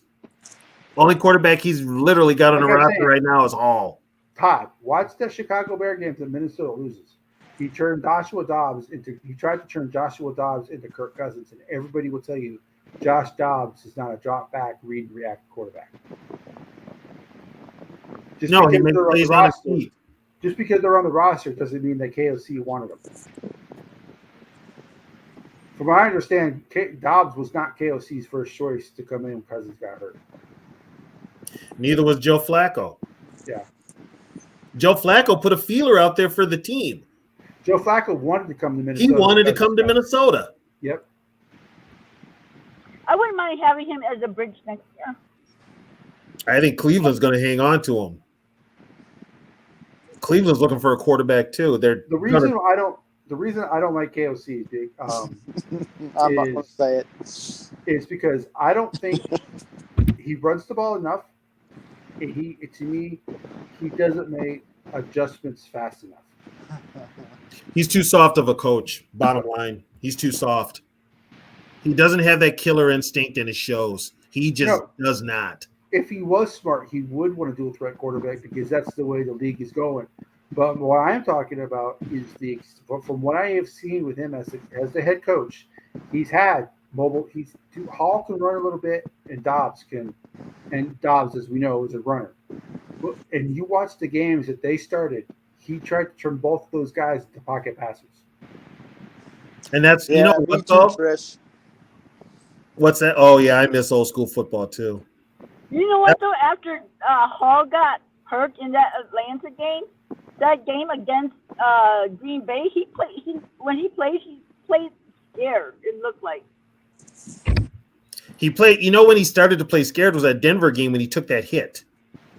He was never the same after he took that hit on that trick play that they ran in the first quarter, where Dobbs was basically a tailback and Hawkinson was the quarterback, and they pitched the ball back to friggin' Dobbs, and he got literally a headshot from Jackson of Denver. He was never the same after that. He was concussed. And and that's another thing too, is why would you call a play in that situation early in the game? Why? Are you trying to out Dan Campbell? Because that's not a lofty goal to go for. Well, technically, too evil. The NFL's been a passing league probably since the mid '80s, but the rules have just made it. The rules have been changed, and they've been so tilted to the offense now. Even with special teams, they're trying to get rid of the kickoff. You got a big bug on your wall catch. You know. Oh, that reminds me. You know what's weird is like you know how like they were defending Dan Campbell's decisions because he didn't trust the kicker. Yeah. If he didn't trust the kicker, why the fuck did he sign the kicker? You know? Yeah. Like, it makes no fucking sense. Like, why? If you didn't kick those field goals because you don't trust the kicker, why are you re-signing the fucking kicker? I don't get it. I don't see it. It went down. It was on your left side. Yeah, we're in Texas, so who knows what the hell it was. But yeah, and that's a case too where management should have got a better kicker. The kickers are a dime a dozen in this league. You can always find a better kicker. You know, it's like so it was never about him not trusting the kicker. It was about him wanting to show how big his balls were. Yeah, exactly. That's all it is. I'm right with you, babe. Always been a defensive guy. What? Sarah has a sailor mouth? Oh my god, I never knew Too Evil. You know what? If Trisha ever gets on here, she should. What's up? If Trisha ever gets on here, forget it. It's a wrap. It could have been a spider trying to stay cool. It's hot. We're in the 80s right now, so. Are you shocked, Too Evil, that I have such a potty It mouth? probably was a spider. There's a lot. There's tons of spiders here. Most of them don't affect humans, but here we got a lot of them damn silverfish. Remember, I'm short. I'm feisty. What does a silverfish do? Well, they're very, very fast because they almost look like centipedes. Yeah, but they're a little bit bigger and. Trisha, we got the thing, the top right hand corner. And my channel's already marked not safe for kids, so. Yeah. Here's I've another. never seen a silverfish. I don't know. Here's another thing about today's football, and we are from an era. We were lucky enough to see it. We are never going to see dominant defenses again in this era of football. Yeah, never going to see it again. The Chiefs defense was considered dominant, and if you look at what they allowed for yards and points, that ain't dominant. They'd be bottom third. Yeah, I think they would. If something would ever happen to Goodell, he's gone, a new commissioner comes in, I think that's when football changes. And I think I'll tell you, they keep Goodell because he makes some money. Right. That's the only reason he makes some money. Right. But I know what's his name was thinking about going for the commissioner's role. That former Viking, Matt Burke. I'm surprised Jerry Jones don't want to be the commissioner and the GM. I saw with us that what was his name? Policy. Ed Policy, whatever. He's going to be our new Carmen Policy. Carmen Policy? No. What the hell? His son? He's going to be our new CEO president after Mark Murphy's gone. Oh, his son? I think. That's his son, yeah. That's his son. You can't find nobody within the organization to take it over? I think he's been with us. Oh, okay. So for a team like Green Bay who don't have owners, how do you hire a president or a GM who makes the call? The board, I believe. They have a board that does it, just like the Vikings. It's not like they call all the people who own share and ask them. Half of them don't have phones.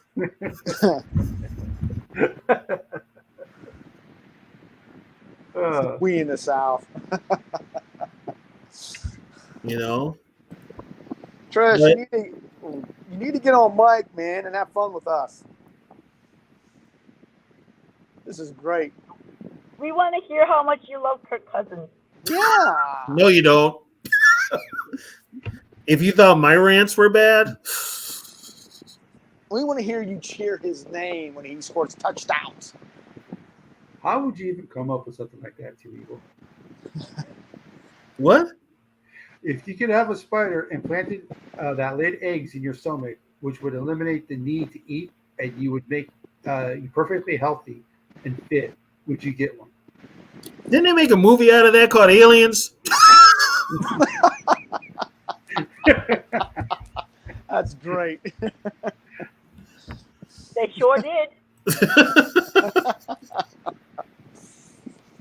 Yeah, he was. He was a very good player. Only Yeah. reason Matt Burke left the Vikings was because he didn't get along with Brad Childress. And Yeah, he's another player who left and Yep. got a ring. yeah, he left and got a ring with the Ravens. And now he's gone into politics. Yeah, we just sit here and listen to you two bitch and moan. He ran for lieutenant governor or something with Yeah, he ran for lieutenant governor and lost badly. Yeah. He was more conservative than conservative. Matt Burke is another one. He's ultra conservative. He's got like, how many kids has he got? 6 or 7?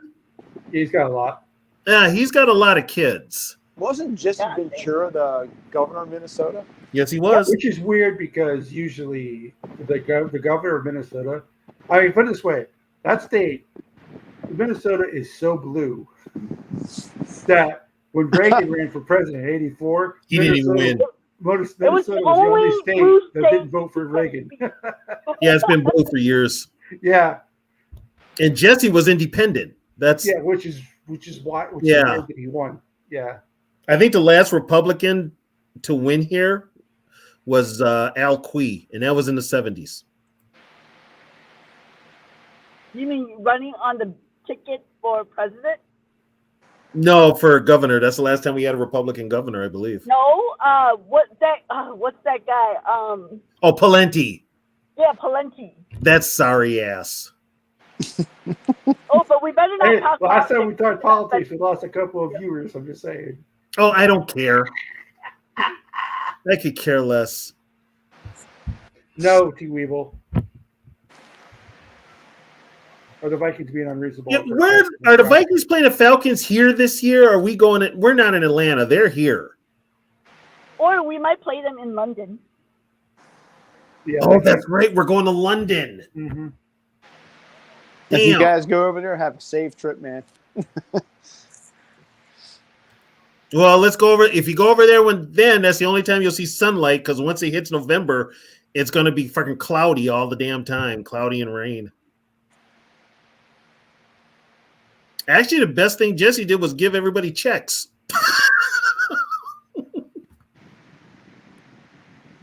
It's just cool to have a wrestler be the governor. Oh God, yeah. I'm surprised he didn't wear his boa when he won. Well, they got mad because WWE had the friggin' SummerSlam here, and he was the referee in the match, and they got mad. What was his wrestling name? Jesse the Body. Body Ventura. Oh, He was But he was a you win it, superstar man. Billy. He was a superstar Billy Graham ripoff. Yeah. Cheat if you must, but cheat to win, McMahon. Yeah, he was a superstar Billy Graham ripoff when he was in the AWA, and he was a tag team partner with Adrian Adonis. You're Bunch of bleeding. flat jaw faggots around here. You're bleeding. Bleed. I ain't got time to bleed. he should have been Sergeant Slaughter. He looks more like a Sergeant Slaughter than Sergeant Slaughter. Slaughter is actually, Slaughter's a Vikings fan. Oh, is he? Yeah, Yeah. he's a diehard Vikings fan. So is there's a bunch of them. He's a Vikings fan. Shayna Baszler is a big Vikings fan. Sheamus is a Vikings fan. Shayna Baszler, man. I would not Um, want to fight her. No, she looks pissed off 24/7. Brock Lesnar's a Vikings fan.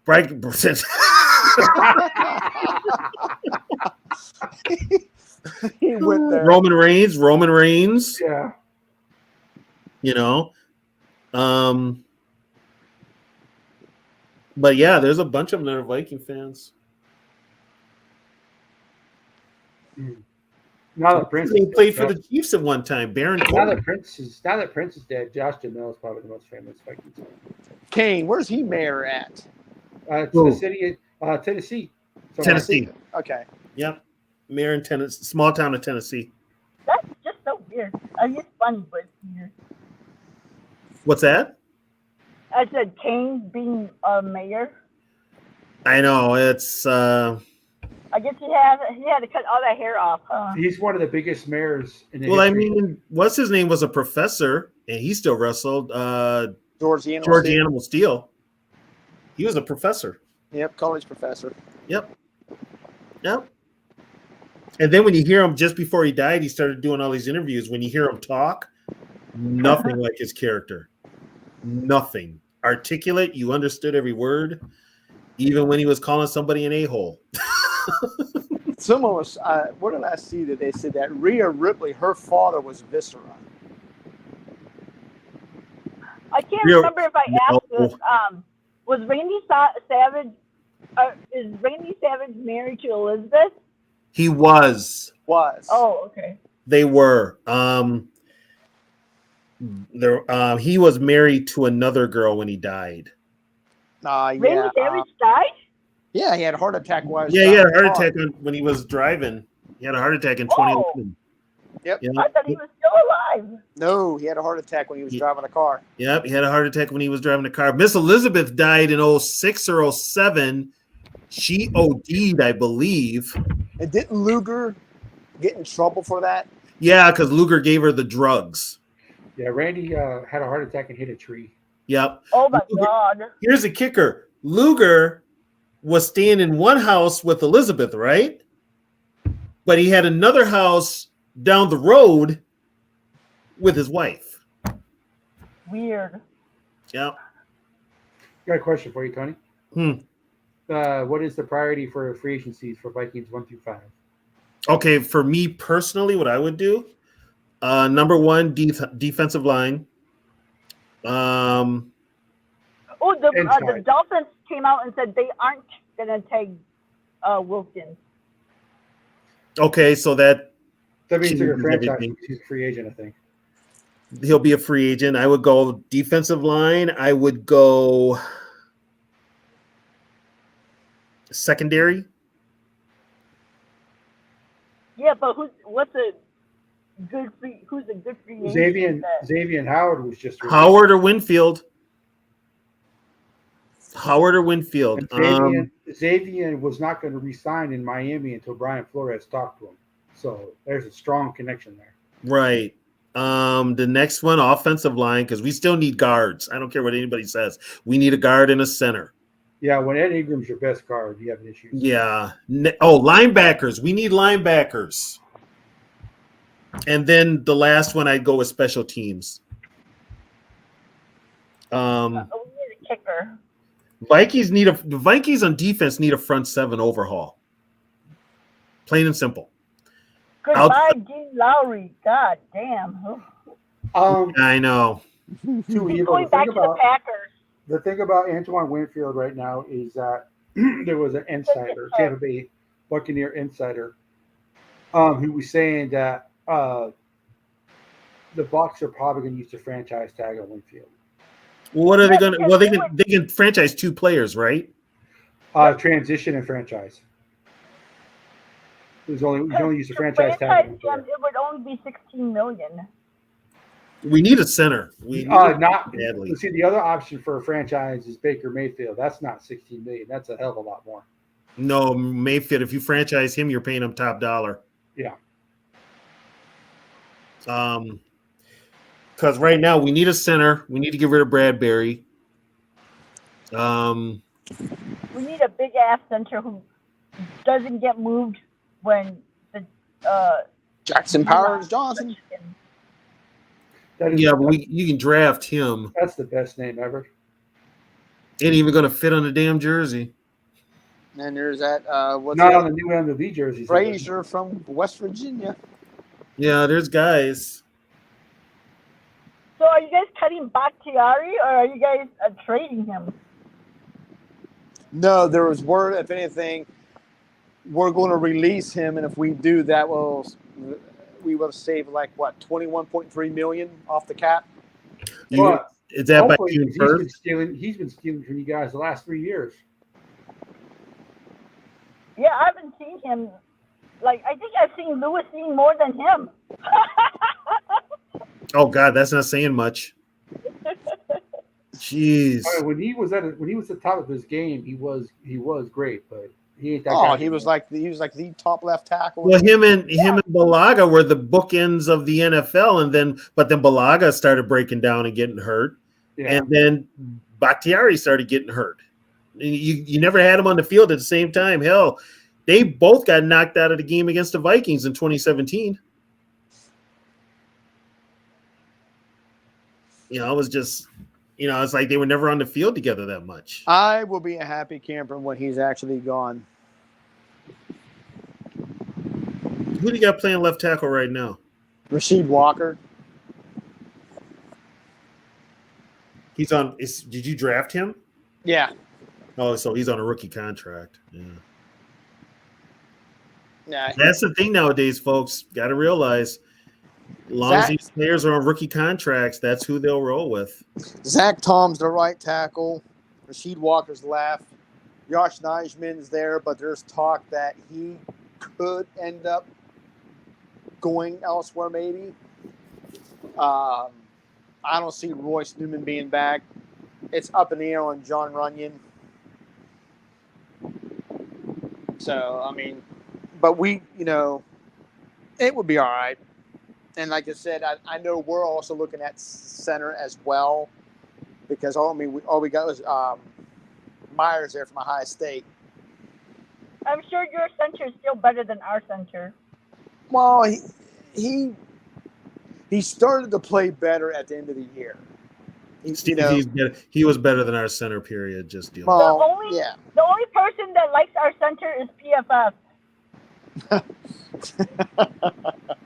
That PFF. I can't take them serious at all. Well, the problem with PFF is that it's taken as gospel, and it shouldn't be. What? Okay, but why does everybody live off of that? You know why it is? Because nowadays there's a lot of people. The NFL is hiring a lot of people with no football background at all, right? They're going by what they read in Pro Football Focus because they don't know football themselves. Okay, okay. Okay, your eyes will tell you something different than what PFF tells you. Like right. PFF will have a guy who had 12 tackles, a sack, 3 tackles for loss, a pass breakup, and he'll get a 60 rating. You'll see a guy get beat for 3 touchdowns, and they give him like a 90 rating. Right, but you mean like Garrett Bradbury? And they hate Daniil Hunter. Mm-hmm. Well, when Garrett Bradbury, he gives up 3 sacks, gets knocked around the field, but yet he's the highest rated Viking offensive lineman in a game at an 80-something. Well, and you have even injured Darisaw. Even injured Darisaw was still top 5 left tackle in giving up pressures. Well, like you said, so there was only 4 tackles. There was only 4 tackles had better numbers as far as giving up pressures and sacks than Darisaw, and Darisaw was hurt. But yet Bradbury gets better ratings than Darisaw. It makes no sense. Well, like you said, TB, these people have no knowledge of the game of football, and they act like the PFF is like the key thing to go by. Because most of those people that are in these positions are analytics people. We got one as a GM. So they're going by what other analytics are telling them. Their eyes, what they're seeing with their eyes is not the real story. To them, it's the numbers. See, because I never went by the PFF. PFF is just something that happened within the last, 7-8 years? Yeah. It's brand new. It's Right. not even proven. It's not even a science. It's just a bunch of geeks from Australia who decided to put together a bunch of numbers for football. Are they from Australia? I could never tell because like they sound like they're Well, from like England. It was started in Australia. Chris Collinsworth bought it and added a little bit to it, but yeah. Yeah, it's Australian. No, they sound they sound like Brits too though. Brits sound like Australians. Yeah. Yeah, the English accent. Yeah, they got that Like, accent. See, the problem with PFF is that they don't know, and this is another thing that Alex Boone hates. He hates PFF. He hates it I don't like it either. because Yeah. he's like PFF is wrong all the time. Too evil. PFF is wrong 90% of the time. Here's the thing. Alex Boone pretty much said, if you watch the last episode that they did, the online podcast, he talks about PFF. PFF doesn't know what the hell the play is supposed to do. They don't know what the hell the coaches are telling the players what to do in that play. They don't know the game. So PFF can look at the play and say, well, he missed the block. You don't know if that player was supposed to have that guy or if it was somebody else who was supposed to have him. That's Right. the problem with PFF. You know, if Alex Boone said, PFF says I have a low grade, but my coach told me I played the game the way I was supposed to. I did everything right. I don't give a fuck what PFF says. Right. That's the problem with PFF. They don't know what the hell the coach wants that play. They don't know the assignments that the coach has for that play. Yeah, right. Because I have never ever went by the PFF. I always, when I watch the player, and I just watch their performance. And I get on the you mentioned the GG boys earlier, Steve. I get on Yeah. them all the time because they go by PFF. I tell them all the time that PFF sucks. PFF is not proven. Right. Yeah. PFF is not a proven thing. They are using it like it's a standard. It's not a standard. It's a made up Yeah, scale. but you know why they use it? Because it's the only thing that's there. That's what Boone Well, like said. TB said, they don't have the knowledge of football. They have to go by the PFF because they don't know dick squat Right. shit. Exactly. Here's a problem with the NFL, and this is a problem with a lot of sports.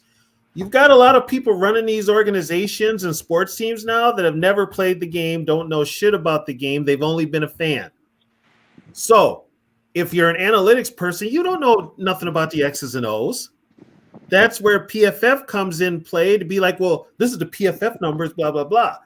I mean, you're watching the game. Did you not see the dude with the 90 rating get his ass kicked 4 or 5 times for 3 sacks and 6 pressures? Yeah. Did you not see that? And the thing that Alex Boone said was the reason why it's so followed is because it hasn't been done before. And there's hardly anybody who still does it today. He says the one thing that pisses him off is how NBC, when they do their broadcast, how Chris Collinsworth is able to use PFF because It's his. Because you'll see a rating, like you'll see a cornerback who's a starter for a team. Oh, he's rated 49th out of 51 quarterbacks. Well, as a fan, you see that and you're like, why the hell is he on the field? He sucks. But you know what that is? Right there, that's free advertising for Chris Collinsworth's company. Yeah. That's all that is free advertising. Yeah. Chris Collinsworth don't know shit about football either because, first of all, his ass was not that good as a wide receiver. He wasn't. Oh, I love He was not that good as a wide receiver. You remember that too, huh? Fuck. You're just saying that because he's a white receiver. No, I'm just kidding. I'm saying it because he sucked. I mean, because But don't you think it's funny though? Like when a receivers, like a white receiver comes out, they only compare him to other white receivers. Well, who the fuck white did you compare him to? Fred Biletnikoff? Well, no, like this guy's a Wes Welker type. Like Well, here's the deal. Collinsworth came out in 81. And at that time, probably the best white receiver was Steve Largent. So he ain't going to hold the candle. He's going to hold the candle to Largent. Or would you say Largent was better than Allsworth? Better than who? Allsworth? Lance Allsworth? Who is the Hard to best say white because receiver? it's hard to say because I didn't see Allworth. When I saw Lance Allworth play, it was at the end of his career. Yeah. Who who is the best white receiver? The best white receiver besides Don Hudson? Well, I'm just okay. The days before color TV, Who are you asking? Elroy Hirsch and anybody that played with the Giants, not the Giants, but yeah, Frank Giver was a tailback. But you had Tom Fears with the Rams. If you're thinking of a white receiver for The best one was Fred Biletnikoff with the Raiders. if you're thinking of a white receiver for the Giants, JD, you're thinking of Phil McConkey. I'm not thinking about McConkey. I said before black and white, before color TV. Well, no, JTD says he was on the Giants, right? The white receiver. Yeah, he was a third wide receiver. Yeah. Would you guys say Christian McCaffrey is the best white running back? No, not even close. He's not even close. Hugh McInerney, John Riggins, John Riggins, Larry Zonka. Larry Zonka, Yeah, Yeah. I don't know. Jim I Taylor? don't know any other Jim white running Taylor? backs. Paul Hornung. Paul Hornan. I mean, most of your great running backs were white at one time. Night, Trisha. Hell, we even had one: Bill Brown and Dave Osborne. Night, Trisha. The only other white running back that I Yeah, remember baby. besides Christian McCaffrey was Toby Gerhardt. Oh, Toby, I won't fumble in college, but you get me to the pros, I'll fumble 3 times a game. Sure. Matt Shuey. Matsui? Oh, yeah. Craig James. Craig James. Yeah, Craig James. Craig James. He played at SMU with Dickerson. Mark Van Egan with the Raiders. The death penalty. Yeah, Mark Van Egan. I just saw Okay, a how moth about fly by best white corner? Oh, that's a long time ago. God damn. Seahorn. No, Seahorn was the last one. Yeah. Before him, corner. Well, hell, we had a good one, Bobby Bryant. Well, the guy from Iowa, but they're saying he's probably going to get moved to safety. Who? Oh, the dude from Iowa. Cooper Jacine, I think is that. They're gonna he's a corner. Yeah, he's a corner / safety, and also he's a hell of a punt returner. They're probably going to move him at safety in the NFL. Oh, here's one people forget about as a great white cornerback was Roger Worley. Played with the Cardinals. He was good. But most of the there's few and far between. Jason Seahorn was Why is actually. that? Is it because they're not as tall? No, I think it might be a footwork and speed. What was to be Pat honest Tillman? with you, I think it's the Tillman was technically a safety. I think it's Safety, the hip. okay. I think it's the hip movement. Yeah, it's a lot of it is footwork and hip movement. Yeah. I love Pat Tillman. Other than, I mean, most of your white guys are safeties. Yeah. Yeah. Well, most of them like to hit too. Yeah. So if you're physical, White guys are crazy when it comes to hitting. We like to hit it a lot more. yeah. Some white dudes are just out there. Okay, I'm just gonna put it out there. I admit it, man. They put the pads on, and oh my god, they turn in their head starts spinning, eyes rolling in the back of their head. They start talking in tongue, talk about how We had a killing safety on somebody. our team. The white safety we had on our team, his forehead would bleed after every game because back then we wore our helmets tight. It didn't come off all the time. Yeah, I'm gonna find out how he really pronounces his last name. who? Cooper DeJean. Is it DeJean or is it Dejan? No, he's white as DeJean. Yeah, but they where someone said that. Are you saying to like Dijon Mustard? Well, someone said that he's like, what was it, Hispanic or some type of French? Well, if his last name is Cooper DeJean, he's probably like from Louisiana. Oh, he's Cajun. Yeah. Oh, speaking of, do the Timberwolves win tonight? I don't know. What's that? You're gonna make me go to Twitter. No, because I mean that's why Stephen A. Smith was in town. Yeah, they were in town. He was the game didn't come on till 9. That's And great. my phone is about it was nationally televised. Hold on a minute, guys. I know the Wild won.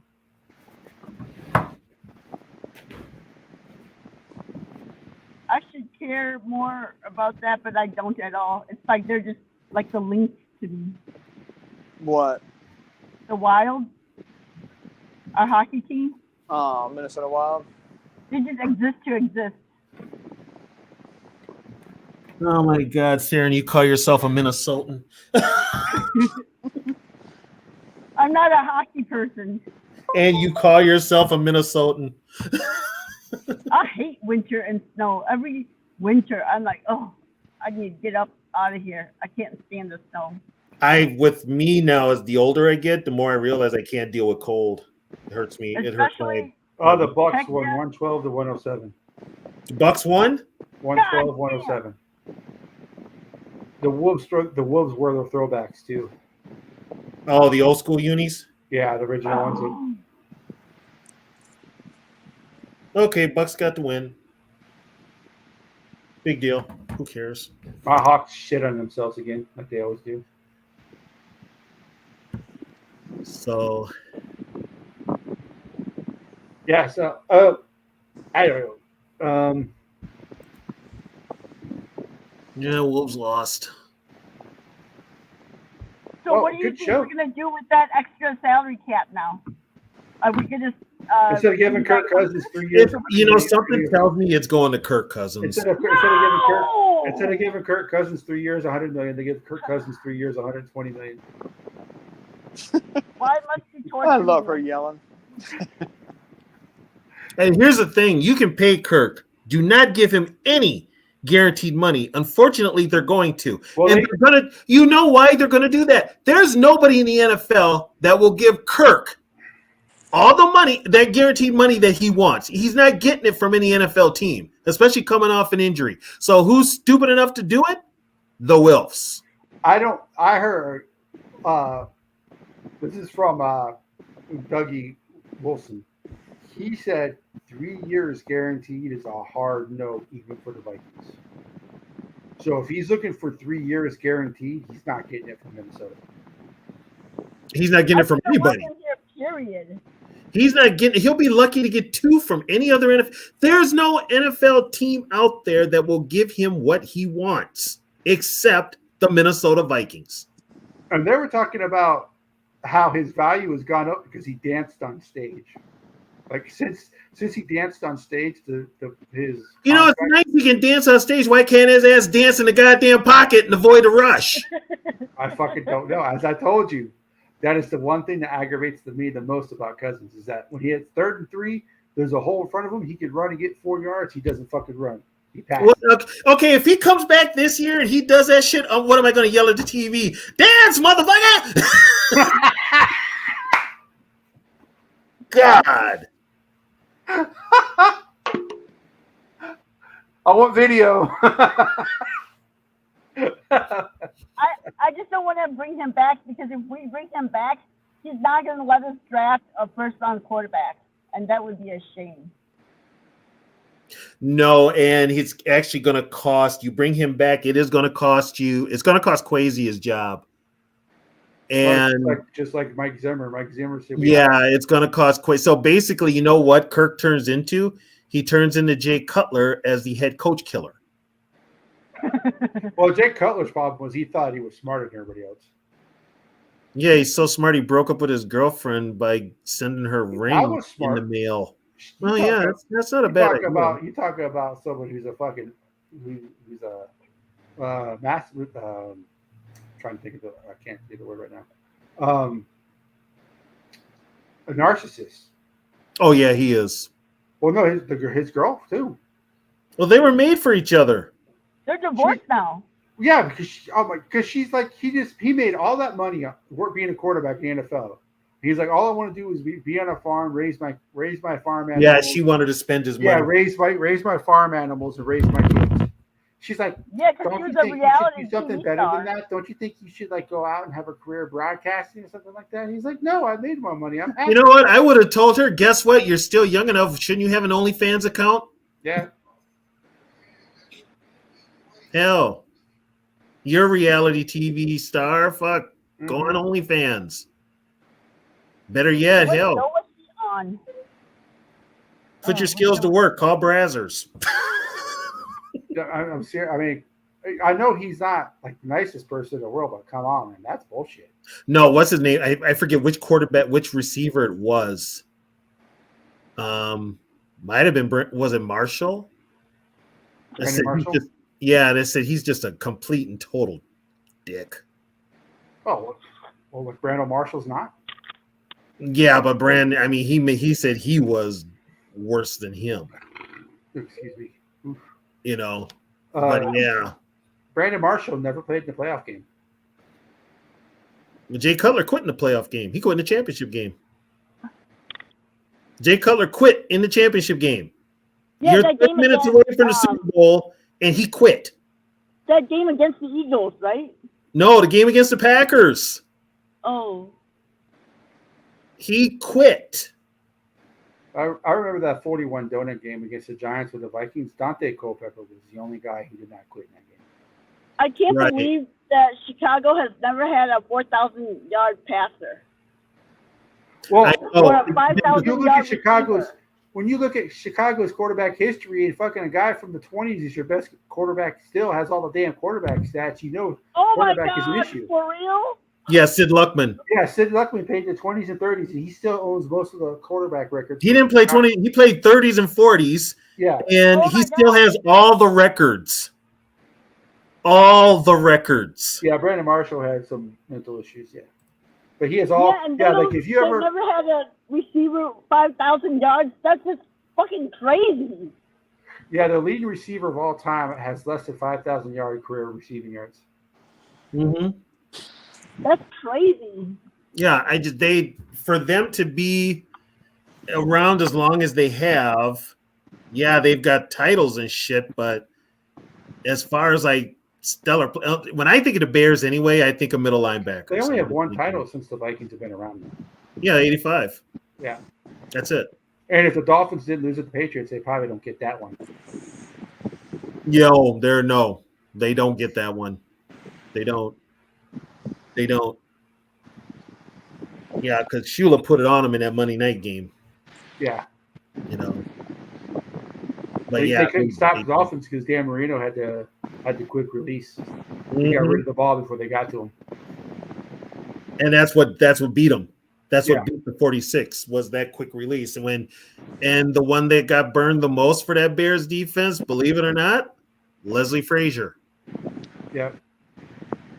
Jeff Fisher was a safety, right? Fisher was on IR. But he was a safety when he played, though, right? He's a corner, He was a corner? Okay. Where did Frazier play? cornerback. Yeah. Oh. He got hurt in the Super Bowl, and that's the last game he ever played. But Yeah. he did play in the Super Bowl. The Dolphins took the Patriots lightly in that championship game. That's the only reason they lost. Is they didn't think the Patriots, because living in Miami at the time and all the talk about the game and all that, just how they were talking before the game. They already had shirts printed up. Which was a mistake on their part because the Yep. week before, the Patriots beat the Raiders. Yeah. And after the game, Matt Millen punched who did he punch? The Patriots GM or the Patriot owner at the time? On the field, he punched him. I mean, Yeah. he threw a literal punch. Now, Jeff Fisher used to play in the NFL. Yeah, Jeff Fisher played in the NFL. Matter of fact, in college, Jeff Fisher was at USC in the same defensive backfield as Ronnie Lott, Joey Browner, Dennis Smith. They were all that was USC's defensive backfield, secondary. He played for the Raiders, right? Dennis Smith? Broncos or Broncos. Raiders, right? He went to the Broncos. Lott went to the 49ers and Raiders and Jets. That's right, because it was Smith and Atwater as safeties, right? Yep, Smith and Atwater. And then Joey was with us. Yeah. But yeah, he was he was a kick returner too. Fisher was. 40. He wore 49, right? Who? Fisher? No, Smith. Smith wore 49. Right, and Fisher wore 46, I think, right? 24. 24. Okay. Fisher was 24. Smith was 49. Joey was 47. Lott was 42. Yeah.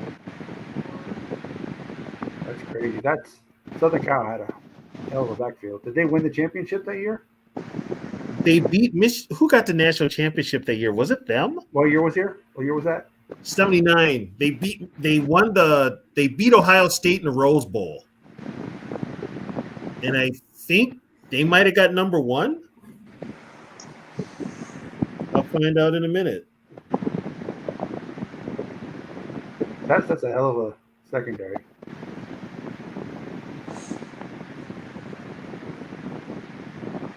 That was 79. Let's see.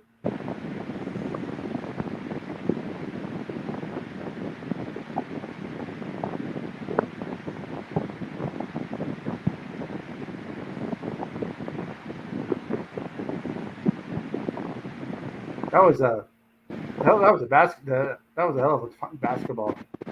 It was Alabama. Yeah. It was Alabama.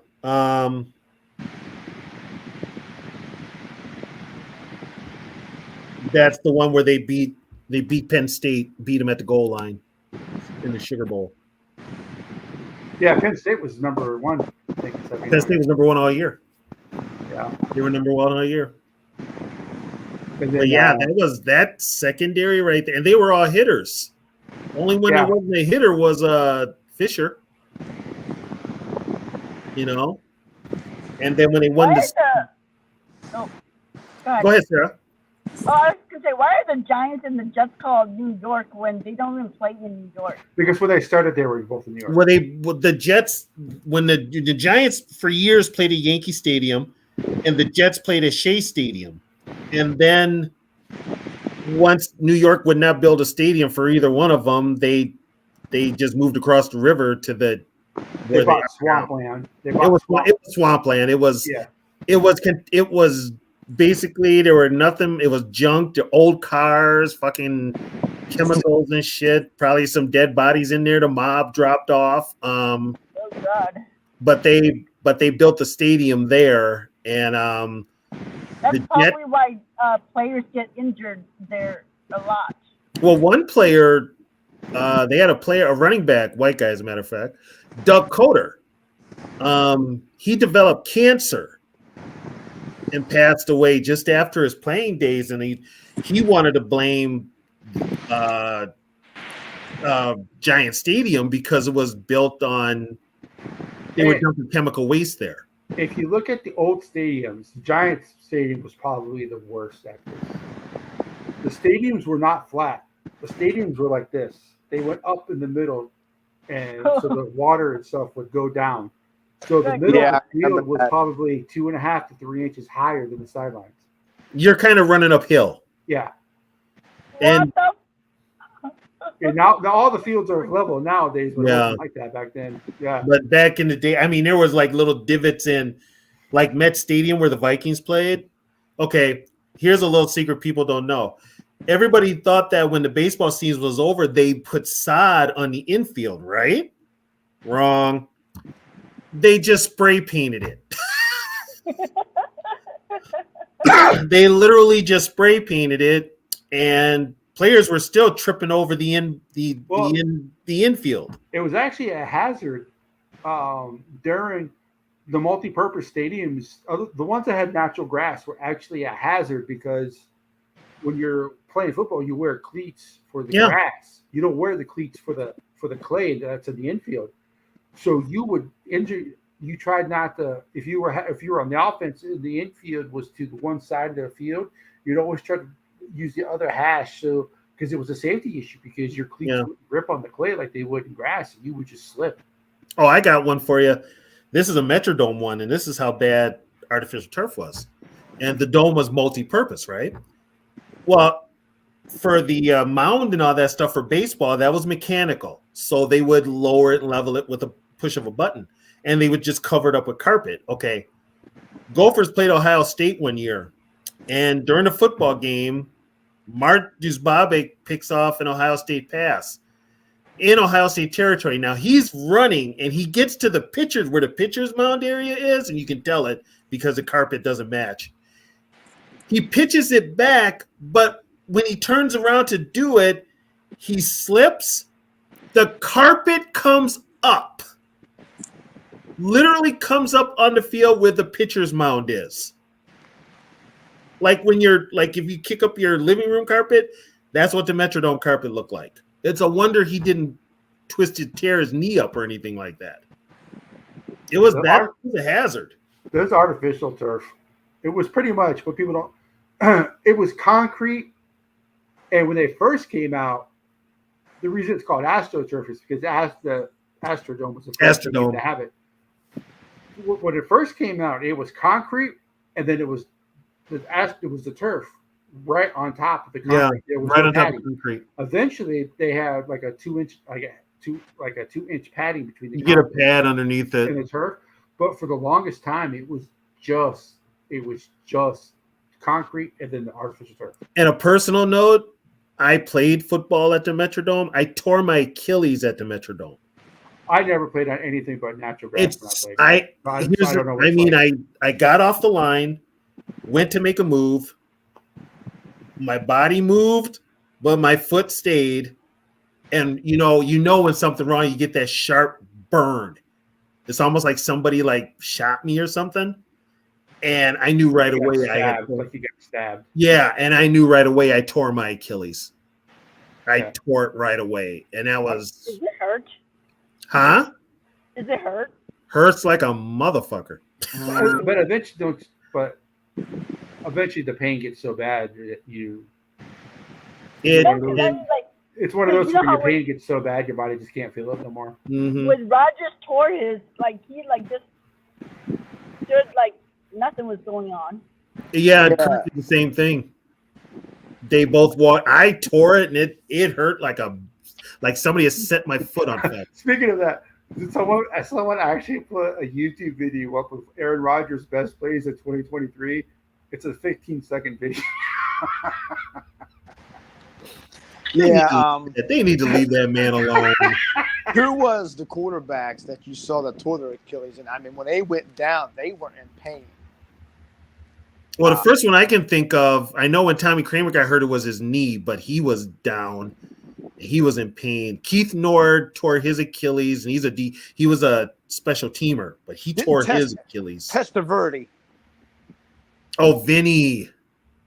I remember him going down, and he was for the Jets, and he played for the Jets, and he was in. Oh my God! You just saw him laying on the field in pain. What's his name? Tore his Achilles. LT. Ain't nobody had a leg injury like Mr. Theismann though. Well, yeah, like Joe Theismann, yeah.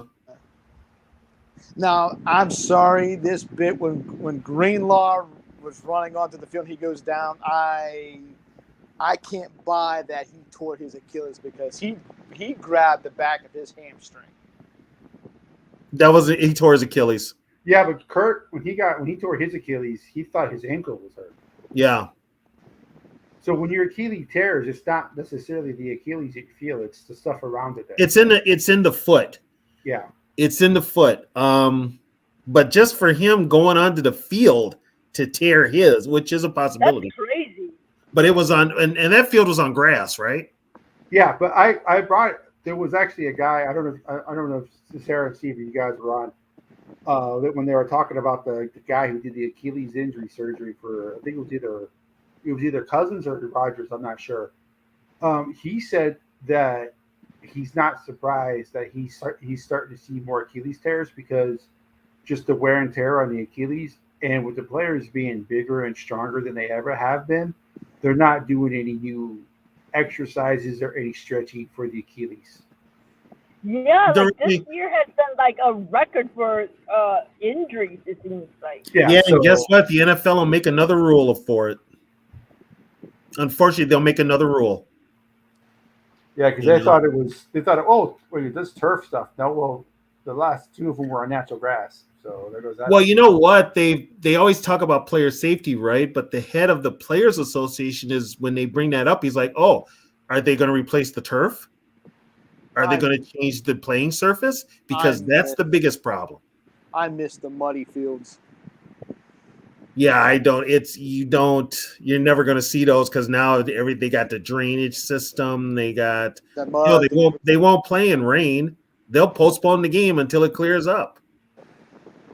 They barely want to play. I remember the Dolphins Steeler game in that monsoon that they played in. Oh yeah. I mean, there was like 3 or 4, like in the stands. The water was like this deep in the stands. Yeah, and guess Oh what? my They would have God. that game would have been called today. Wasn't there another one? Seattle and Kansas City back in the 80s. Well, they had the one in the 70s. It was Tampa Bay and Kansas City. Yeah. Well, this In one Tampa Bay, this it is- was a this 3-0 game. This is when I think Derek Thomas was still alive and he played for the Chiefs. Oh yeah, they got Seattle. pictures. Yeah, that's it was it Tampa Bay? Seattle. Seattle. It was Seattle. Yeah, that was at Riverfront or Arrowhead. Yeah, that was at Arrowhead. Did you see where this guy I watch here on YouTube? He brought up a thing again about apparently. If you tell me, Teeb, if you or Cash, if you know anything about this, because it was said long ago, but apparently now the Chiefs are. It's about them. They might have to change their name. No, they're not changing their name. Or whatever. I mean, well, this guy was talking about it again, and I guess I don't quote me on that, but I guess because, like, you know, they're not allowed to do the tomahawk chop anymore. They're not allowed wearing any of the Native American headdresses in the stadium and whatever. And something was just brought up again. I just saw a couple days ago. Well, the headdress thing I can kind of understand because to the Native American culture, that's sacred. Right. I can understand They that. need to just pick a damn animal for their mascot. Well, You know- here's the thing. Here's why Chiefs itself is not offensive, because you have chief of police, you get the fire chief. So Right, but for And the different, fact and that- different. I mean, put it this way: you know, the Native Americans weren't the only ones that have chiefs. There Yeah. were chiefs in Africa too, in different tribes. yeah. You had chiefs. Chiefs are a general name. America just figures when they think chiefs, they think Native American. Right. Well, number one, Kansas City, they stole that from Florida State anyway, just like the Atlanta Braves did. Yeah, because Kansas City was the Dallas Texans. Right. And then the Kansas City Chiefs with talking about the tomahawk chop, they stole that from Florida State, as did the Atlanta Braves. Yeah, so they're not going to change the name. And I've already explained why Washington changed their name. Right. I've already explained that. it. Yeah, you don't have that with. If the owners of the team now were the owners when it was called to change the team, they'd probably still be called the Redskins. Right. No, they would still be called the Redskins if Daniel Snyder wasn't such an asshole. Bottom line. He's got to be the worst owner ever. Yeah, bottom line, if Daniel Snyder wasn't an asshole, they would still be called the Redskins. I don't care what anybody says. But Daniel Snyder was shown to be such a racist prick that the NFL, and then when you threaten the other owners. Didn't he also get in trouble for like sexual assault charges? Yes, he was playing grab ass with the women in the office. Like he's another Vince McMahon. Yes, and guess what? Roger Goodell helped cover that up. This only Vince Wow. McMahon just wishes he had the money that Snyder does. Roger Goodell helped cover it up. The thing that got Snyder so much trouble was when he threatened to out the other owners, Mm-hmm. namely Jerry Jones. He was going to out them. And then they were like, you know what? We've got to get him out of here. He's gone. Did he steal? Well, and he stole too, right? Huh? Yeah, wasn't it something like he stole profits where he wasn't sharing it with the rest of the owners? Yeah, there was that too. He was stealing money. He wasn't giving the opposing team all their money What from a ticket creep. sales. And plus, here's the thing with the Washington team. They're trying to get a stadium in Washington, D.C. You've got to be on good grounds in order to get that. And Daniel Snyder was too polarizing of a jackass and an a-hole that nobody would want to do business with him. Well, When the namesake of the stadium decides to pull out from sponsorship, you got issues. there's rumors that the Jets actually want their own stadium in New Jersey. No, they want their own stadium in New York. They want it in New York. They're thinking if they build them a stadium, it would be in. Brooklyn. What did they say? Catch Brooklyn? Yeah, the Jets were trying to build a stadium in Manhattan. Manhattan. Yeah. Yeah. Yep. It would be Manhattan. a bitch to drive down there for a game, though. Ooh. Well, you know what though? New York's not as. I don't think New York is as crowded as it used to be. I don't think it is. I could be wrong, but I don't think it's not as crowded as it was. Yeah. I know they got a rat problem, but I will never bitch about our traffic jams ever again after being in California. you know why the traffic in the Twin Cities is so bad? Because we got dumbass drivers. Oh, can someone explain to me? That's the only. That's why. This is a serious question. Do people in Minnesota not use zippers? Well, if we did, What? be open all the time, and it would get kind of, when it gets cold, Because your privates would get cold. We'd have to zip it up. okay, Are you talking traffic? so I understand that. Okay, so Minnesotans know how a zipper works. Yeah. A zipper traffic works the exact same way. What's I the don't point? know why they can't get that down. It's Minnesota. That causes 90% of the traffic issues. No, When I drive, my what alter causes ego 90% of the problems, the issues, is the uninsured drivers who shouldn't be driving in the first place, and 70% of them don't have a license. They got a new car, but they don't have a license. You know what irritates me? You're driving and there's an accident on the other side of the freaking freeway where there's a fucking medium. Oh, the gawkers. Where's the worst Yes. driving up there at? The worst driving in Minnesota? Yeah. Well, it's not. I mean, the worst. If you hit the bottleneck in the Twin Cities during traffic, it could be bad, but it's not. Is the traffic bad? No, it's not. Bad. No. We just It's- have nothing idiot like- drivers. It's nothing like Houston rush hour traffic or Austin traffic. Right. Our rush hour lasts what, Sarah? 2 hours and it's over. If that.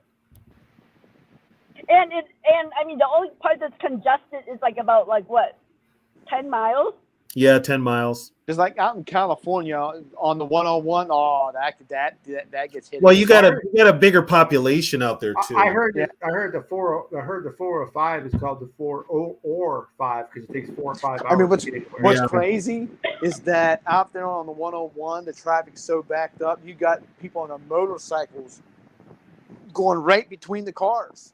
Well, it's legal in California. That's legal. Yeah, I It's mean, legal in California to solve the traffic problem that motorcycles can go in between the lanes. Yeah. We've got. Wait a minute. Now, Sarah, correct me on this. Don't we have what lanes do we have on the freeways? Just the bus lanes? Yep. That's it. Bus lanes. Yep. you guys have the carpool thing. Oh yeah, that too. Yeah, we do. We have that too. I don't know anybody who even carpools anymore. Put a Because mannequin I in the was, passenger. I was thinking, if I had my dog with me, could I use the carpool lane? Because technically there's two of us. Yeah, you could. I did it all the time when I had my dogs. Put a Now, is it- mannequin. Really? Yeah, I did it all the time. Is it big up there to where there's also a lot of taxis? The taxes up here are high. The only thing Taxis or taxes? taxes. No, taxis. Tax. No, everybody Ubers and Lyfts. Everybody Ubers. Ubers, okay. Yeah, everybody Ubers. The taxis are owned by most of the taxis are run by immigrants. The only people who really use taxis nowadays are like these corporations Yeah. who have a contract with a taxi. Yeah. Like in New York. Yeah. Mhm. So Well, they and have I use for me, I use a taxi for medical to go when I go to my doctor's appointments because I can do that. It works with my medical insurance. What about because buses? they pay for the taxi ride. Oh, we got buses up the buses up the wazoo up here.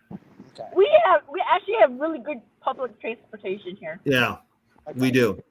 The cabs nowadays, and I hope nobody takes this the wrong way, they're usually driven by Akbar, Ahmad, and whatever his name is that I can't pronounce, but they drive the taxis. Where's the biggest airport up there?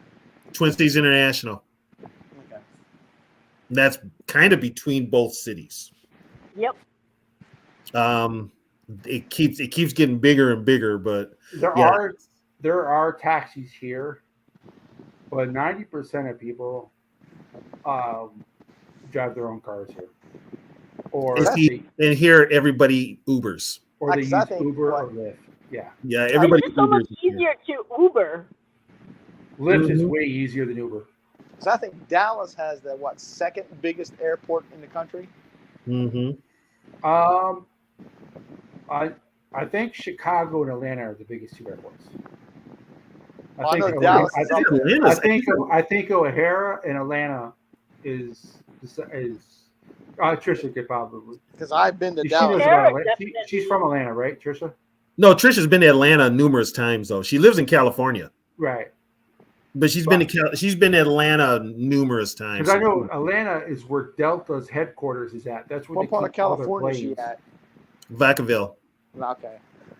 Because I got Is to. that south or? Yeah, and guess where Delta used to be? It used to be in Minneapolis. Where Here. the Vikings' current site is where the old Northwest Airlines headquarters used to be. Yeah, where the headquarters is, yeah. Yeah. And it's funny? The Wilfs bought that cheap. It was, the land was basically just It was empty for how many years? Because didn't that plane crash killed Northwest, right? That last plane crash they had killed them, I think, right? yeah. There was a plane crash here. Yeah, there was it was No, the airline. The airline. The airline had a crash. And but then they merged with Delta. And Yeah. Delta slowly changed their hub from Minneapolis to ATL. Yeah. And then that, which the old Northwest site was empty, and it was cheap, and the Wilfs got it cheap, and now that's another one where they are making a profit. Now, are you Is guys? that where TCO is now? Yeah, that's where TCO is. Yeah, Now, are you guys close to Mall of America? I'm not far from it. It's in Bloomington. Yeah. Mall of We're not America was far, built but on we're the not old Vet close. Stadium site. We're not close, but we're not far. I'm closer Yeah. to the Viking Stadium. I could literally walk there. That's how close I am. Oh, okay. And I'm not far from the Twin Stadium. So, but Mall of America is like, all our sporting venues. They're like right by each other, except for the Wild. yeah, the Wild ended up in Wow, St. had to be different. They got to play in St. Paul. Yeah, the Wild. Well, and what's his name did that? Norm Coleman. Yeah. They had to get rid of the Civic Center, which I saw more concerts there than anything. And they built Excel and they got the Wild. But Yeah, because Target Stadium, Target Field, and U.S. Bank, they're all within walking distance of each other. and if they're at like they're at like one end of downtown, so all you got to do is hop on the train to get to the other end. Yeah, the train will bring you to all three. Yep. We don't have stages. We don't have trains here. Yeah, we just got them. We've Like had the them for like the light rail. yeah. No, we just got it like 20 years ago. You're in San Antonio, right, Catch? Yeah. Okay, so okay. Yeah, I we love just the light rail. The buses run 24 hours, but there's no train. they used to have some buses run here 24 hours. Only problem was, especially when it was cold, the homeless would get on there and basically sleep. Yeah. Well, they do that on the light rail now. Yeah, they do that on the light rail now too. We really don't have that issue here. Oh, here's the bitch over where I live, Sarah. We got a tent city. It went up. They opened up a tent city right by an apartment complex. So basically, folks step out on their balcony, they're looking at a fucking tent city. Vacaville. Well, that's the one thing about living in San Antonio, man. As soon as tent city goes up, the city comes in and shuts that shit Well, down. these ones, I guess, were moved from one area. Now they've moved to this area, so it'll only be a matter of time till they're moved again. And if they keep going back to the same spot, if you're ever in San Antonio, you drive under an underpass, you'll see it. Chain link fence around, like you'll see like a whole open area, chain link fence. But every 11 inches or so, a little concrete, like a concrete spiky like pyramid thing. Well, they got it. And it just grows. once they, because I mean they got a set up over there. It looks like a tailgate thing, but it's not. They got tents set up. They've even got they're having fires over there. Somebody's got a propane tank for heat over there. I'm like, y'all. Yeah, there's people in Texas. I don't know if they have this in Minnesota, but in Texas, they have the interstate, and then they have a road next to it called frontage or the 410 or the I-35 access road. It runs parallel with the interstate. So you have the interstate here, and you have the road here, and there's a gap, and there's walls, and there's a gap.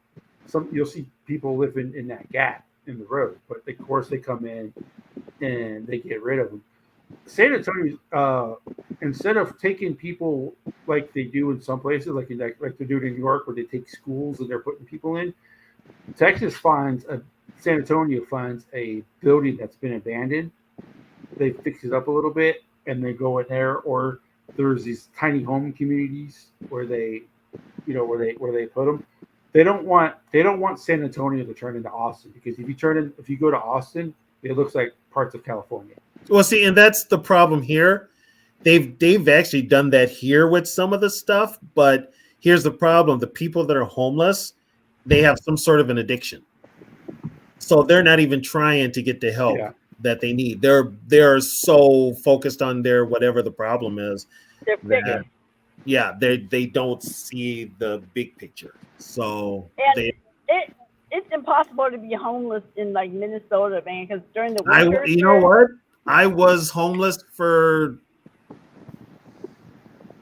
a year, and some people choose to be homeless too. I know that doesn't sound. There are some people that choose to be homeless. There are some that won't live up. Like, it's so cold here in the winters that it's like you would freeze to death sleeping outside. Yeah, and you know what? They've got their tents and everything. Them suckers are made up. I mean, it's. Well, I'll tell you what, it's bad in Los Angeles. Yeah. Oh yeah. Sunset Strip is really bad. I'm about 4.5 hours away from Houston. There are. We lived in Houston because we first moved to Texas. My wife was doing travel nursing, so we lived in Houston. We lived in Austin. We lived in San Antonio. I liked Houston. My wife didn't like it. It was too big of a city for her. Plus, it floods like crazy. Austin is by far the meanest, brutest, nastiest city in Texas. And then, of course, San Antonio, even though San Antonio is the seventh largest city in America, it feels like a small town, if that makes any sense. You live by Shawn Michaels? I don't know. I don't even know where he lives. He's San Antonio. He's got a big ranch. I live probably 15 minutes from Tommy. I think I live about 15 minutes from Tommy Lee Jones. San Antonio's that big that it can be a city and you can still have a ranch in the city? San Antonio. Yeah, San Antonio is. Has, in the city of Bexar County, where I live, it's a total of, I think it's 1.9 million people. And you don't feel claustrophobic at all. Now, up in Minneapolis or Minnesota, is there like really bad areas like you would not want to be caught in? I mean, for like in our terms, it's bad, but like I think like from people who are like from like the big cities, like it's not really. Does that make sense? Yeah, that makes sense. It doesn't matter what big city you live in. There's always one area that you should not belong to. Only place I won't go, and I've lived here all my life because I've had problems over there for years. East St. Paul. Yeah, I hate East St. Paul. I won't go to East St. Paul. Okay. I was born and raised in St. Paul. I'll barely go to St. Paul. I'm just going to be honest. The southwest side of San Antonio, you don't want to be there at nighttime. No, but I'm saying like our ghetto is so mild compared to like other big cities. Places. I mean, our ghetto looks like the suburbs. Our ghetto is not the typical ghetto. Yeah. Ours is like the MS-13 type of ghetto. And see where I live right now, I'm living in Minneapolis. and I live in an apartment, but it's like a bunch of row apartments, those old school brick apartments. And there's a big row of them, but it doesn't look like the ghetto. It doesn't look like the hood, put it that way. And there's a park across the street. It's, and that's probably, I think the worst is like deeper in South Minneapolis. Would you say that, Sarah? Yeah. Well, I mean, get this, like in St. Paul, right? You have like the richest neighborhood, and 2 blocks behind it is like the ghettoest part of St. Paul. Yeah. That's how weird it is. Yeah. And that would be like from like in East St. Paul to Maplewood, parts of Maplewood. There's Stuff 4. like, right, Sarah? Like there's like East St. Paul and right next to Maplewood. No, I'm talking about Summit and Selby. Oh God, yeah. And that was even bad when I grew up over there. It was really bad in the 70s. Though. Like Summit and Selby is separated by like just like the 2-3 blocks. Yet it's the richest part of St. Paul and like the poorest part of St. Paul. Yeah, and I grew up on St. Anthony, which is right off of 94 and Dale. Yeah, there's a. Yeah, it's just weird. I'm like, there's an invincible fence that when you cross into Summit, you get zapped. Yeah. Yeah, in San Antonio, there's 4 zip It's codes, just 4 weird cities. though that like they coexist like that, and they have been for like ever. Well, see here is where all the big houses are. Yeah, for here, because years ago, like where Interstate 94 is, that was a neighborhood and it was predominantly black. It was Rondo. And so when they got rid of Rondo, they displaced a lot of people. When they built 94, right? Yeah. Because they had to tear down to build 94, right? Yeah, they tore all that down to build 94. Yeah. There's 4 like really. You got the Dominion in San Antonio. That's where all the really, really, really, really rich people live. Like lawyers and like the Spurs players. That's where they live. Mm-hmm. See here, years ago, if you had money, like most of the Viking players, at one time lived in Edina, Minnesota, because that's where all the money was. That's where Ric Flair is from, Edina. Yeah. Then they moved to southern Minnesota. A lot of them lived in Lakeville. Matt Blair lived in Lakeville. And then like Eden Prairie, when they built the complex out there, all of a sudden Eden Prairie. So it was kind of dispersed, but there was now, where's TCO located? Egan is the new one. Eden Prairie, right? No, it's Egan. It's the new TCO's in Egan. Yep. The Eden Prairie by the airport. Yeah, the Eden Prairie complex, they sold it. Is it Eden Prairie considered upscale though? It used to be, yeah. Still is. Yep. Still is. But now it's Egan. Egan is kind of like taking that over. Yeah. But yeah, you guys were talking about like the rich neighborhood and the ghetto right next to it. That really doesn't exist here. Like like here. Like the northeast side where I live is like I'm not sure where the Dominion is. I think that's a little bit west. But Terrell Heights and Alamo Heights. Alamo Heights is where I live. And there's another one called Lincoln Heights. Those are probably the 4 most upper class areas to live in. And the areas surrounding those, they're not as like a house in the zip code I live in would probably be for like, I don't know, 330,000. You go across the interstate to the other side, same size house is about 200. Yes. It's just a change in the zip code, but it's not any less safe over there. If like you can walk down the sidewalk at this time of day and nothing's going to happen to you. But there's parts, the southwest side of San Antonio, inside the 410 loop, because 410 kind of does like a loop around San Antonio. It's like a big old loop. Anything inside that 410, especially on the southwest side, you don't want to be there at night. We don't have that. We don't really have that problem. Yeah.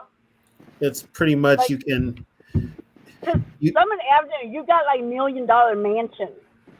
And then Yeah, those Selby old school Avenue, mansions. Yeah. Selby Avenue, it's like it's like I mean, it's supposed to be the bad part of a bad neighborhood, but I mean the houses are still nice. It's not You know? even. I think now it's cleaned up so much. Yeah. The worst part of St. Paul has got to be It's the east side now. it's the east side, Maryland Avenue, White Bear Avenue. Yeah. That's got to be those are the worst. But yeah, other than that, we Yeah, really like- don't have those issues. We do, but we don't. Yeah, like I mean, Frogtown is considered bad. You know. Yeah, Frogtown. I grew up in Frogtown. I'm like, Frogtown is right now. There's nothing going on over in Frogtown. There's actually Yeah. a city called Frogtown. Huh? No, it's an area dubbed it. It's dubbed Oh. Frogtown because years ago it used to be swampland. Are they really trying to change the name of Coon Rapids? No, Are they? no, I heard that. I thought I saw a rumor that they were trying to change the name. Of Coon no. Rapids. Why? It's named after a raccoon. So, well, I know. They're not going to change it. They're not going to change Coon Rapids. No, and if they were going to change Coon, I mean, yeah, I know what you're talking about. Right. No, they're not going to change Coon Rapids. So that's First just of all- more. Is that just Well, more there's people a like me city telling here people called what they should be offended Gaylord. by? Yeah, we got a town here called Gaylord. Is that offending somebody? Probably. People find anything to be offended about nowadays. I'm offended by St. Paul. There ain't no saints over in that damn town. Prince was a saint. What you talking about? I Prince sure is from wouldn't wanna Minneapolis. I know. I'm just saying. I sure wouldn't want to live in Well- Gaylord though, because I wouldn't be able to find a heterosexual guy at all. Well, you We're definitely- talking about Sarah. You're a dyke. Are you perfect? yeah. Jeez, make up your mind, woman. Well, Nah, San I like- Antonio is Saint Antonio, so there's that. We got goddamn missions here, so I think we're. We got like 6 missions within the city limits of San Antonio.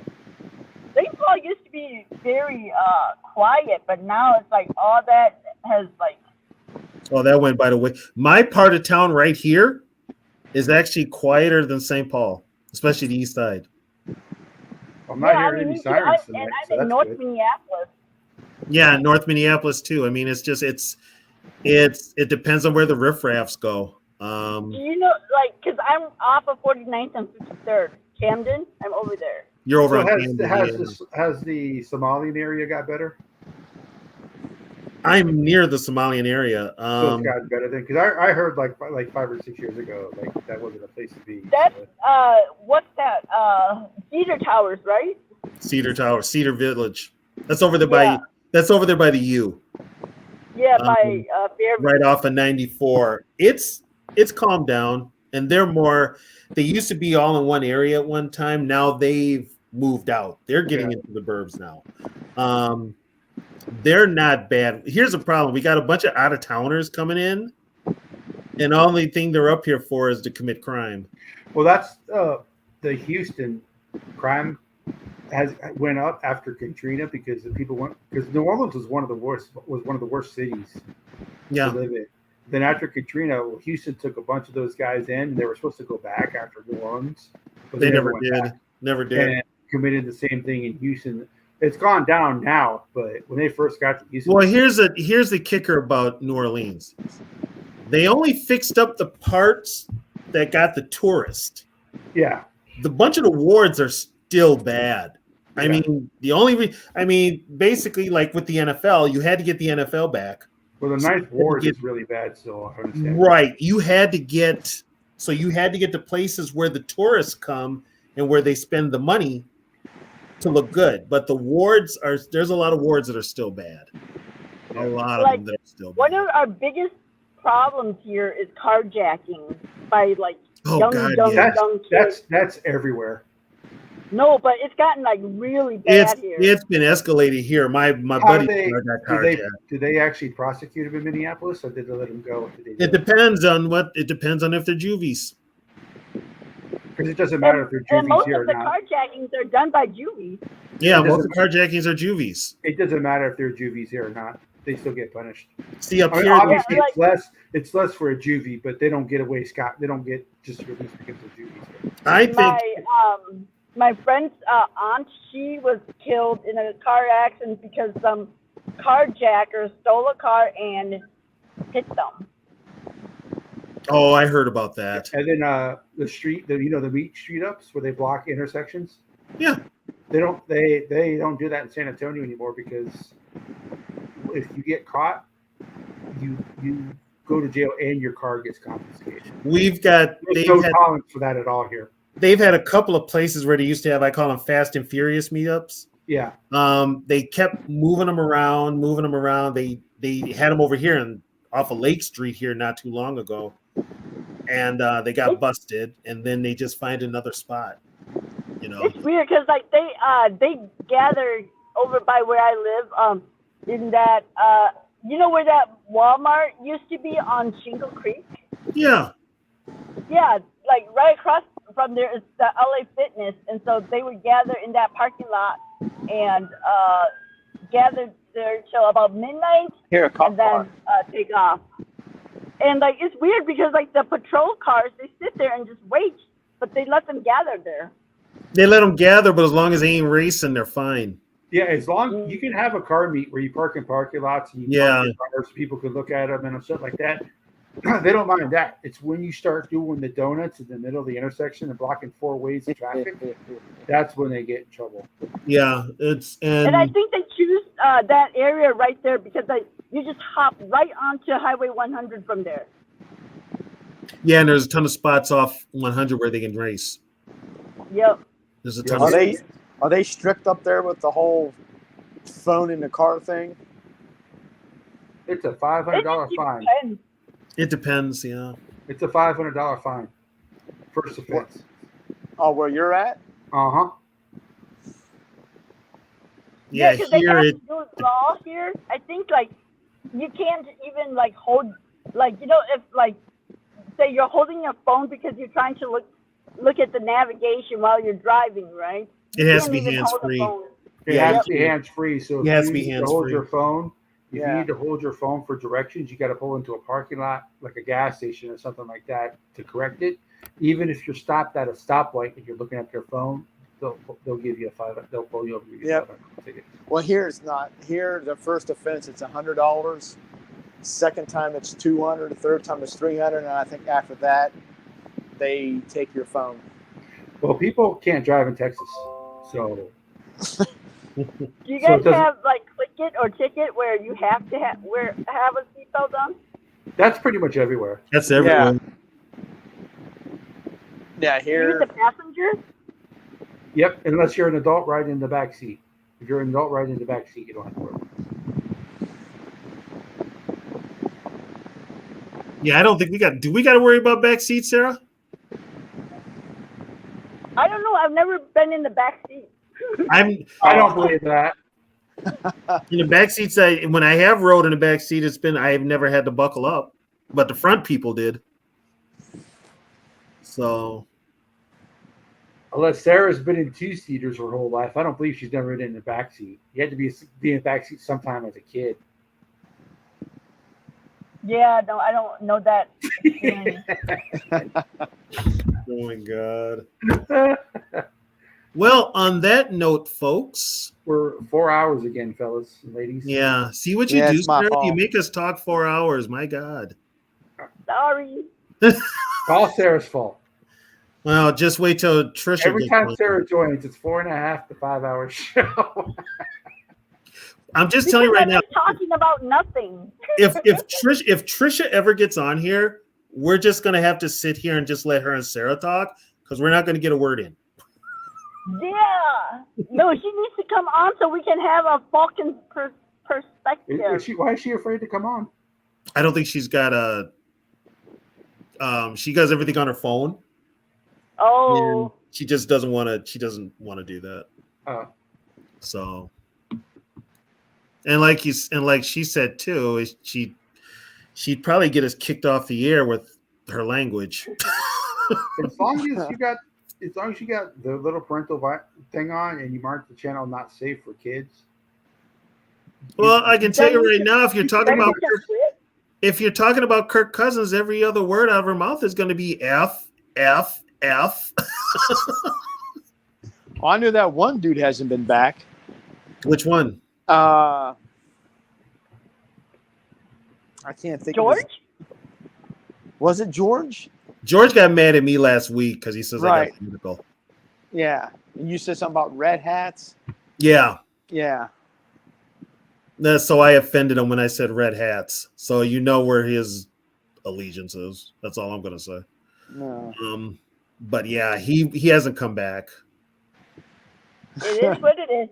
Yeah, I ain't And then, crying. we also had another guy tell us that our show is a perfect example of why there's too many podcasts. Our show is just stupid. Yeah, and I said thanks for he listening. listens to it. But he was here like most of the show.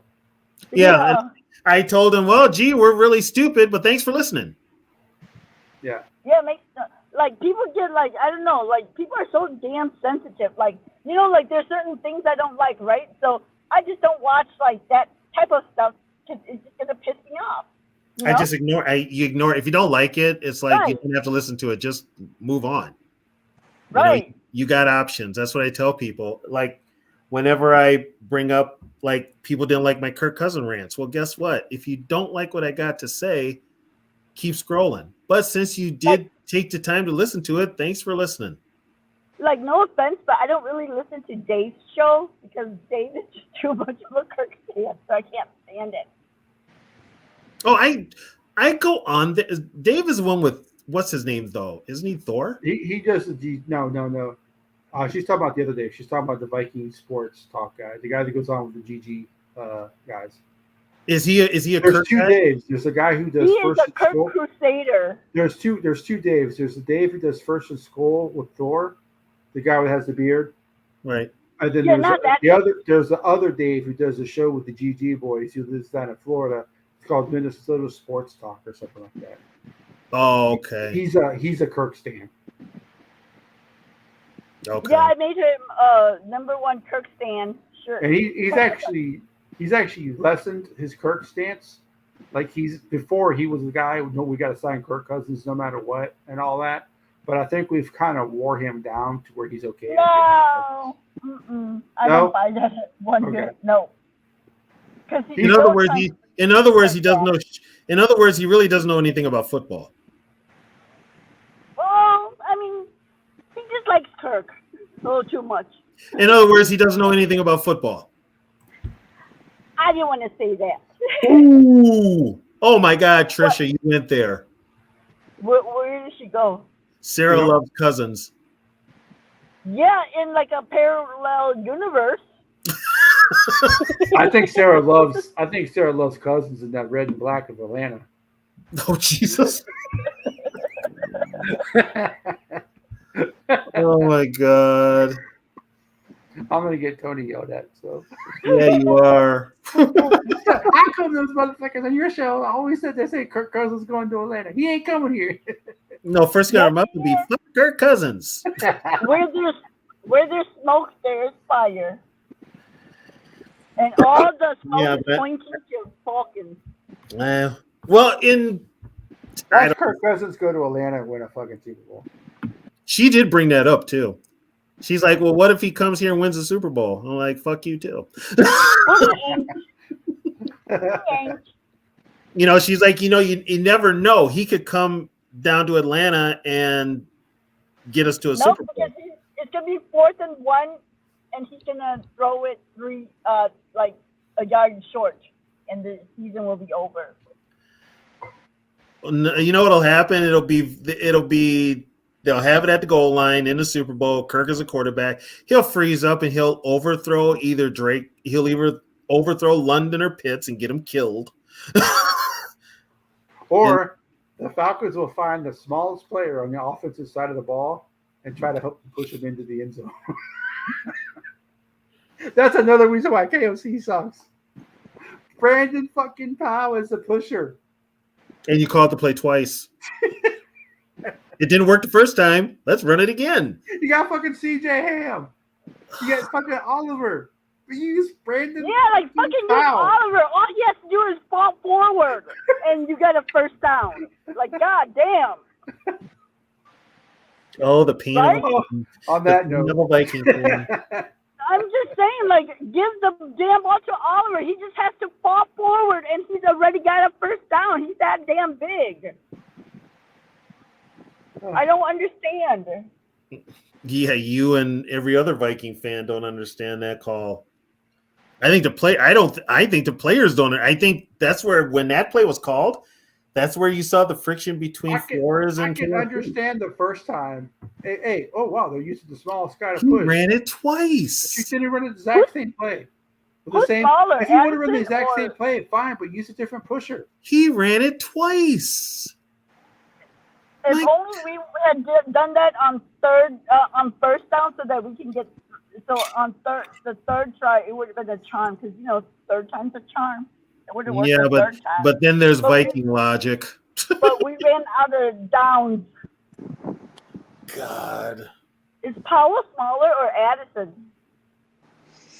Paul I think smaller than Powell Addison. Addison ain't gonna push anybody. My God, He'll get pushed out of Addison's the way. taller than Powell. he's taller than Paul, but he's not. I mean, They weigh about the same. yeah, oh God. And on that note, people, We might be on tomorrow night with Zoe. We're not sure yet, but not Thank sure you, yet. thank you everybody for joining. Steve, Sarah, thank you as usual. All the people in the chat, to Anytime. Evil, to Evil, JT, Trisha, Bob was here earlier. We appreciate everybody for joining as usual. Our next vintage, we'll get more into the history. We'll probably have a show set up. We just didn't. I didn't have internet for 2 days. Tony and I were Right. scrambling for a show. We just said, And hey, I let's just do figured- a poll. to let Yeah. people come on, ask their history questions. And we did talk about history some tonight. Yeah. So, thank you everybody for tuning in. Sarah, Steve, Trisha, love you, baby. JD, anybody So I we're missed? back at our normal time on Wednesday at 9:30. Right. Vikings, let's win this game.